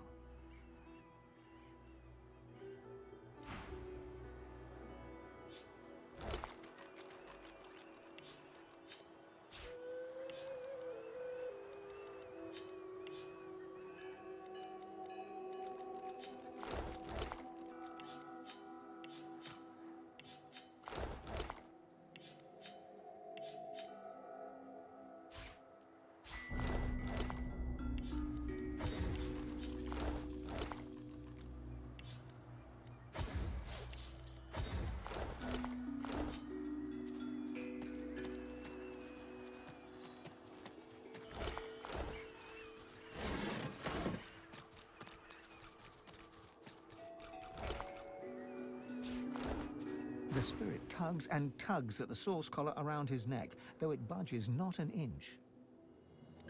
We couldn't. I couldn't. Is it really our fault? The Void Woken. He gives you a look full of hope, then remembers the collar round his neck and slumps forward, letting his hands hang heavy by his sides.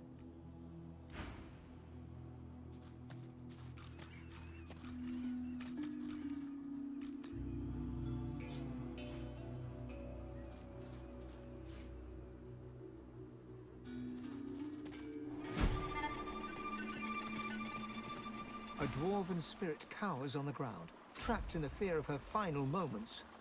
No, please! Help! Someone!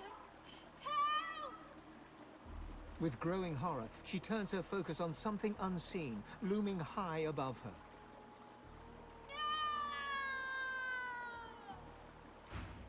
More bodies. A lot more bodies.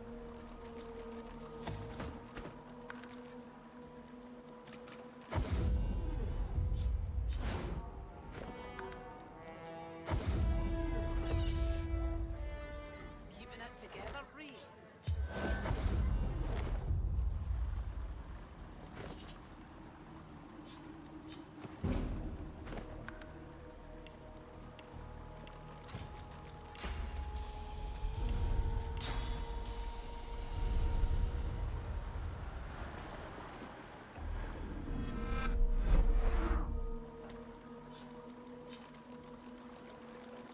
Voidwoken on the bridge ahead. But where's it going?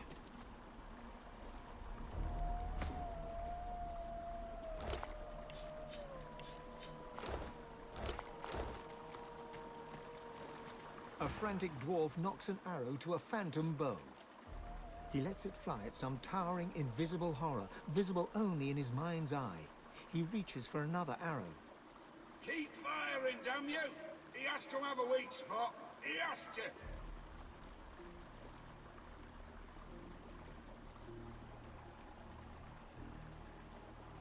The spirit doesn't acknowledge you. He just desperately scans his target, raising his aim higher. He fires. No effect. He drops his bow and yanks his sword from its sheath. Come on, you filth! Let's see what your insides look like! There's nothing there.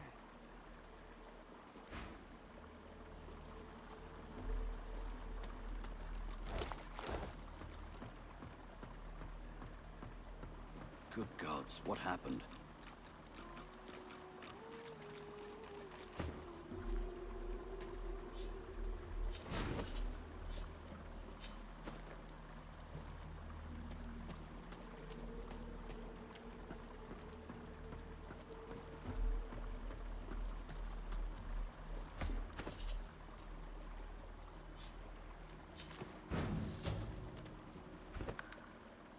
The dwarf rocks on her haunches, gnawing at her own bloody knuckles. Her wet, fearful eyes flick to you. She lowers her fist just enough to hiss a warning. Away! Away! Too noisy! It'll come back! It'll take me too! She shrinks into the fetal position. It'll come back! It'll come back! It'll come back! It'll come back! And we'll all be eaten alive! Your efforts draw an expression of eerie calm. She stares up at you, wide-eyed. You'll see for yourself! They take us for food! They take us for food for their spawn! They'll take you too! Her stillness dissolves. Trembling, she curls herself into a whimpering ball and shuts you out.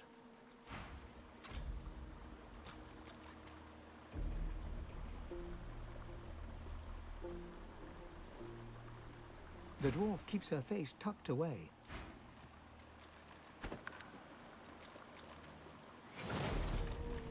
Hurts, doesn't it?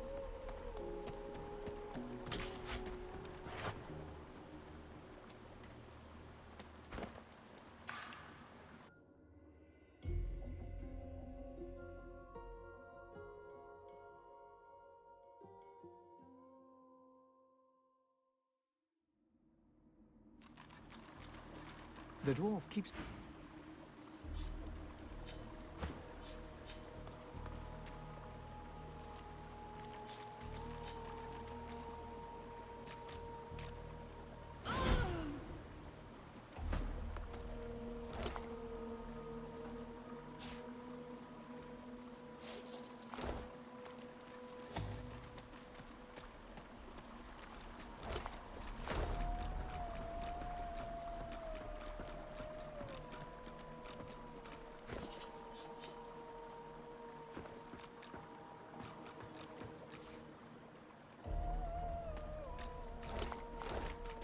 Her gaze falls on you, a glimmer of awareness. She raises her hand as a greeting.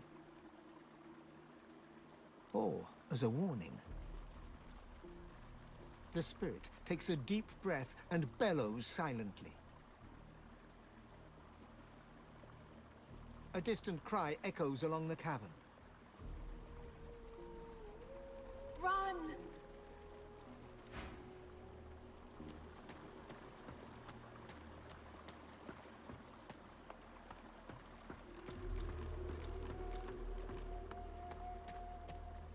Get out before he knows you're here. You'll find out if you stick around. I'm a rat. He leaves me alone. But gods, the things I've seen. Run! If you know what's good for you, run!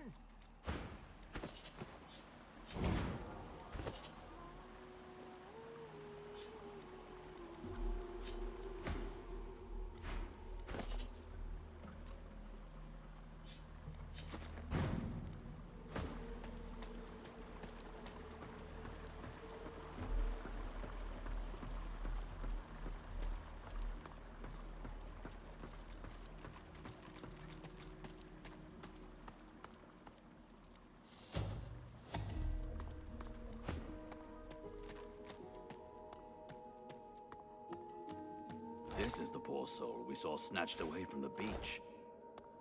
What are you doing? They're close. I can feel them. Run. For the love of the Seven, run. There's no time. Run, you idiot. Run!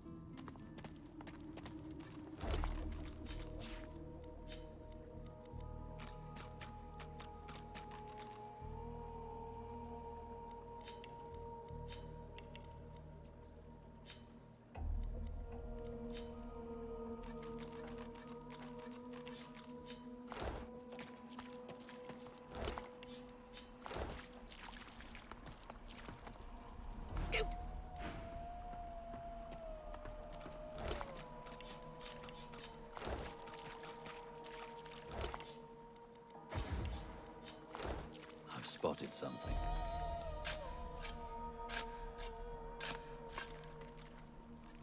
Avoid...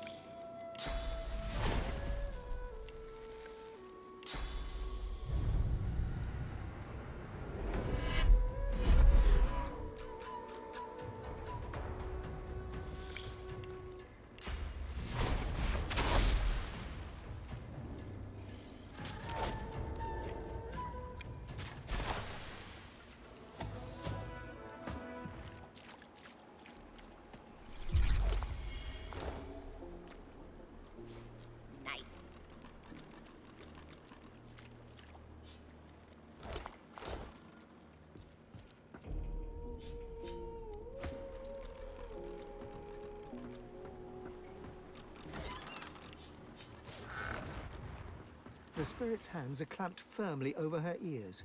Her mouth is firmly closed, and her eyes are squeezed shut. As you reach out, you hear a dry, crackling voice.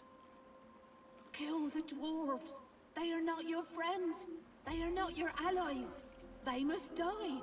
They must all die. And when the eggs hatch, when beautiful life bursts forth, give yourself to it. Lay down your head and rest. Your duty will be done. Let them come. Do not fight it. Let them bite you. Let them feed. You pull away with a jerk, gasping for breath. The dwarf whimpers a little in front of you.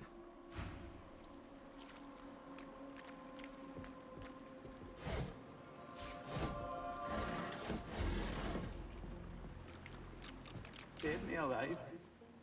The little ones. Once they burst out of their eggs, they ate me screaming. I don't understand. Why did this happen? Why wasn't the Divine here to save me?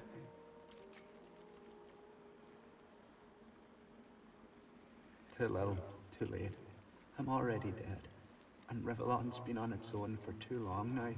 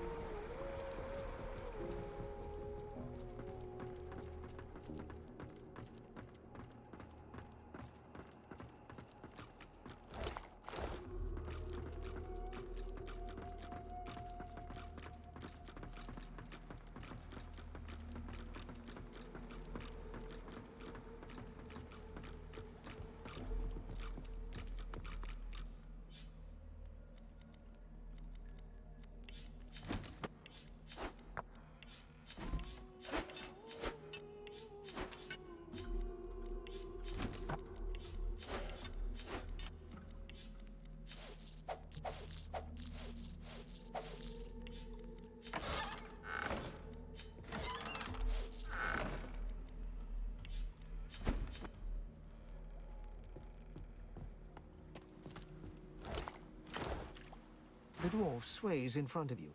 His eyes are unfocused, and he seems to be mumbling something to himself.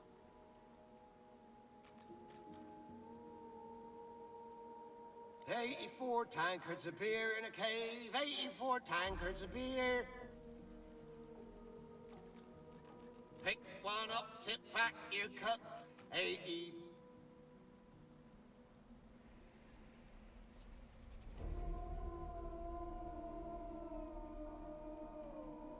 The ghost grasps at the handle of his mug and stares in confusion as his hand passes right through it. 4 tankards of beer. Oh, no, that ain't right. Hey, what? I don't know what you mean. I'm just trying to get a grip is all. Just wanted one last tipple before I'm back on duty. I'll be down guarding Mordus. Gets cold down in that vault. Figured a drink or two to guard against the chill wouldn't hurt, eh?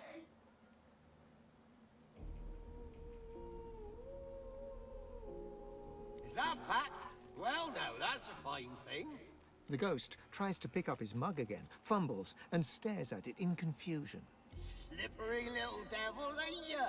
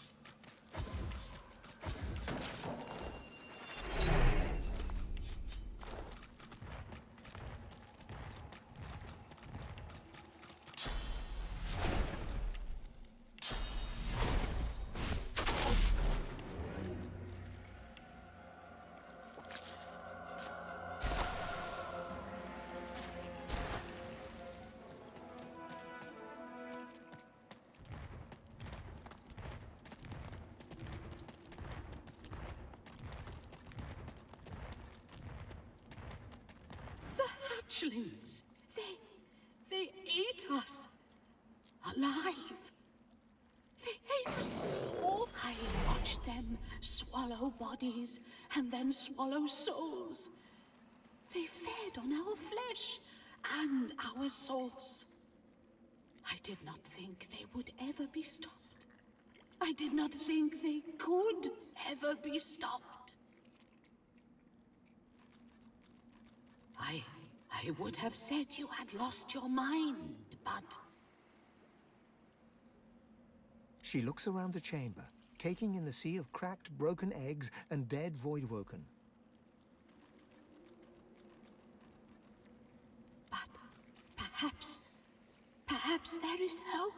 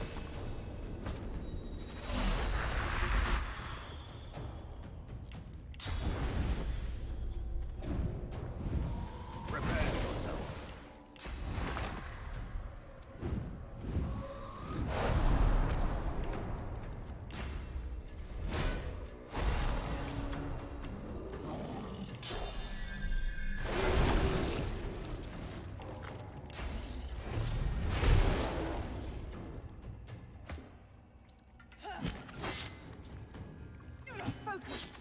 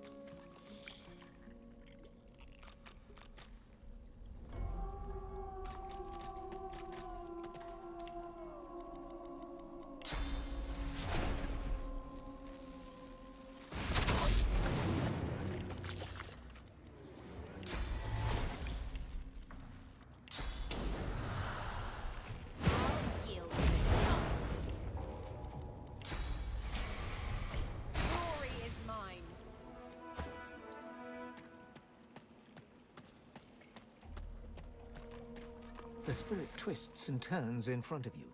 It looks lost. It looks scared. It looks desperate. As your hand passes through the ghost, you feel its fear flow into you. You feel its confusion. You feel hands on the hard stone, ripped skin where the monster grabbed you. You're surrounded by darkness. You scramble forward blindly, but slip and fall. The floor is slick with something. There's liquid on the ground. It's wet, it's warm. Oh gods, you pray it's not blood. You summon your magic, and a tiny light flickers. You're kneeling in a clear pool of liquid. It isn't blood. You look up into dozens of eyes glittering in the dark. A long drip of saliva falls from the shadows. It isn't blood. You're flung from the vision, screaming ringing in your ears. Back in your own body, you double over, trying not...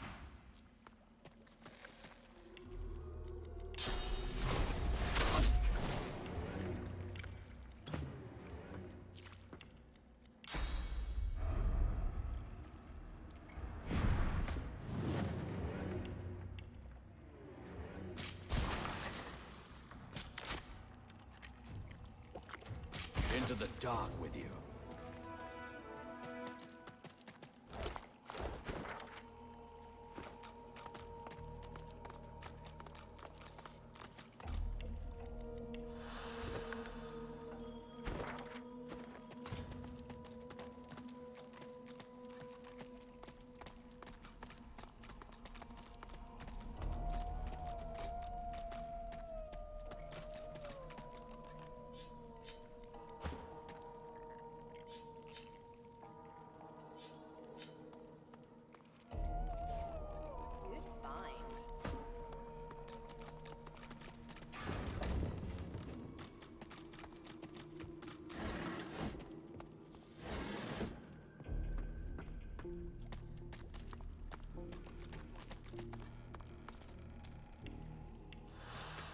I can't hear nothing. Nothing but that voice. It won't stop, it never stops. The dwarf starts to sob quietly, with his hands pressed over his ears. As you bring your blade down, the dwarf spins, his eyes turning deep, oily black. Your blade glances off his armor, leaving a long gash down his face.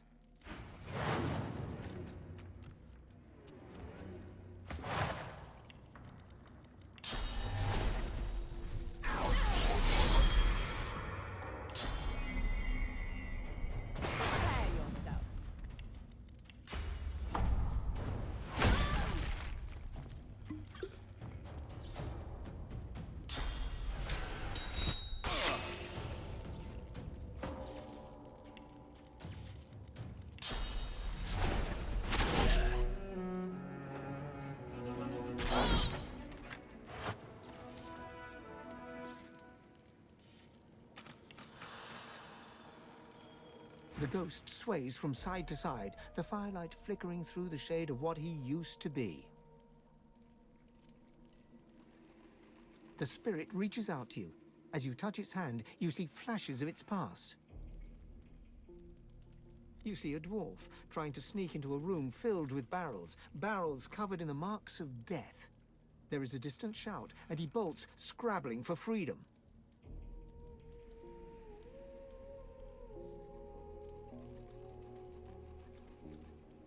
He's chased to an office, to a vault.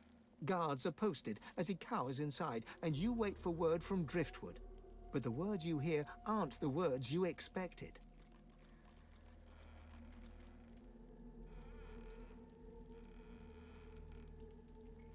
You hear the dwarf's voice. You hear whispers of violence. You hear the screams of your friends. The ghost pulls back, exhausted, and the vision fades. We nabbed Mordus trying to pinch a death fog machine. If I'd known this would happen, I would have just let him have it.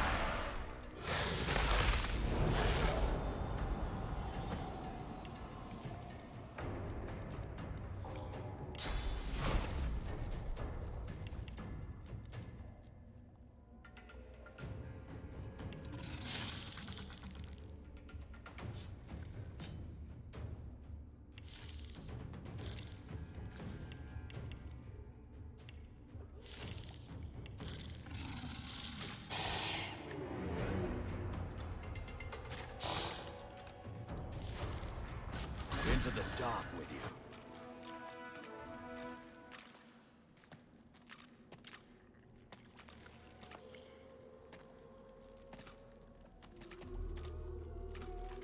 Locked.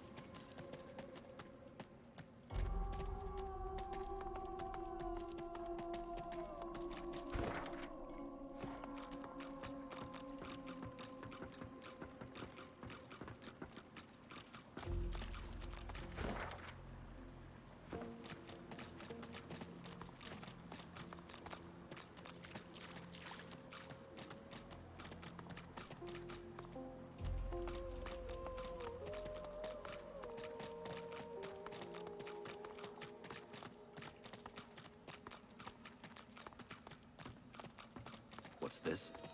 I found something. Ooh.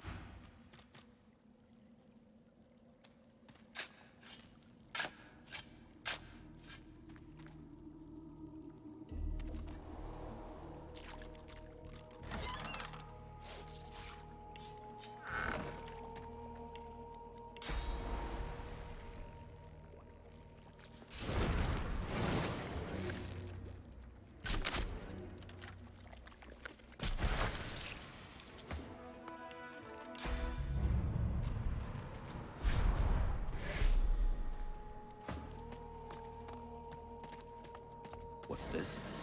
I found something.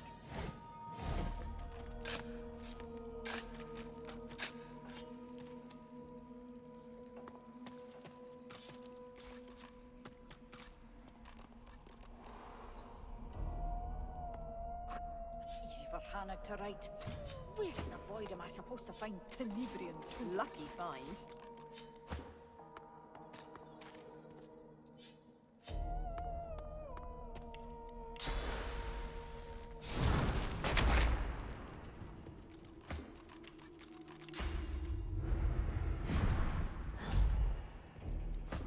If the vertices were aligned correctly, then my runes should... Oh, this is impossible!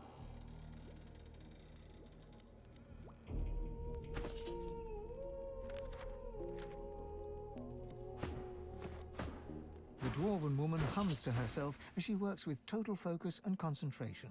Her ears twitch as you approach, but she does not turn to you. Yes. She turns to peer up at you, surprise and mistrust evident in her intelligent face. Looking closer, you recognize the device she works on. It is identical to the portal you were given to save the elves, right before the death fog annihilated them. And what business is it of yours, outsider? Safety? She laughs, a tinkling sound like glass smashing on a stone floor. Maybe.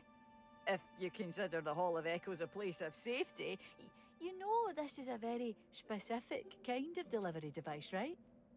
Specifically for delivering death fog?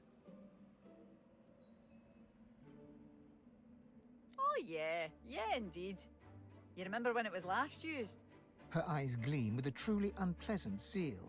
Reflected in them, you see yourself standing there, white-faced, jaws slack with horror. Wiping out the Black Ring with a side order of elves in the last war. Your mind races. Could this be true? Could it be you who brought death and destruction to the elves? All those lives? Who would set you up like that? Not Lucian? No, Lucian couldn't, wouldn't.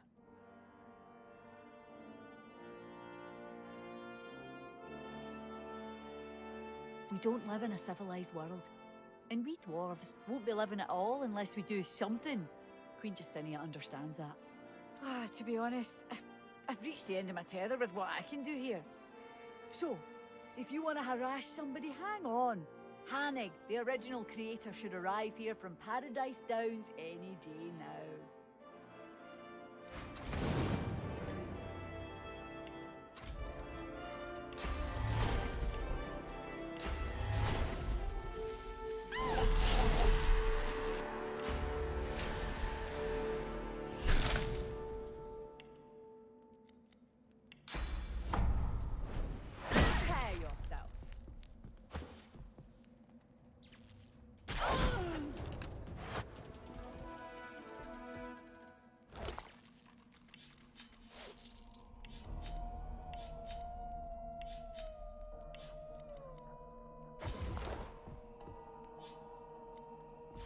Lucky find.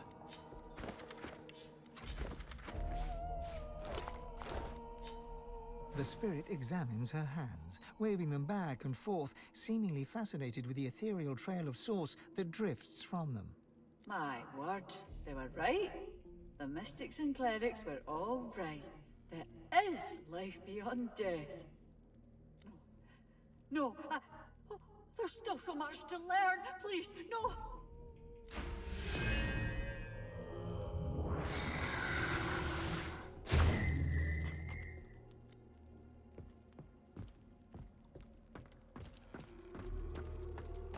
The spirit stares at you, through you.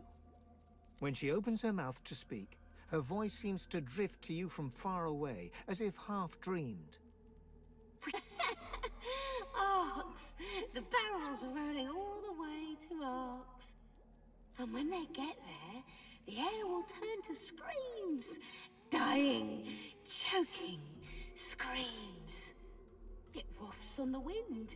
The black ring choked. Arks will choke. They will all choke.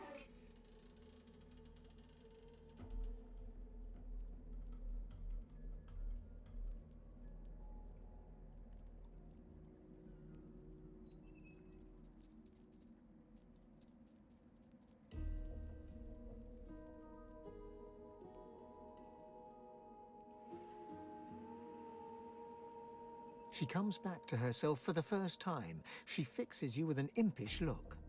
There's nothing wrong with death, my friend. Nothing wrong at all. Junk.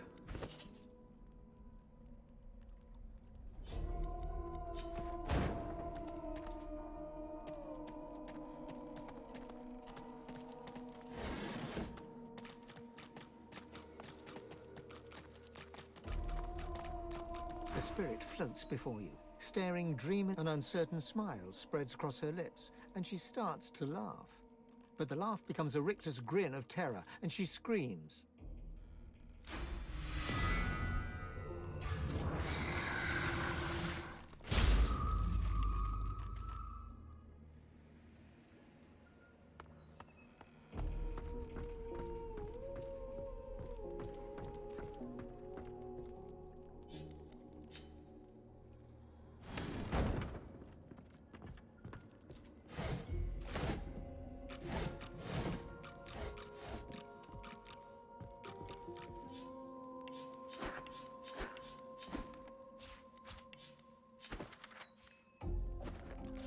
Nice.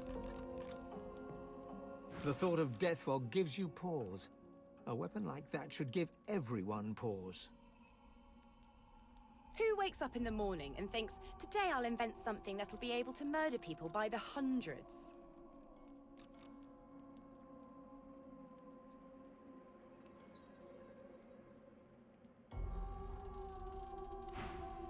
The payload of the Peacemaker is here. I can feel its power.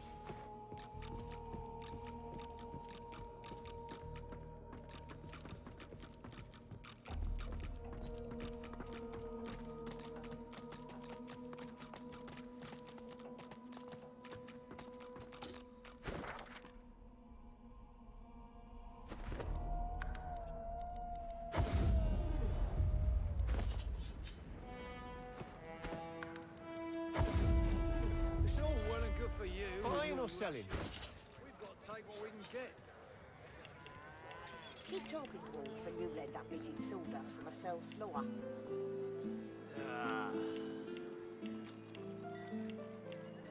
Keeping it together, Bree. I'm all right. You're safe among friends. Never forget.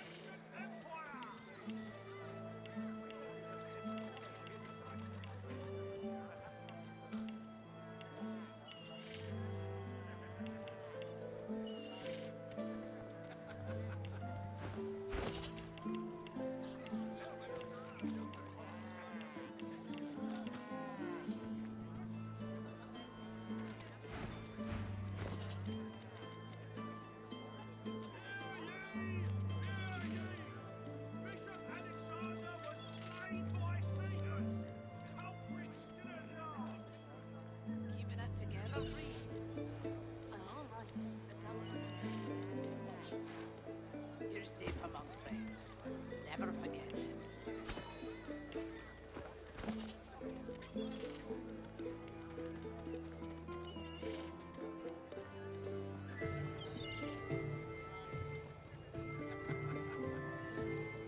Keeping it together, Bree. I'm all right, as long as I don't think about it too much. You're safe among friends. Never forget it. Anything that will protect against cold light. I can tolerate fire, cold, and poison. Void walking. God, how you holding up? Not in any mood to talk about it.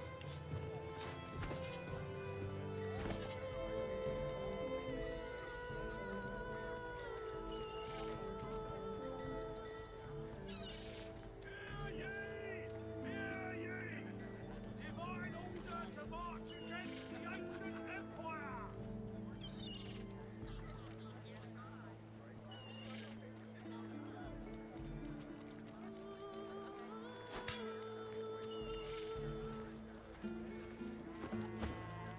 Buying or selling?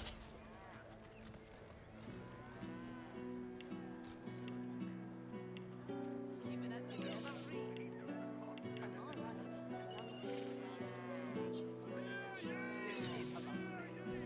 Never forget it.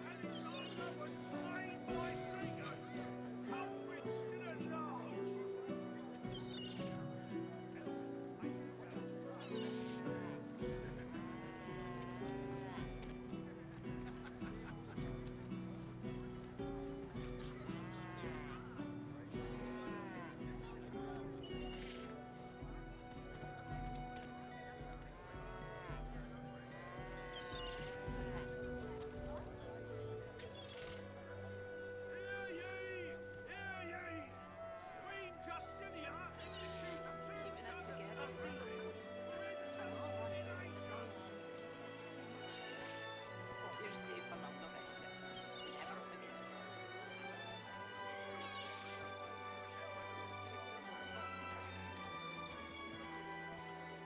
Smells worse over here than a dozen rotten eggs dropped in a vat of vinegar. Then don't come over.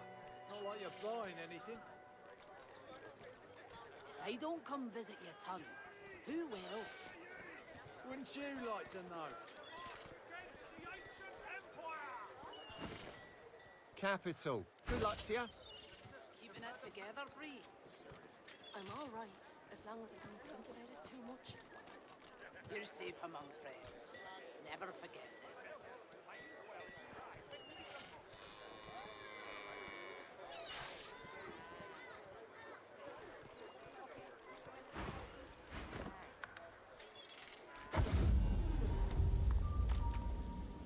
Figure it's time to prove yourself. Let's get it done.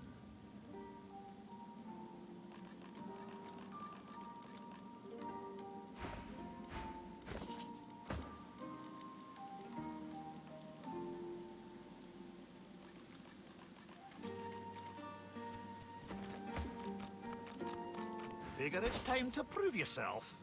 Let's get it done.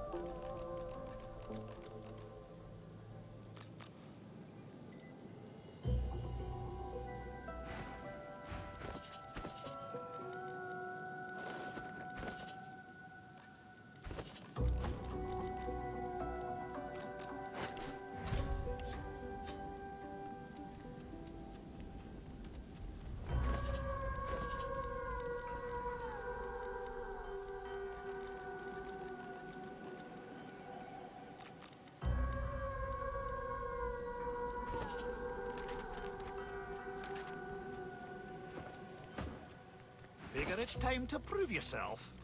Let's get it done.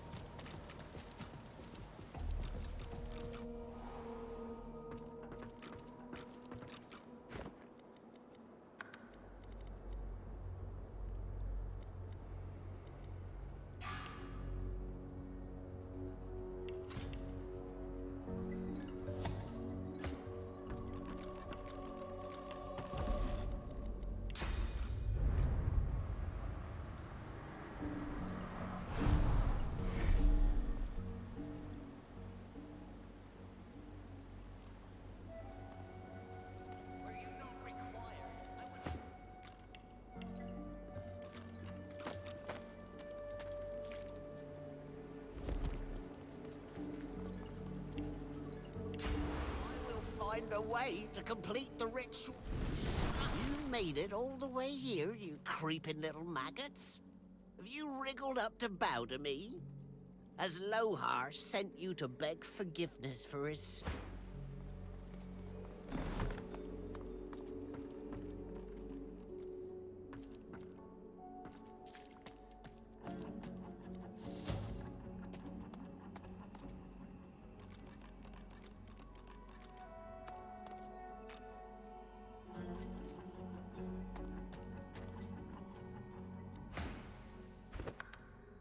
My lord had faith. He came to me when Lohar failed the queen. And as a reward for my service, he has granted me his favor. He has granted me Mord Akhaim.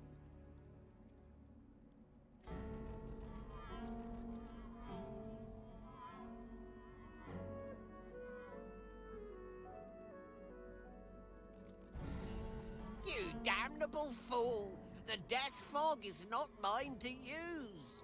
I serve my lord in all things. He demanded that I secure the barrels, and now he demands your death.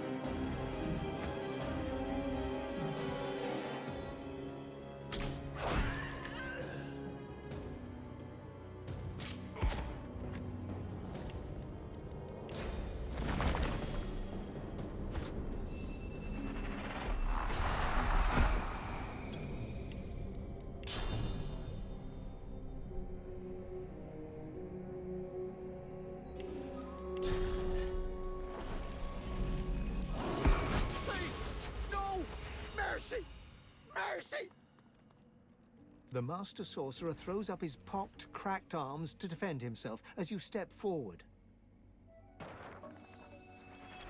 The undead dwarf looks quickly over its shoulder, his gaze darting from shadow to shadow. Of course! Of course! Anything! Just name it!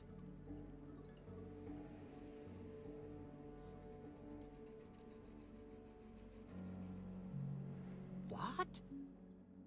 Source? The skeleton slowly lowers his arms, staring at you in disbelief. Of course! You're God-woken! You seek power! Ultimate power!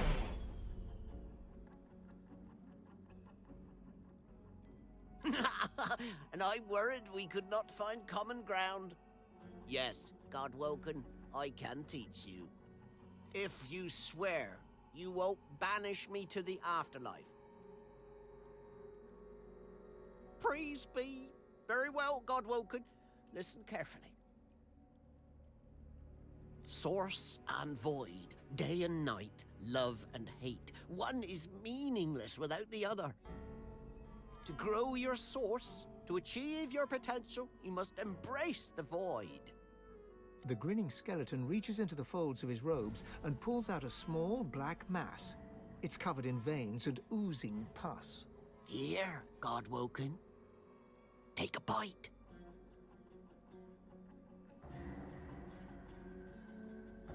The thick pus explodes into your mouth, coating the back of your throat. You can feel it running down your throat like rancid custard. You start to retch, your body struggling to reject this intruder. But your teeth clamp down hard on the fibrous, gritty flesh as you force yourself to chew and swallow. Deep within you, you feel something change. Your soul opens up, and you feel it swell as new channels for source start to flow through you. You swallow all you can, and despite the meat in your stomach, you feel a new space inside you, a potential waiting to be filled. There, I held up my end of the bargain. I did as you asked. And now I'm getting as far from this cave as my bones will take me.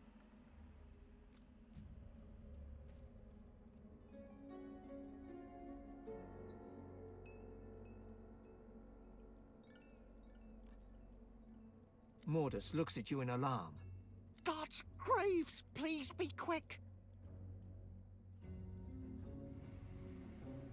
I can't. He'll hear. He'll know. He'll find me. He'll come. If I tell you, I die. Or worse. Mordus takes a step back, looking about in half-crazed panic. I can't. I can't. Not now. It's too late. It's all too late. You grab the dwarf's old, brittle arm and follow through with your knee. There's a dry snapping sound as the crumbling bone cracks and gives way. Ah! No! Stop! Stop! I beg you! I'll tell you! You relent, and the dwarf stumbles back, cradling his fractured arm and whimpering. It's him! The one the seven rejected. The god. The dwarf is interrupted by another crack. You see his femur has developed a break. The fracture spreads, shearing the bone in two. Mordus stumbles to the ground, oddly silent. He looks up, and you see that his jaw is cracked, broken, and falling to pieces. Fissures are starting to run across his skull, and his ribs start to snap and fall one by one.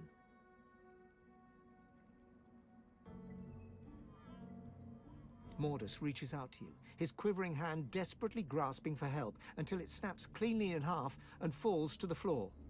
You hear the tiniest whimper from the skeleton before his face caves in, as if smashed with an invisible mace, and the body lies still and silent. It's like there's fire in my blood. I never imagined such power. Once more, you feel your soul expand with raw source. Deep inside, your god calls for you again. You should perform the Meister's ritual one last time, here or in Siva's vault.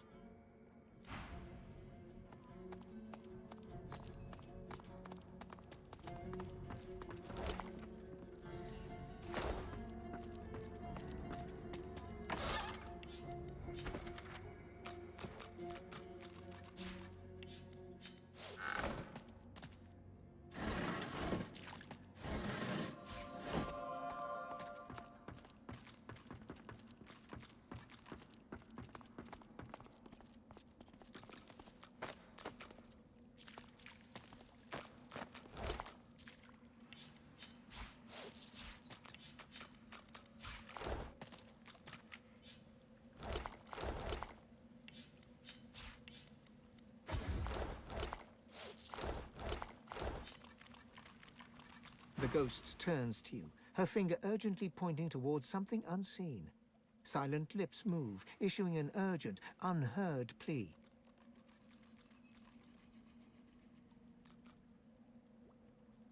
Your hands merge together, your world twisting. Looking down, you see you're holding a barrel marked with a fatal warning. Death fog. A cart contains many barrels more, recovered from a wrecked ship. The room is filled with voices, cracking jokes and swearing oaths as you go about unloading the cart. But somewhere, in the hum of voices, one cuts through the rest. Stop, it hisses. Do your duty. You lift up the death fog, and, fighting against every step, you walk back to the cart. You pass a dwarf, struggling against the voice and winning, but you crack his skull with a barrel in your hands.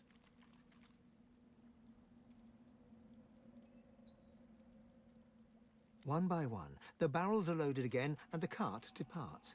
As it trundles out of the cave, the voice returns, "Come, come to me," and you feel your feet carrying you into the cavern's darkness. I'm so sorry. I didn't want to hurt you. I didn't want to hurt anyone. But he made me.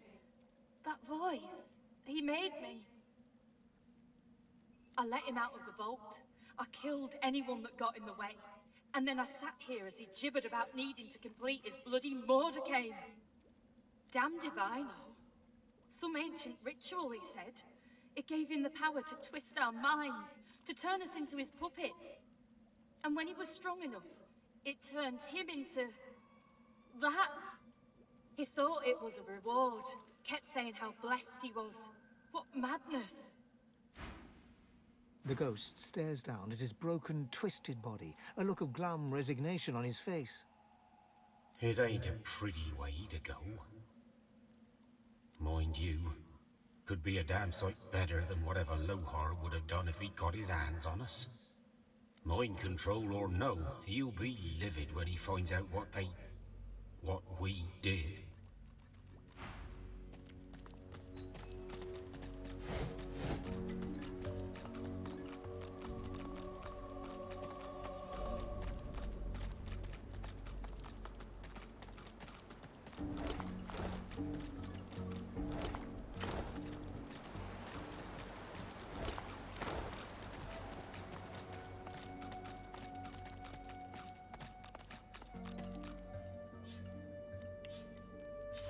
Boring.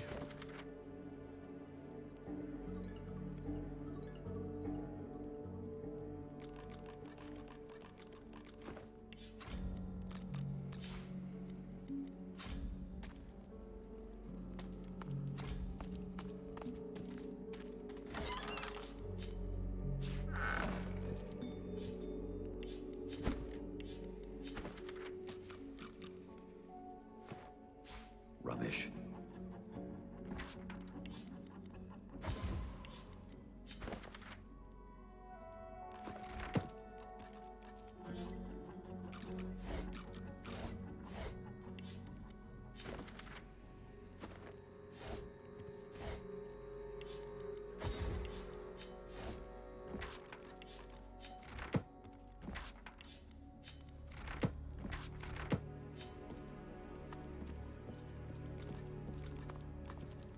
Even dead, there are humans causing me trouble.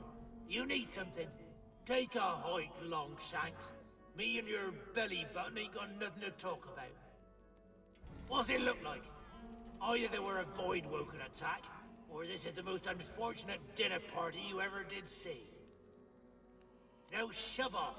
I've got an afterlife to enjoy, and your jabbering ain't making it easy. Walk on, heartbeat. I've got nothing to say to you. The dwarf pulls a dagger with shocking dexterity and reflexively swings at your gut. Thankfully, the ephemeral blade passes right through you. With a rancid look, the dwarf pockets the knife. As he does so, you see an elaborate seal on the handle. Through gritted teeth, the dwarf growls. We're done here. You're one of them. Void-woken walking about like one of us.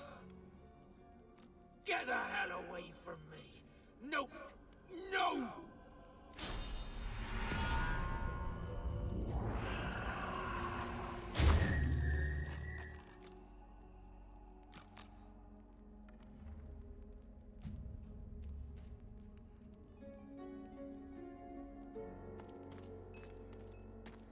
Don't worry about it, says Lohar. Quietest work around, says Lohar. Well, I don't see him here, cold as the stone he's lying on. It will be fine, my ass. And here I was, the fool, believing him. The ghost swings a foot to kick its old body in frustration, but the boot sails straight through her corpse. Because it's his fault. If not for him, I'd still be sitting there, wine in hand, happy as Larry. But no, he knew best. He wanted the death fog destroyed. That's why we were to make sure it got into the right hands. Our hands! I even stood guard of Mordus when he were doing nothing but the Queen's bidding. No wonder we came to this. This is what I deserve for following the orders of a leader with the spine of a sponge? Thank Duna Her Majesty has more steel in her belly than that coward. You're a little tool to be asking questions like that. Her Majesty is trying to do what's best for the dwarf people. And there's not a thing more you need to know.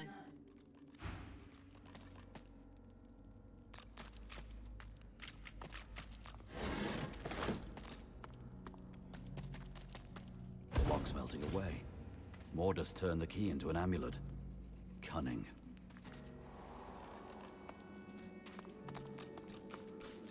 And I thought this cave couldn't get any more grim. I do not want to know what that smell is. Death, most likely. Watch your step. Careful. I spotted a trap.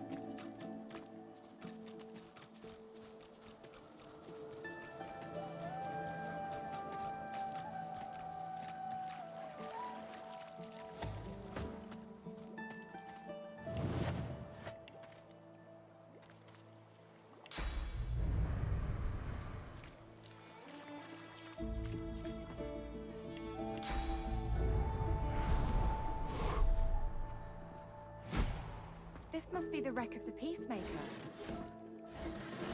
Some of her cargo may remain.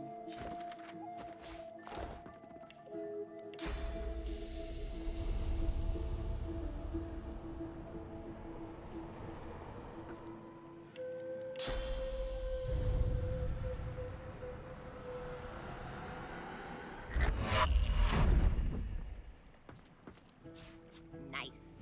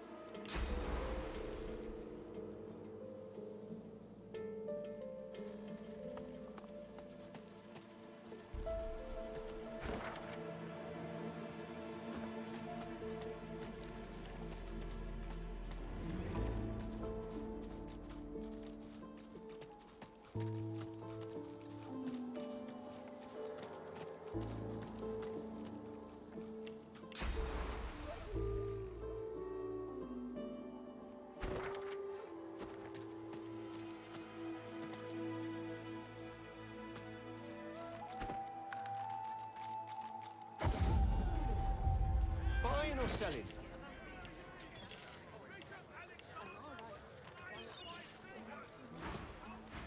You're safe among friends.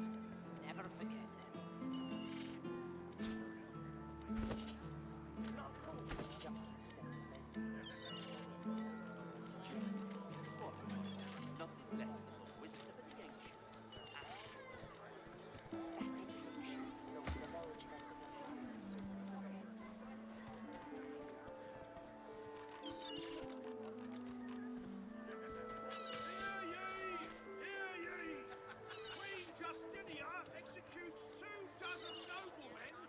Insubordination! Keeping it together, Bree. I'm all right, as long as I don't think about it too much. You're safe among friends. Never forget it.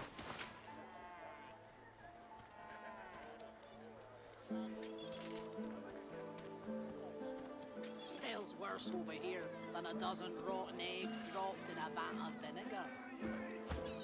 Buying or selling? Come over. Not like you're buying anything. If I don't come visit your tunnel, who will?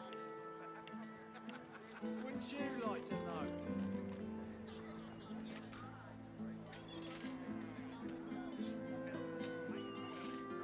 Keeping it together, Bree.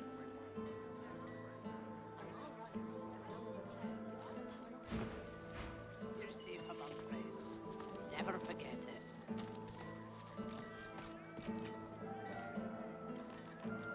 Back for a return? I've got yourself situated.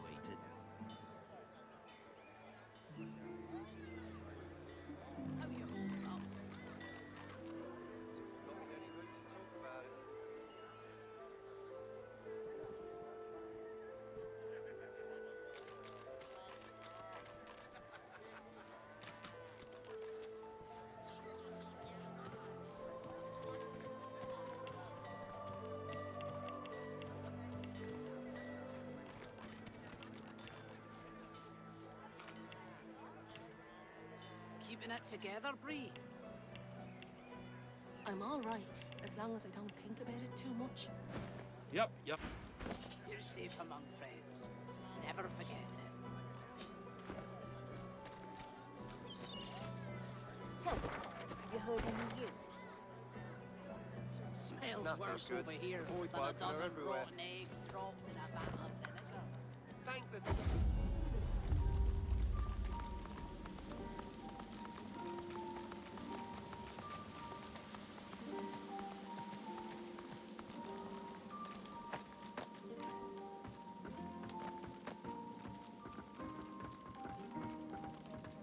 Looking rough, Mole. Real rough.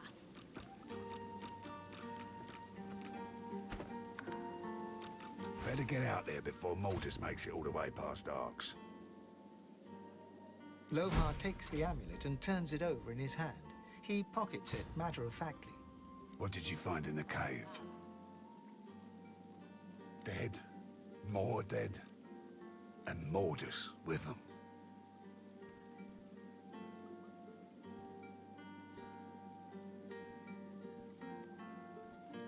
I owe you. Whole realm owes you, really. But I'll do my best to settle that debt myself. Take this key. Nicked it from the Whites.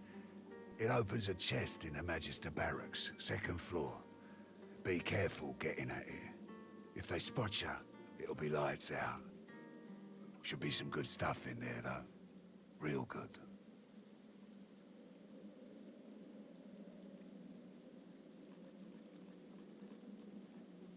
Well, someone will have to clean up the mess in that cave. Bury the dead, get rid of anything the Magisters might use to pin anything on us.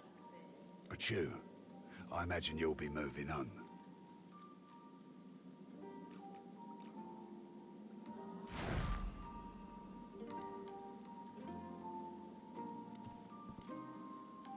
Poor baby.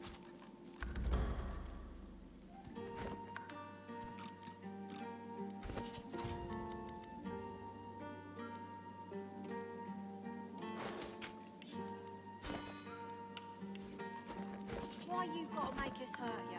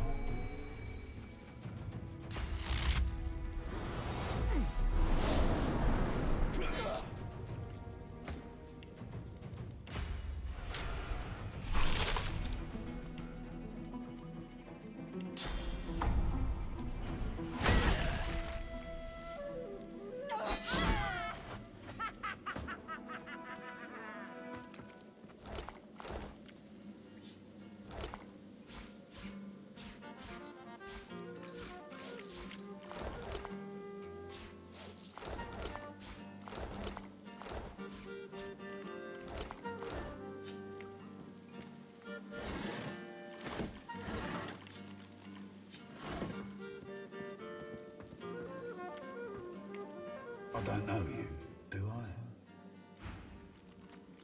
I? I don't know. I don't know you.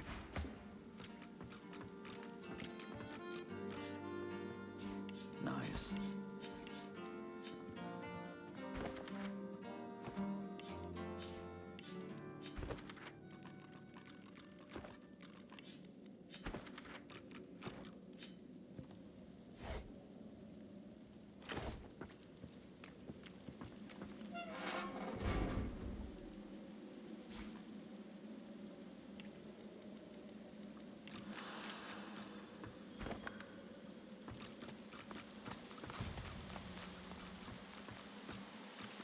Further come, and I'll knock the head in. Laughing to me. I have again to try. To to be leaving, now. For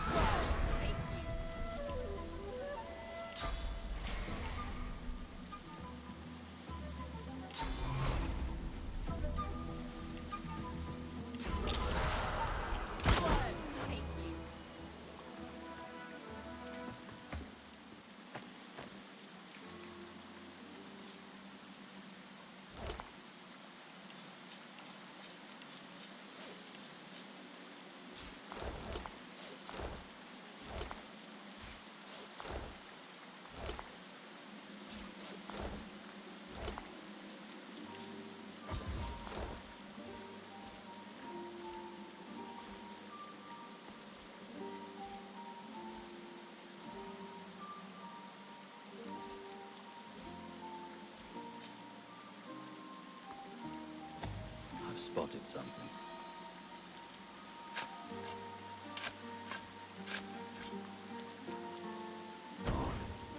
Chill just rolled up my spine.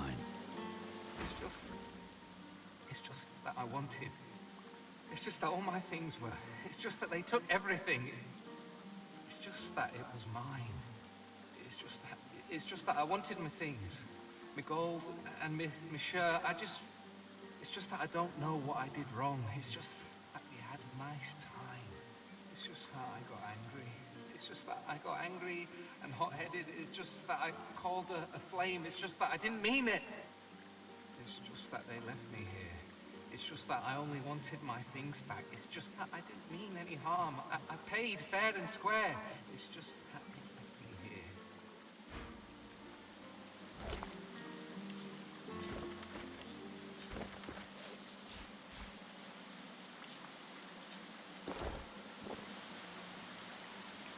Careful now. That's a trap.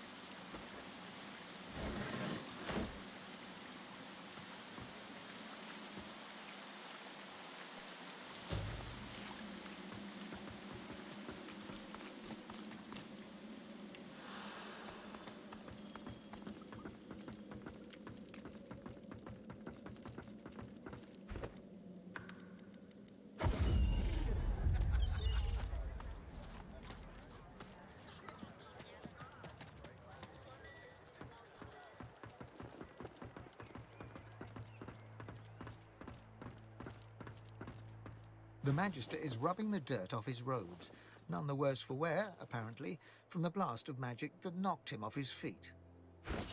You! The damn recruit! I'd be whining and dining aboard the Lord Dread if it weren't for you. Your meddling in Magister affairs had better be worth it. Yes, I am very much aware. Wasn't my damned head that hit the floor back there. Now answer me. Did you meet with the Magister caravan on your way into town?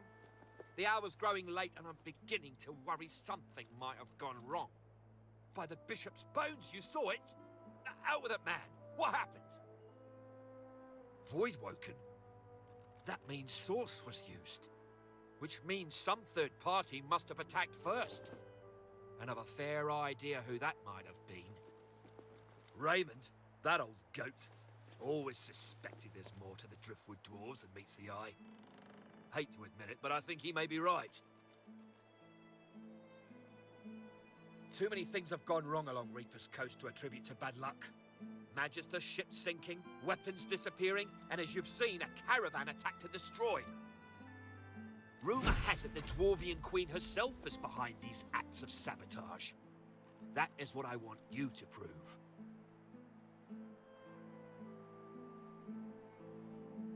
There's a local thug, Lohar. He runs an operation out of his hideout beneath the Black Bull Tavern. I suspect this man of being a spy for his queen. It may be interesting to have a word with him. Find out what he's up to. Where I really want you to ferret around is Reaper's Bluffs, to the west of Driftwood. It's wild territory, remote and hostile, where I believe the dwarves may have set up a base of operations away from prying eyes. Should you find any such place, and better yet, proof that Lohar is working on behalf of Queen Justinia, you will be handsomely rewarded, I assure you. He snatches the letter from your hand and skims through it with mounting indignation. Lohar! He's been involved from the start! And Justinia, No, but I won't say the word. I've had enough of words. We need action! The great and honourable Dallas will hear of this. She will know where the serpent slithers and crush it under her heel.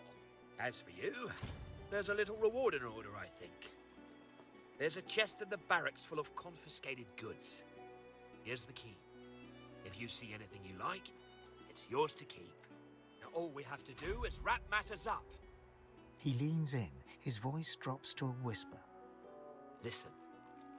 There are such things as courts of law, due process, judges and jurors.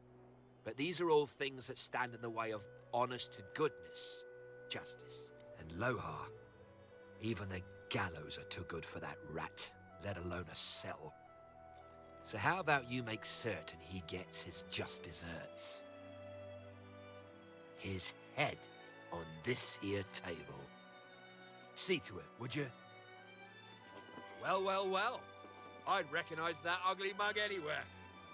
Can't have been easy walking out of that arena with that particular bloody stump. I must say I'm impressed. With Lohar dead, we can finally close the chapter on Dwarven conspiracy in Driftwood. The Magisters are indebted to you. You have done us a great service indeed. More than a pleasure, I think. I saw the look in your eyes when you placed that head on my table. Still, who am I to judge a person's tastes? You did what you were asked to do, and now you'll be rewarded for it.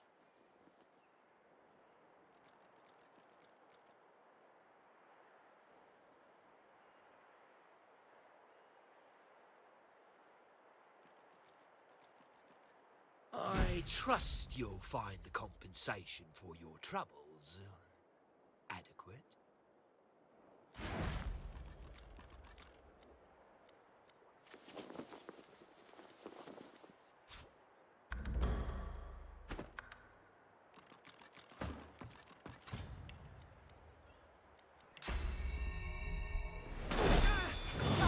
Doesn't it?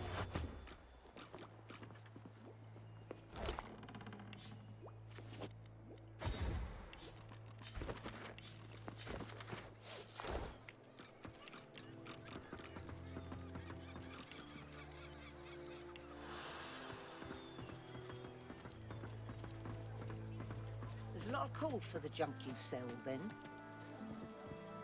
Junk? What? I offer nothing less.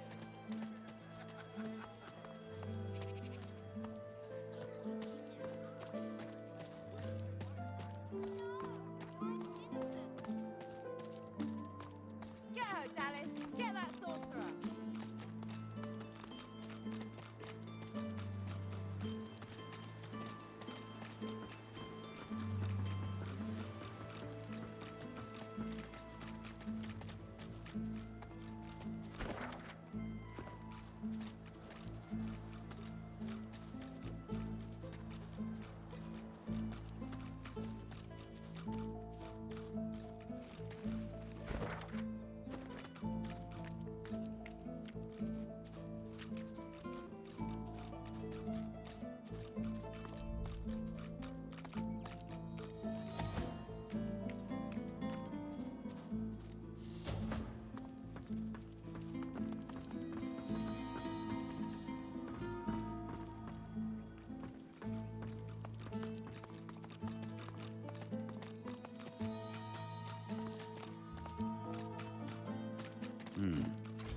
Seems someone's been digging rather hastily.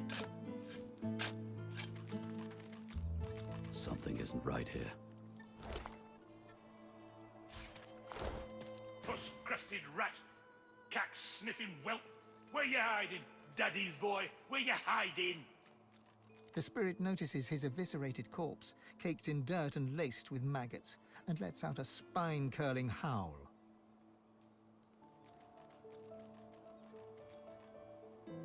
Voidwalken?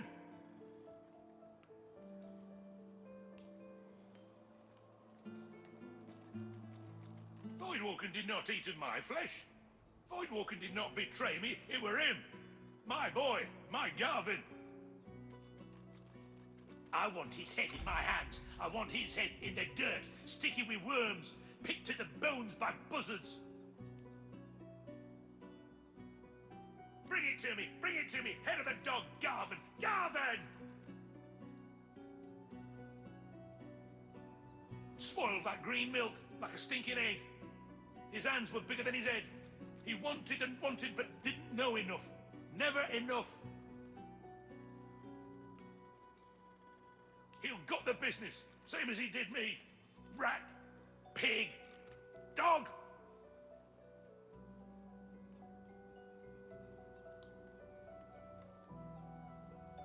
Find him, feel his heart, squeeze it dry, squeeze it dead. Bring the head, bring the head.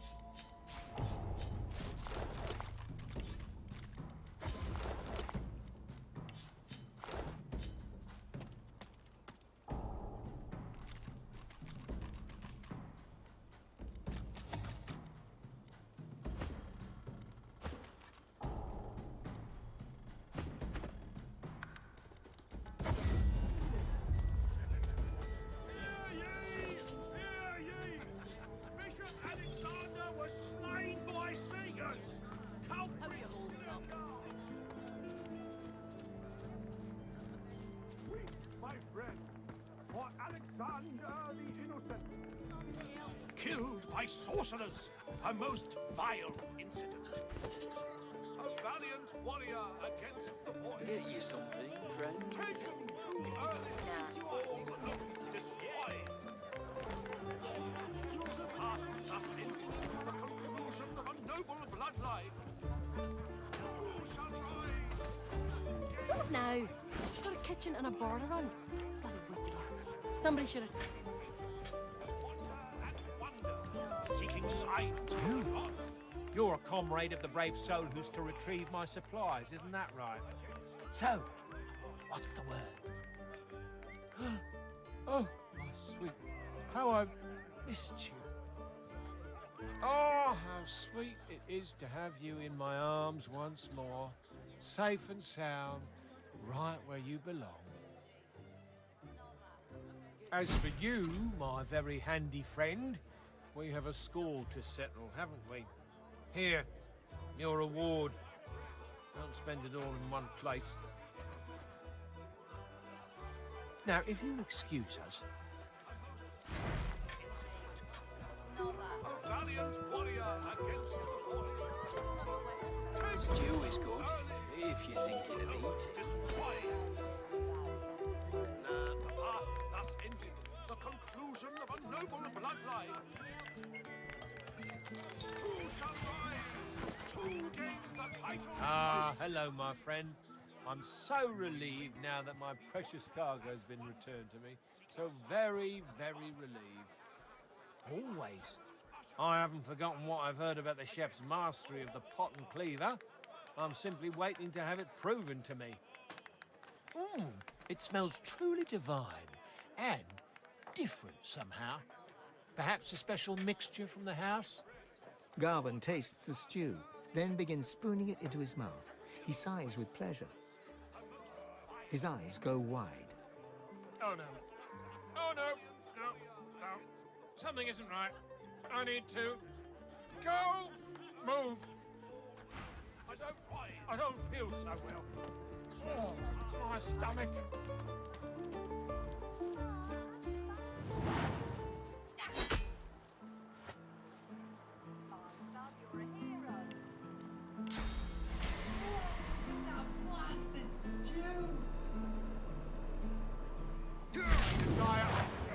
Mistake.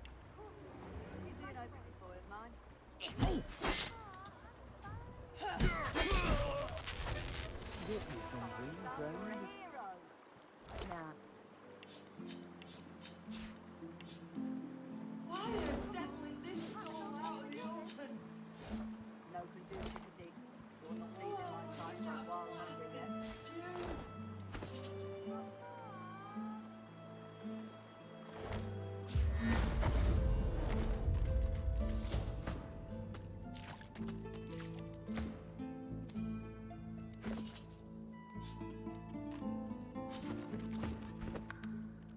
Where is his head?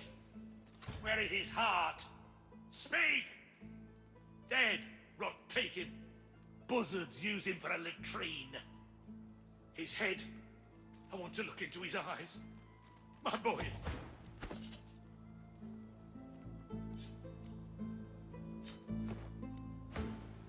He takes the head in his hands and gazes.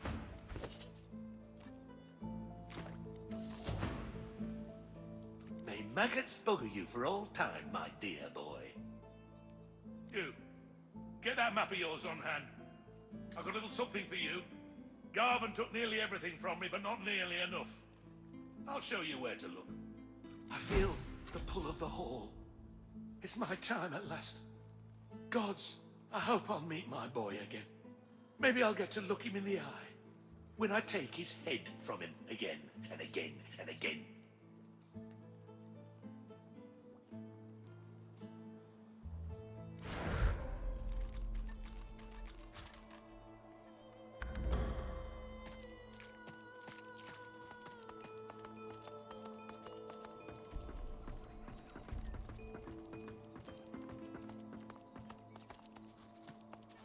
We're getting close. Garvin said the attack happened somewhere around here. The cargo ought to be nearby.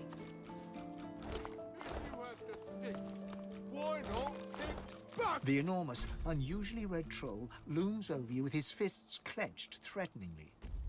His expression is stern, yet you can see the tiniest twinkle in his intelligent eyes. Didn't hear me the first time, parrot.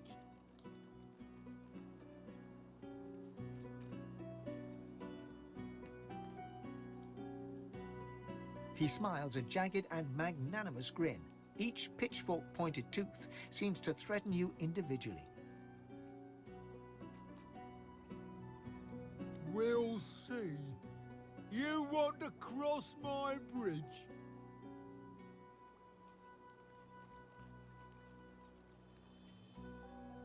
He rubs his leathery hands together with glee. Sure, sure. One regular priced bridge crossing coming right up. And I don't want to hear any whiny little baby noises about it either.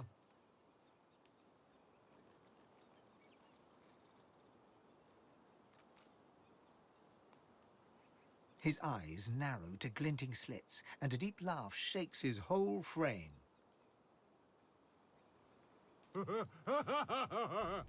There is one thing. The competition. Take out my competition, and I could waive the usual fee. That's a little non-committal, but I'll take what I can get around here. Grog drags a rough map in the dust of the bridge with one claw. He then spends an inordinate amount of time sketching a highly vulgar doodle of this Marge he wants you to take care of. There. Now, for the moment, you'll need to back off. No pay, no stay.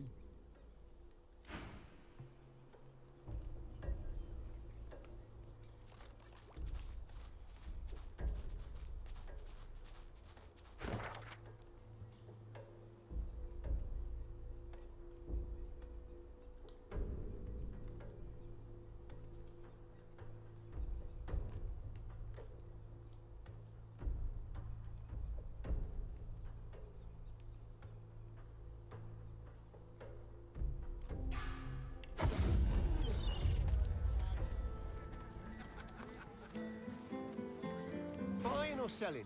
Capital. Good luck to you. Over here than a dozen rotten eggs dropped in a vat of vinegar. And don't come over. If I don't come visit you, ton, who will? Wouldn't you like to know?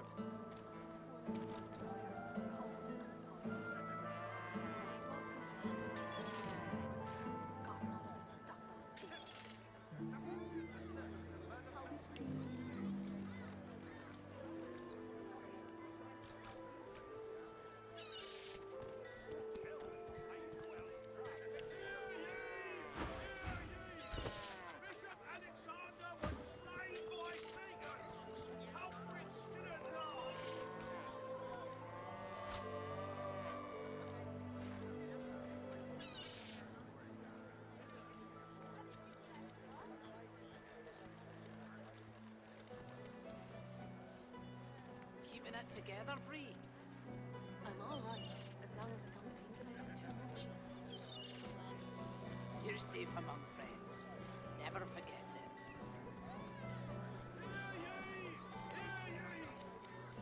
Tell me, have you heard any news? Smells worse Nothing over good. here The than a void dozen are rotten everywhere. eggs dropped in a vat Thank of the vinegar. divine you're here to protect Well, us. don't come over. Not like you're buying anything. Yes, If I don't come visit you, ton, who will? Wouldn't you like to know?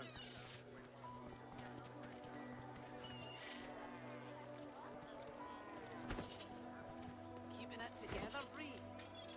I'm all right, as long as I don't think about it too much. You're safe among friends. Never forget it.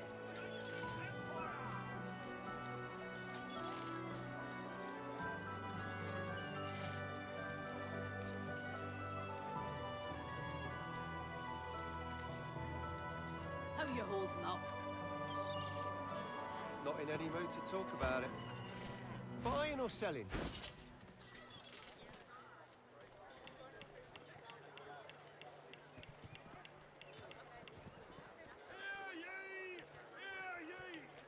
Bishop Alexander was slain by seekers. Culprits still at large. Keeping it together, Bree? I'm all right, as long as I don't think about it too much. You're safe among friends. Your Never fish forget stinks of the void. What kind of rat would sell such filth? The kind that don't fancy starving along with the rest of this town. It's all well and good for you with your rations. We've got to take what we can get.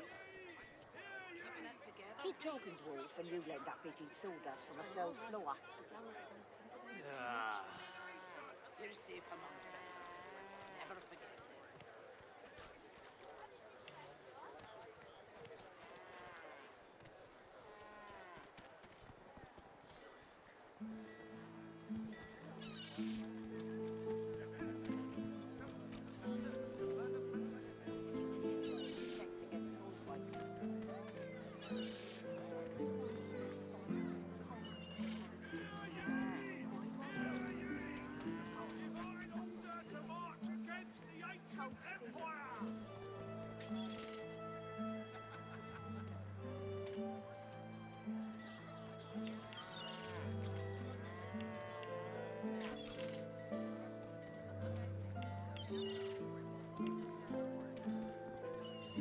Smells worse over here than a dozen rotten eggs dropped in a vat of vinegar. Then don't come over. Not like you're buying anything. If I don't come visit you, Tom, who will?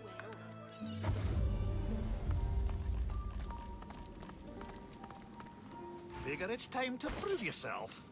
Let's get it done.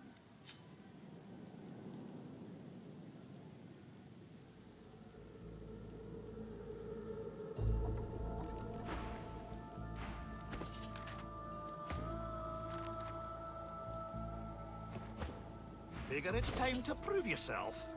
Let's get it done.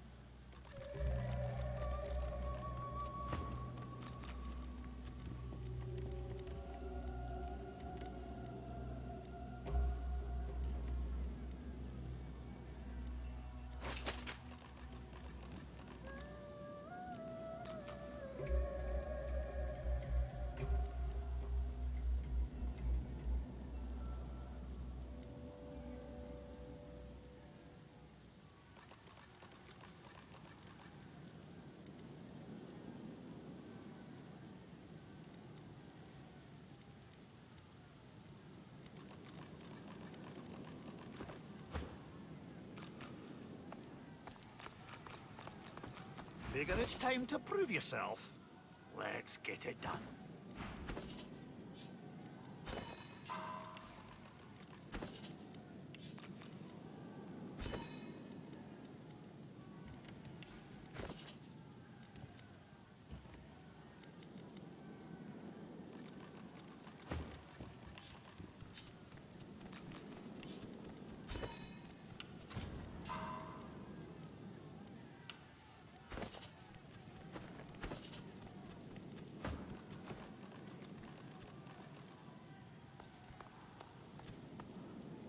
Figure it's time to prove yourself. Let's get it done.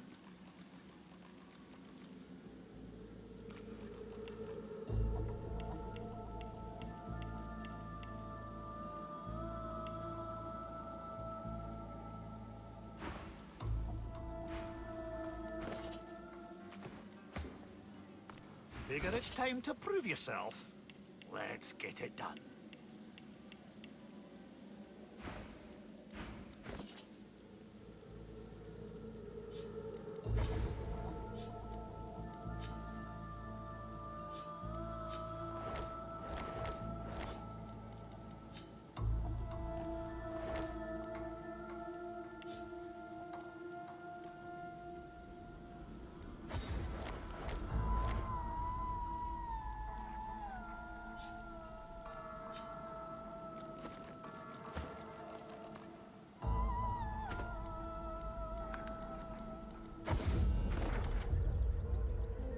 It's all well and good for you with your rations.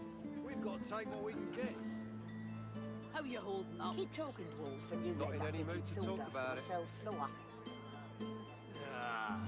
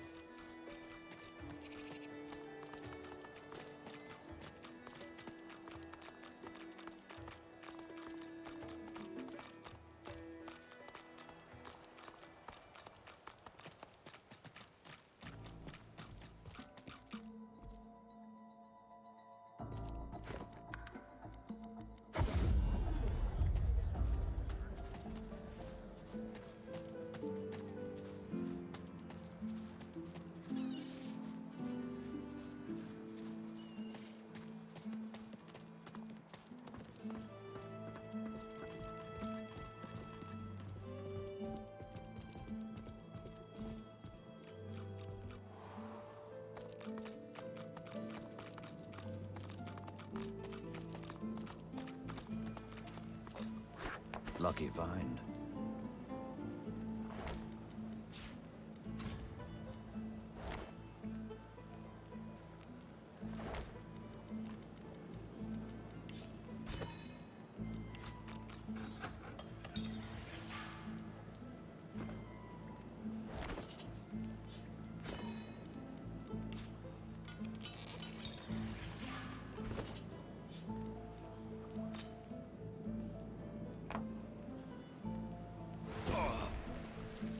As you suck the smoke deep into your lungs, your vision as the world.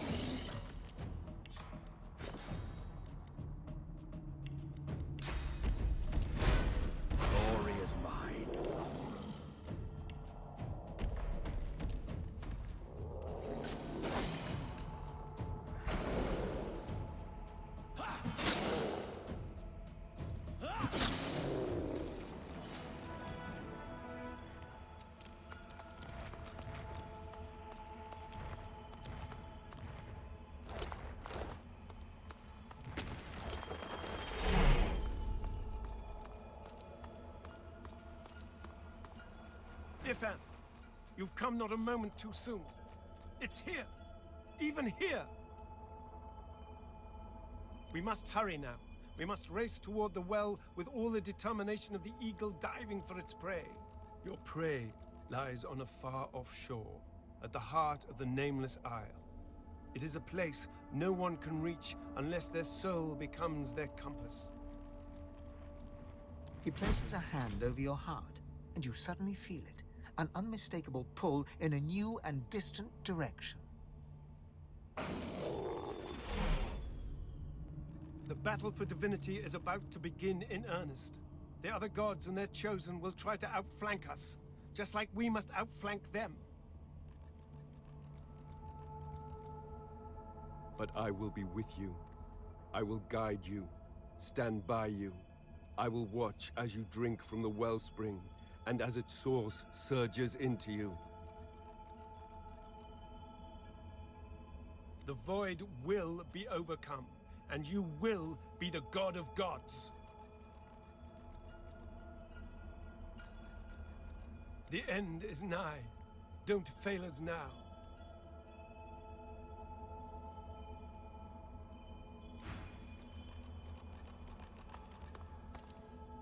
jolt back to the world, stumbling forward. Dark smoke surrounds you, hanging in the air like black fog. This feels wrong. The Meister's cry cuts through the haze. You look up just in time to see what steps out of the shadows.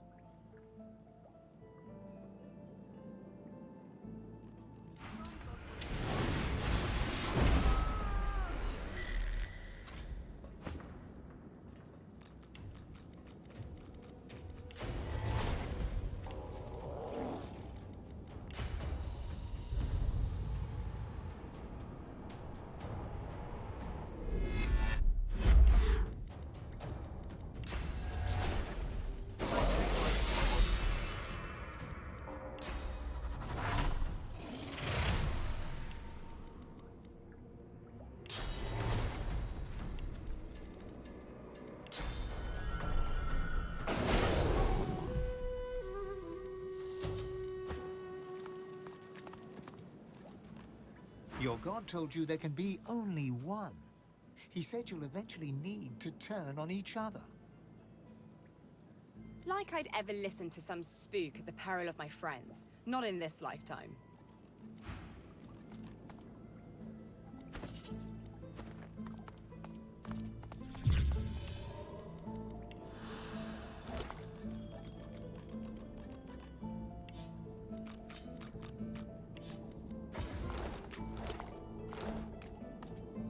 Voidwoken! Damnable bloody Voidwoken! Oh.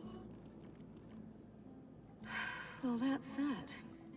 I always knew I'd die for Rivellon. I just didn't expect it was going to be in a small basement. In Driftwood, of all places. At least now you know where to go.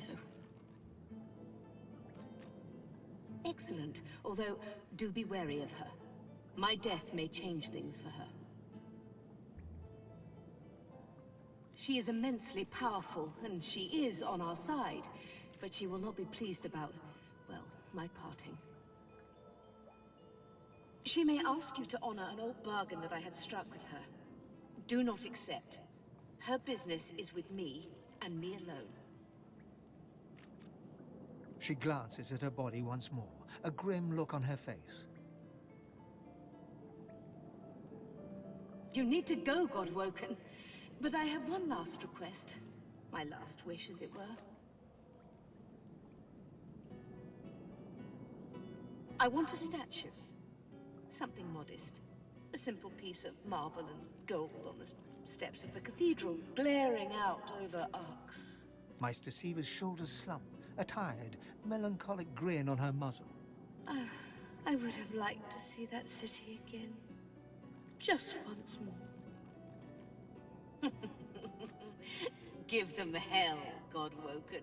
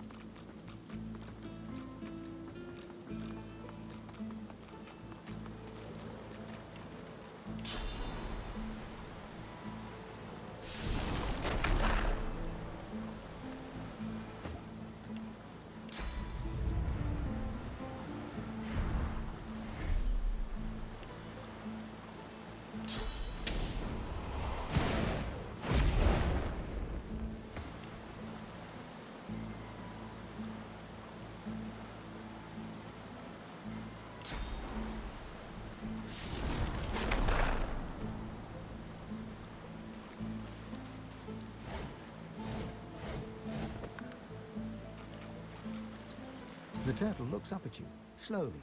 It looks down, slowly. It looks back to you, slowly. Lucky in life, unlucky in love.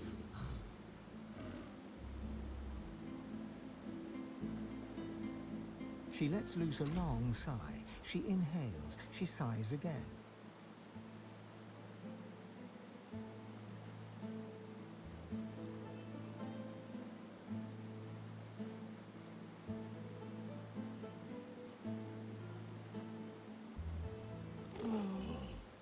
Rory, the rat.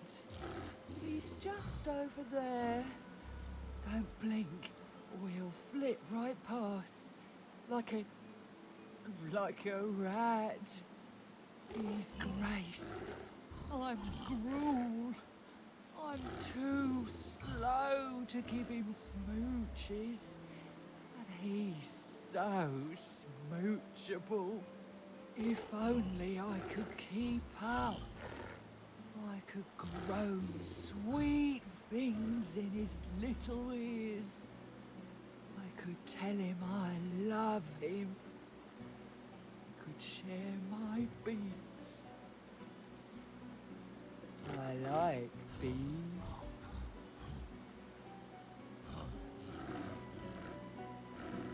Oh, how kind. I don't like butter. You could try carrot juice or some kind of...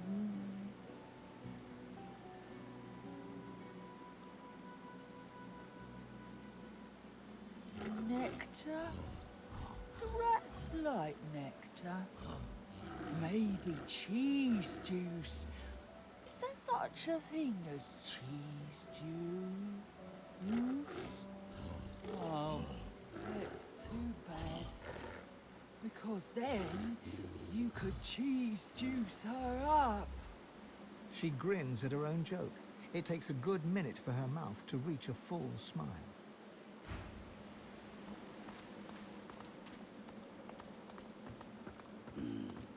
I hear something scurrying around.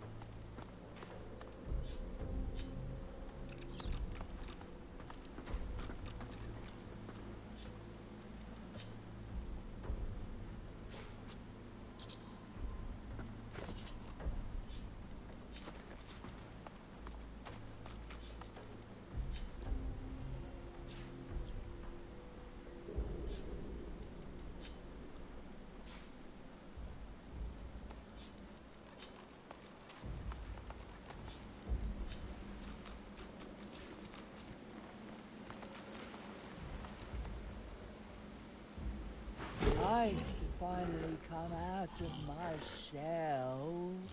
May the soil under your feet stay ever soft.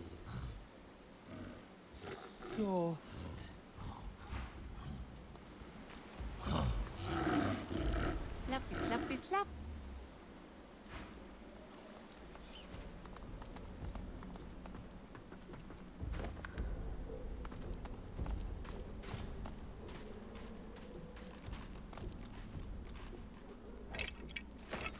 As you move to ascend the stairs, the skull at the top of the pile creaks around and gazes at you.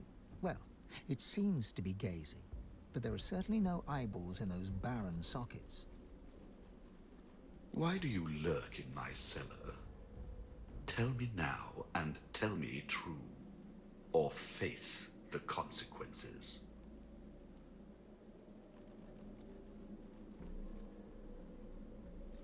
A truth so rare to hear in this world. The truth can make you many friends. Me, for example. Head upstairs, Godwoken. We'll speak more there. Riker's place. Only a madman would build a mansion on the edge of a graveyard.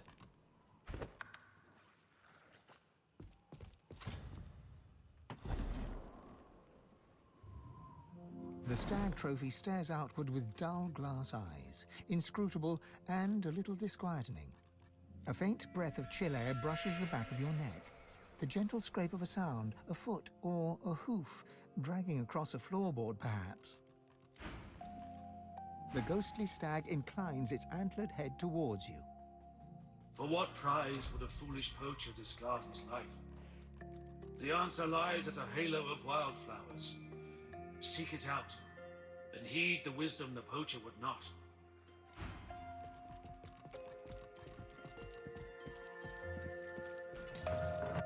Keep my voice low. No need to wake the dead.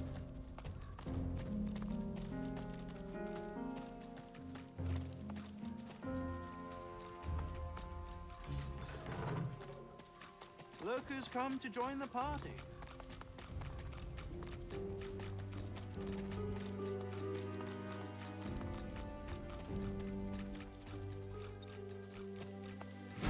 The spirit of a poacher stands before you. He begs for mercy, but not from you.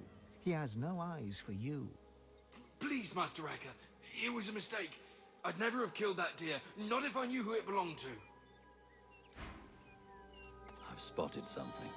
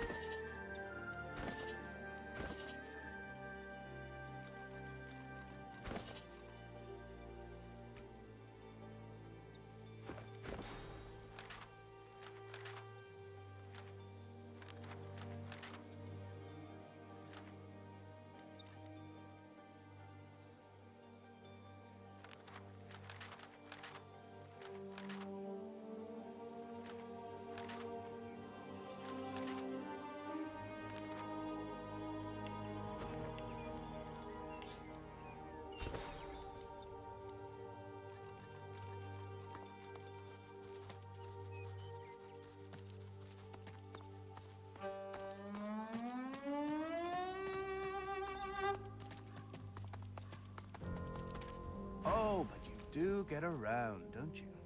He takes a satisfied sniff and rubs his hands together. His lips stretch into a mischievous smirk.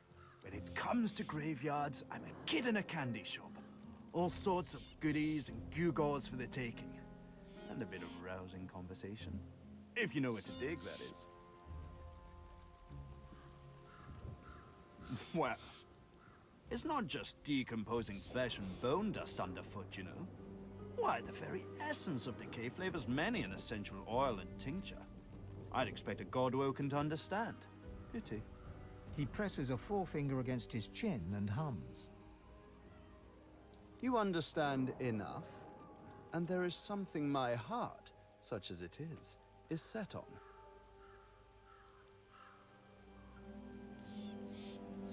Oh, you wound me, you do. My passions veritably scorch my soul. Now listen, you'll enjoy this story. Somewhere in this graveyard lies an object of tremendous power. Or so the legends say, anyway. Belonged to a family buried near here, the Surreys. I've been reading up on them. An ancient clan of eccentrics and oddballs. Fascinating people, truly. Old Joanna was the last. The poor, poor dear. Had no money, no children, just this incredible heirloom passed down to her through the generations. Problem is, no one knows what this object is. Only that it's an astounding piece of work. Seems Joanna took its secrets to her grave. Rather literally. His coy grin freezes. Hours spent on scholarship are never hours wasted.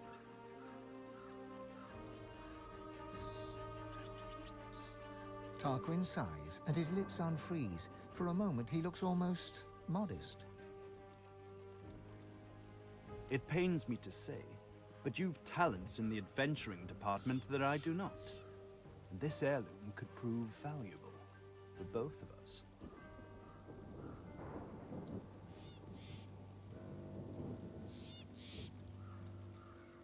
Beautiful. The Surrey tomb must be somewhere nearby. And whatever that object is in there, I bet it's impressive. He looks toward the graveyard. I do wish I could wander inside. It would be nice to look up some old friends. See if they're in good spirits.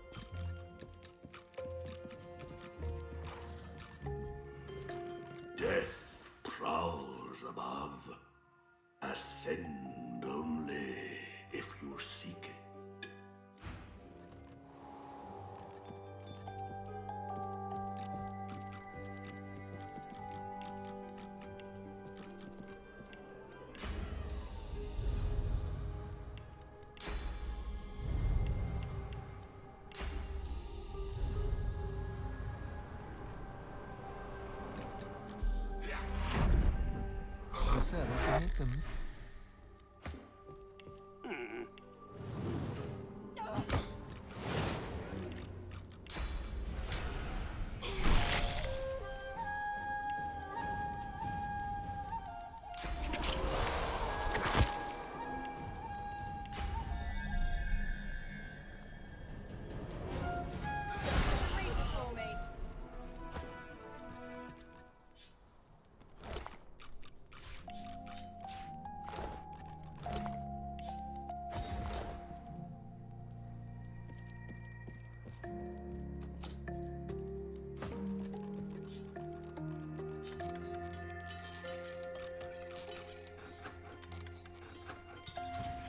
What's this? I found something.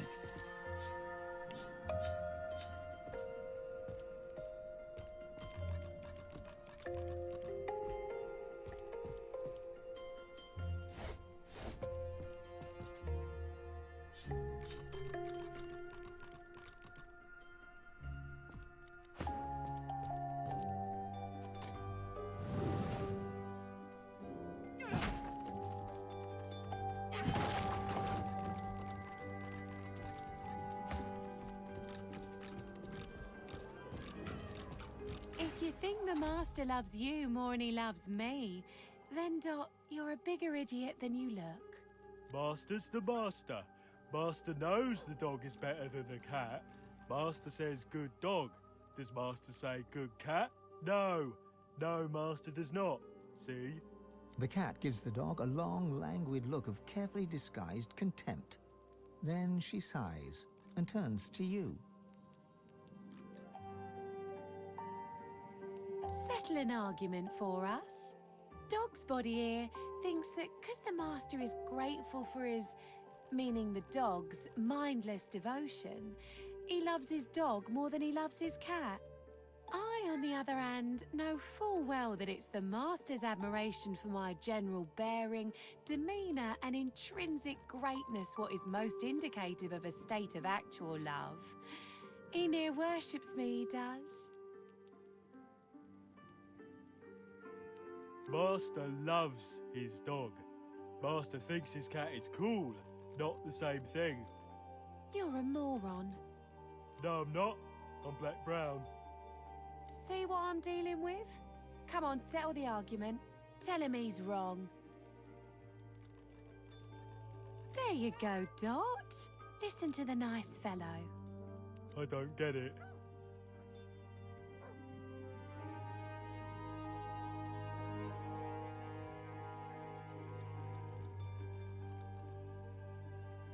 Dot sniffs at the collar, recognizes it as his own. His ears fold and his head drops. A hangdog expression appears upon his face. I suppose that makes sense. I'm all sad now. I think I might have done something wrong. My last master would have died for me. I know he would. I know because he did die for me. Come on, Dot. We'll go kill rats or something. Take your mind off it. Here you are. As a token of my gratitude, there's a shiny what's-it under the bath upstairs might be of interest to you. People seem to like that sort of thing, and I'm done playing with it. Goodbye, and good luck to you.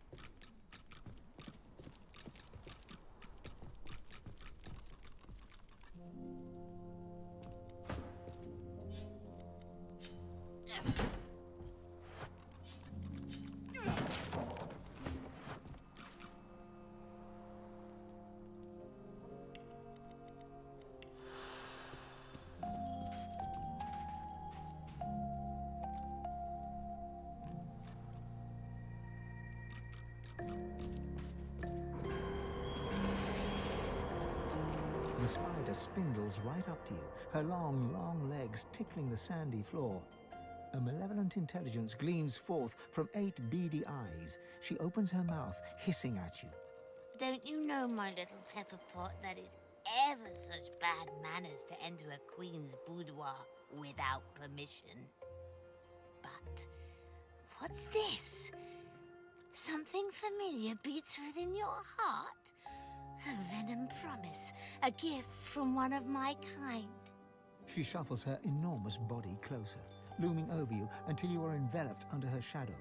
Venom sizzles to the sand from her fangs as you are pinned in place under all 8 of her eyeballs. You come here for me. You desire another spider's kiss.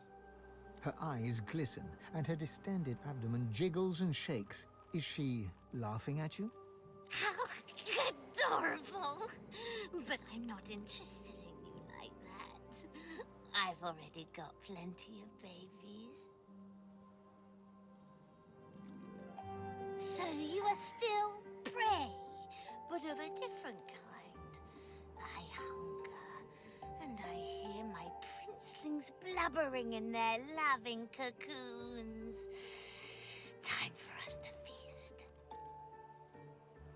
A trade, you say, Poppet?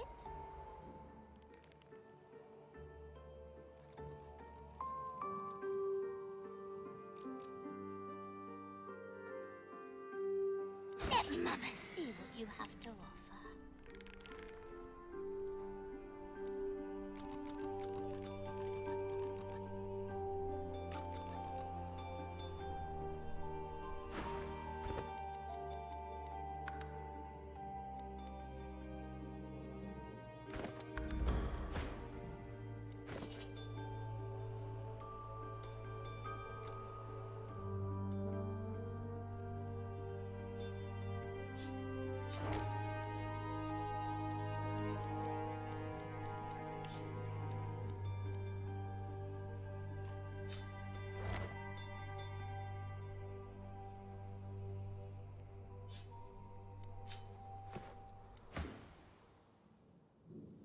Are you trying to trick me? I'm...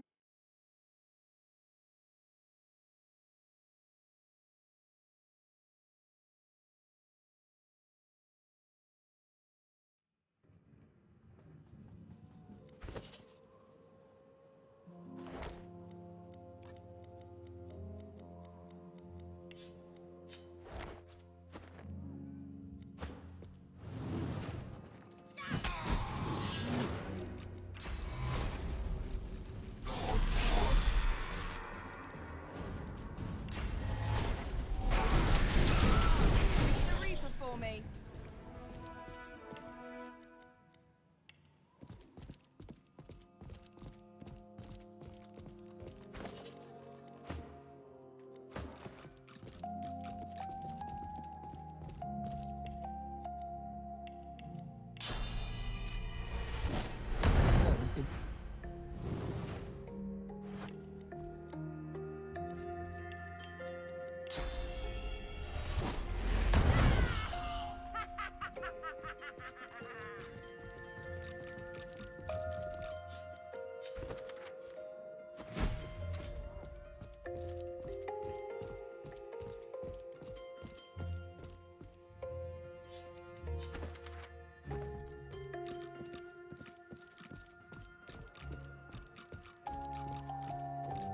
Death.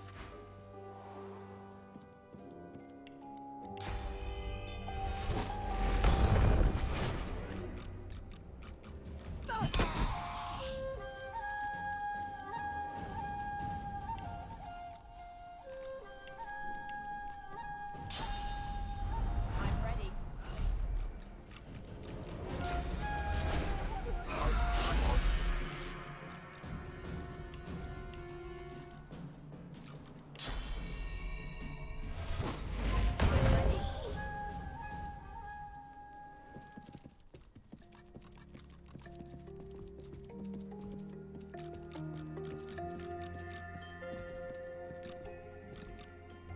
What's this? I found something.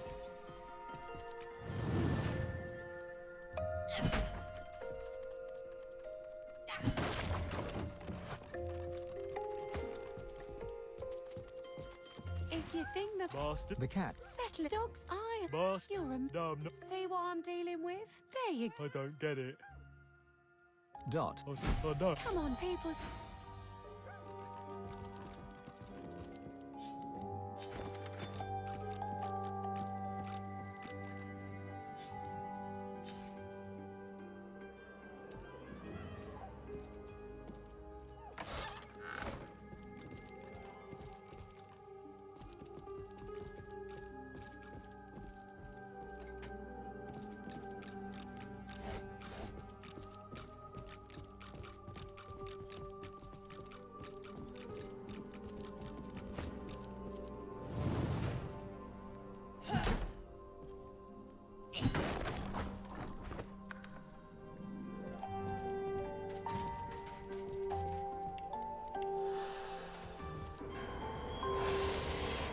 The spider spins. Don't you- She shuffles. Her eye. How so? You are still bread tree. Let Mama see what you have to offer. Mmm. Tender. Juicy. Much better than the stale old mucker I could push us through my boudoir door. The spider smacks her mandibles together, making grotesque chewing sounds as she swallows bits of some poor unfortunate. She stretches out one long leg and licks old blood from whatever a spider has instead of toes. In return for your generous offering to your queen, I will tell you a little secret about the one downstairs. He accepted a promise. The promise. And now he wants to weasel his way out of it. Maybe angel eyes? Bring me 3 more hunks of meat for my princelings, my sweet, my precious, and I will give you something. Something handmade by yours truly. Let's see, my darling, my little cherry blossom. The spider gathers the limbs beneath her enormous abdomen and reaches out to you. She holds out a tiny clump of silk. For you, some spider silk gloves. These are spun by your very own queen for your very own tiny little limbs. They will protect you from my sisters and brothers out in the world. Now go. My stomach grumbles and craves to nibble on your deliciousness. You should leave before I give in to the temptation.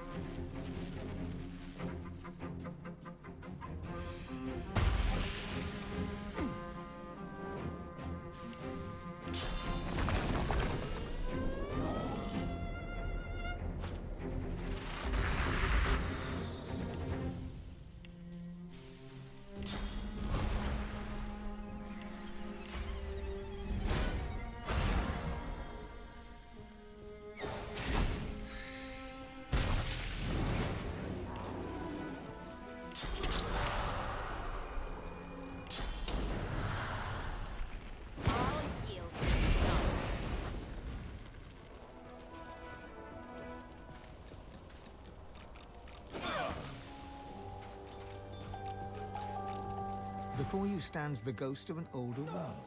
Clad in flowing Magister's robes, she peers around the room as if looking for something lost. On seeing you, she brightens and extends an ethereal hand. Magister Pavlonia. Charmed to meet you, I'm sure.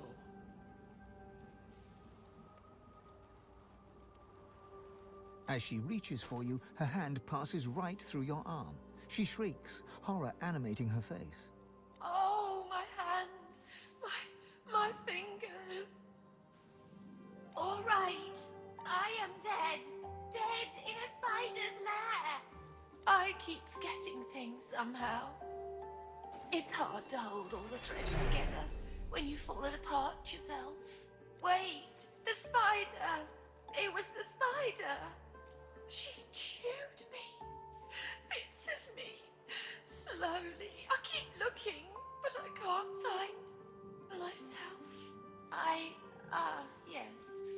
I came from the Black Pits to negotiate with Riker here in his house. We needed to ensure that scoundrel wouldn't interfere with our plans there. He must have mixed something into the delightful rose tea he served me. And then... Next I knew, I was rolled up in webbing as his spider sucked the marrow right from my bones and nibbled my limbs off.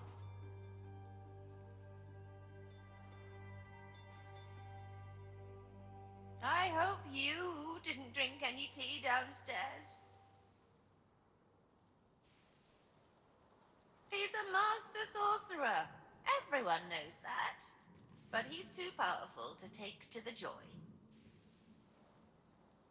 And besides, he had some business that coincided with Dallas's interests.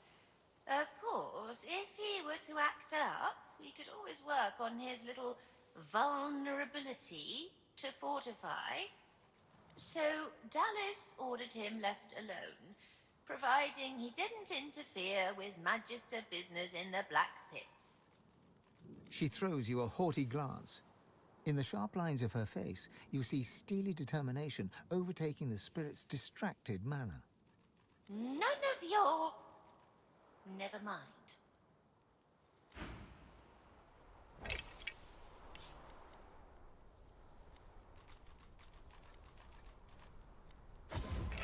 Pavlonia gazes searchingly around the floor.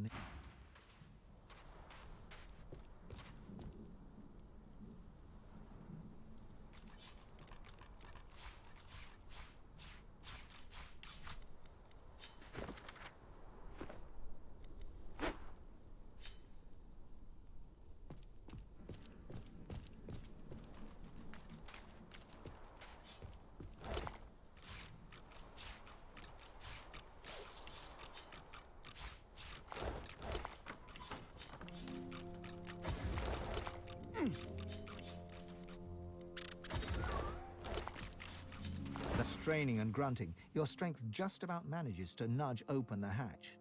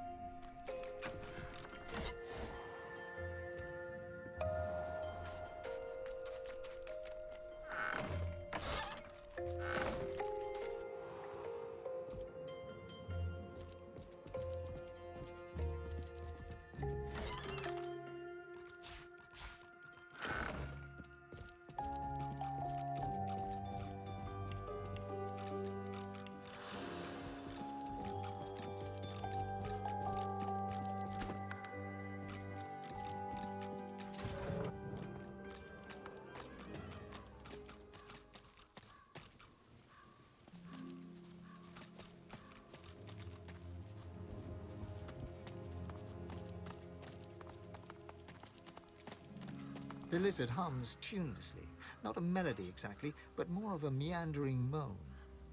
10 spans under, humans slept. 10 spans up, the dwarves were kept. Lizards burned in lasting flame. Elven trees towards skies did aim.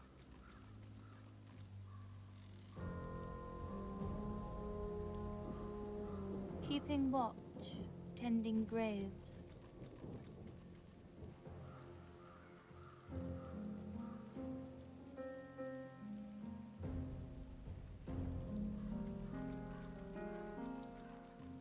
She flinches as you move closer.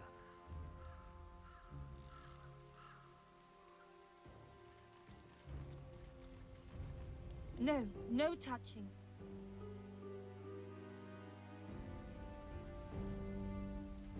Her humming fades. The eerie silence lasts for several seconds.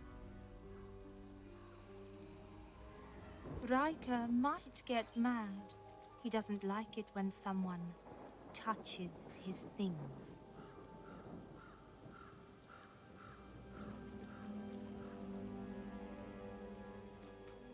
No work. I do it 'cause I like it. Don't cause trouble. Just dig and pluck weeds and shoo the ravens.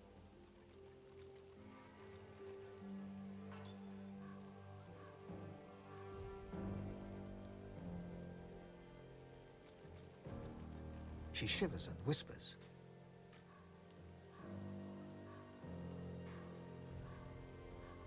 He's a powerful sorcerer. Lives here in the garden. Can take the you from you. No brain, just body. My mind isn't big, but it's still mine.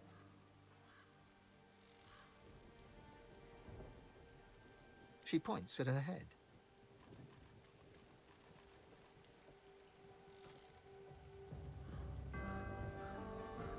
The servants, they got nothing up there. Riker has it all now. They need to be freed. Only way, kill Riker. The servants, so lost, chained by Sorcerer Riker, but they can still go home to the hall. Set them free. The ensuing silence lasts for several seconds, until she picks up the melody once again and turns away.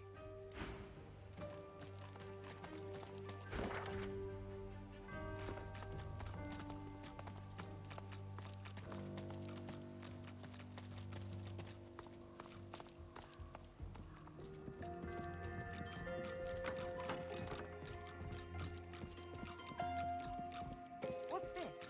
I found something.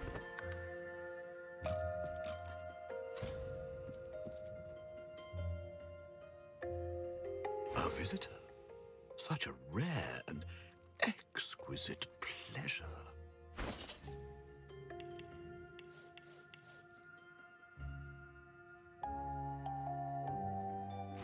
The elf tilts his head backwards, but his squinted eyes don't stray from yours. Call me Riker, and I shall call you Ifan, yes? Such fortune that a fellow lone wolf would cross my path purely by chance. Why, the stories are legendary, my good man. As you must have known of me from lupine tales, so do I know of you. Any lone wolf would recognize the silver claw on sight. To meet you is a great honor. I suspect you know yourself by yet another name, however. Godwoken.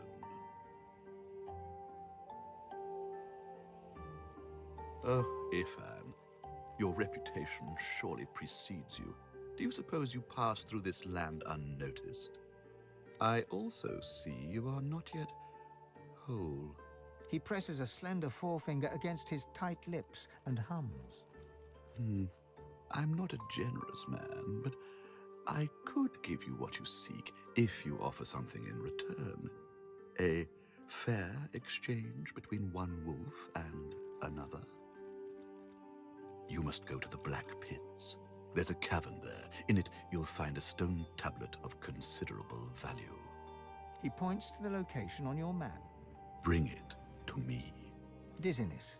It lasts just a moment, but long enough for you to feel Ralik's presence. You hear no words, yet understand.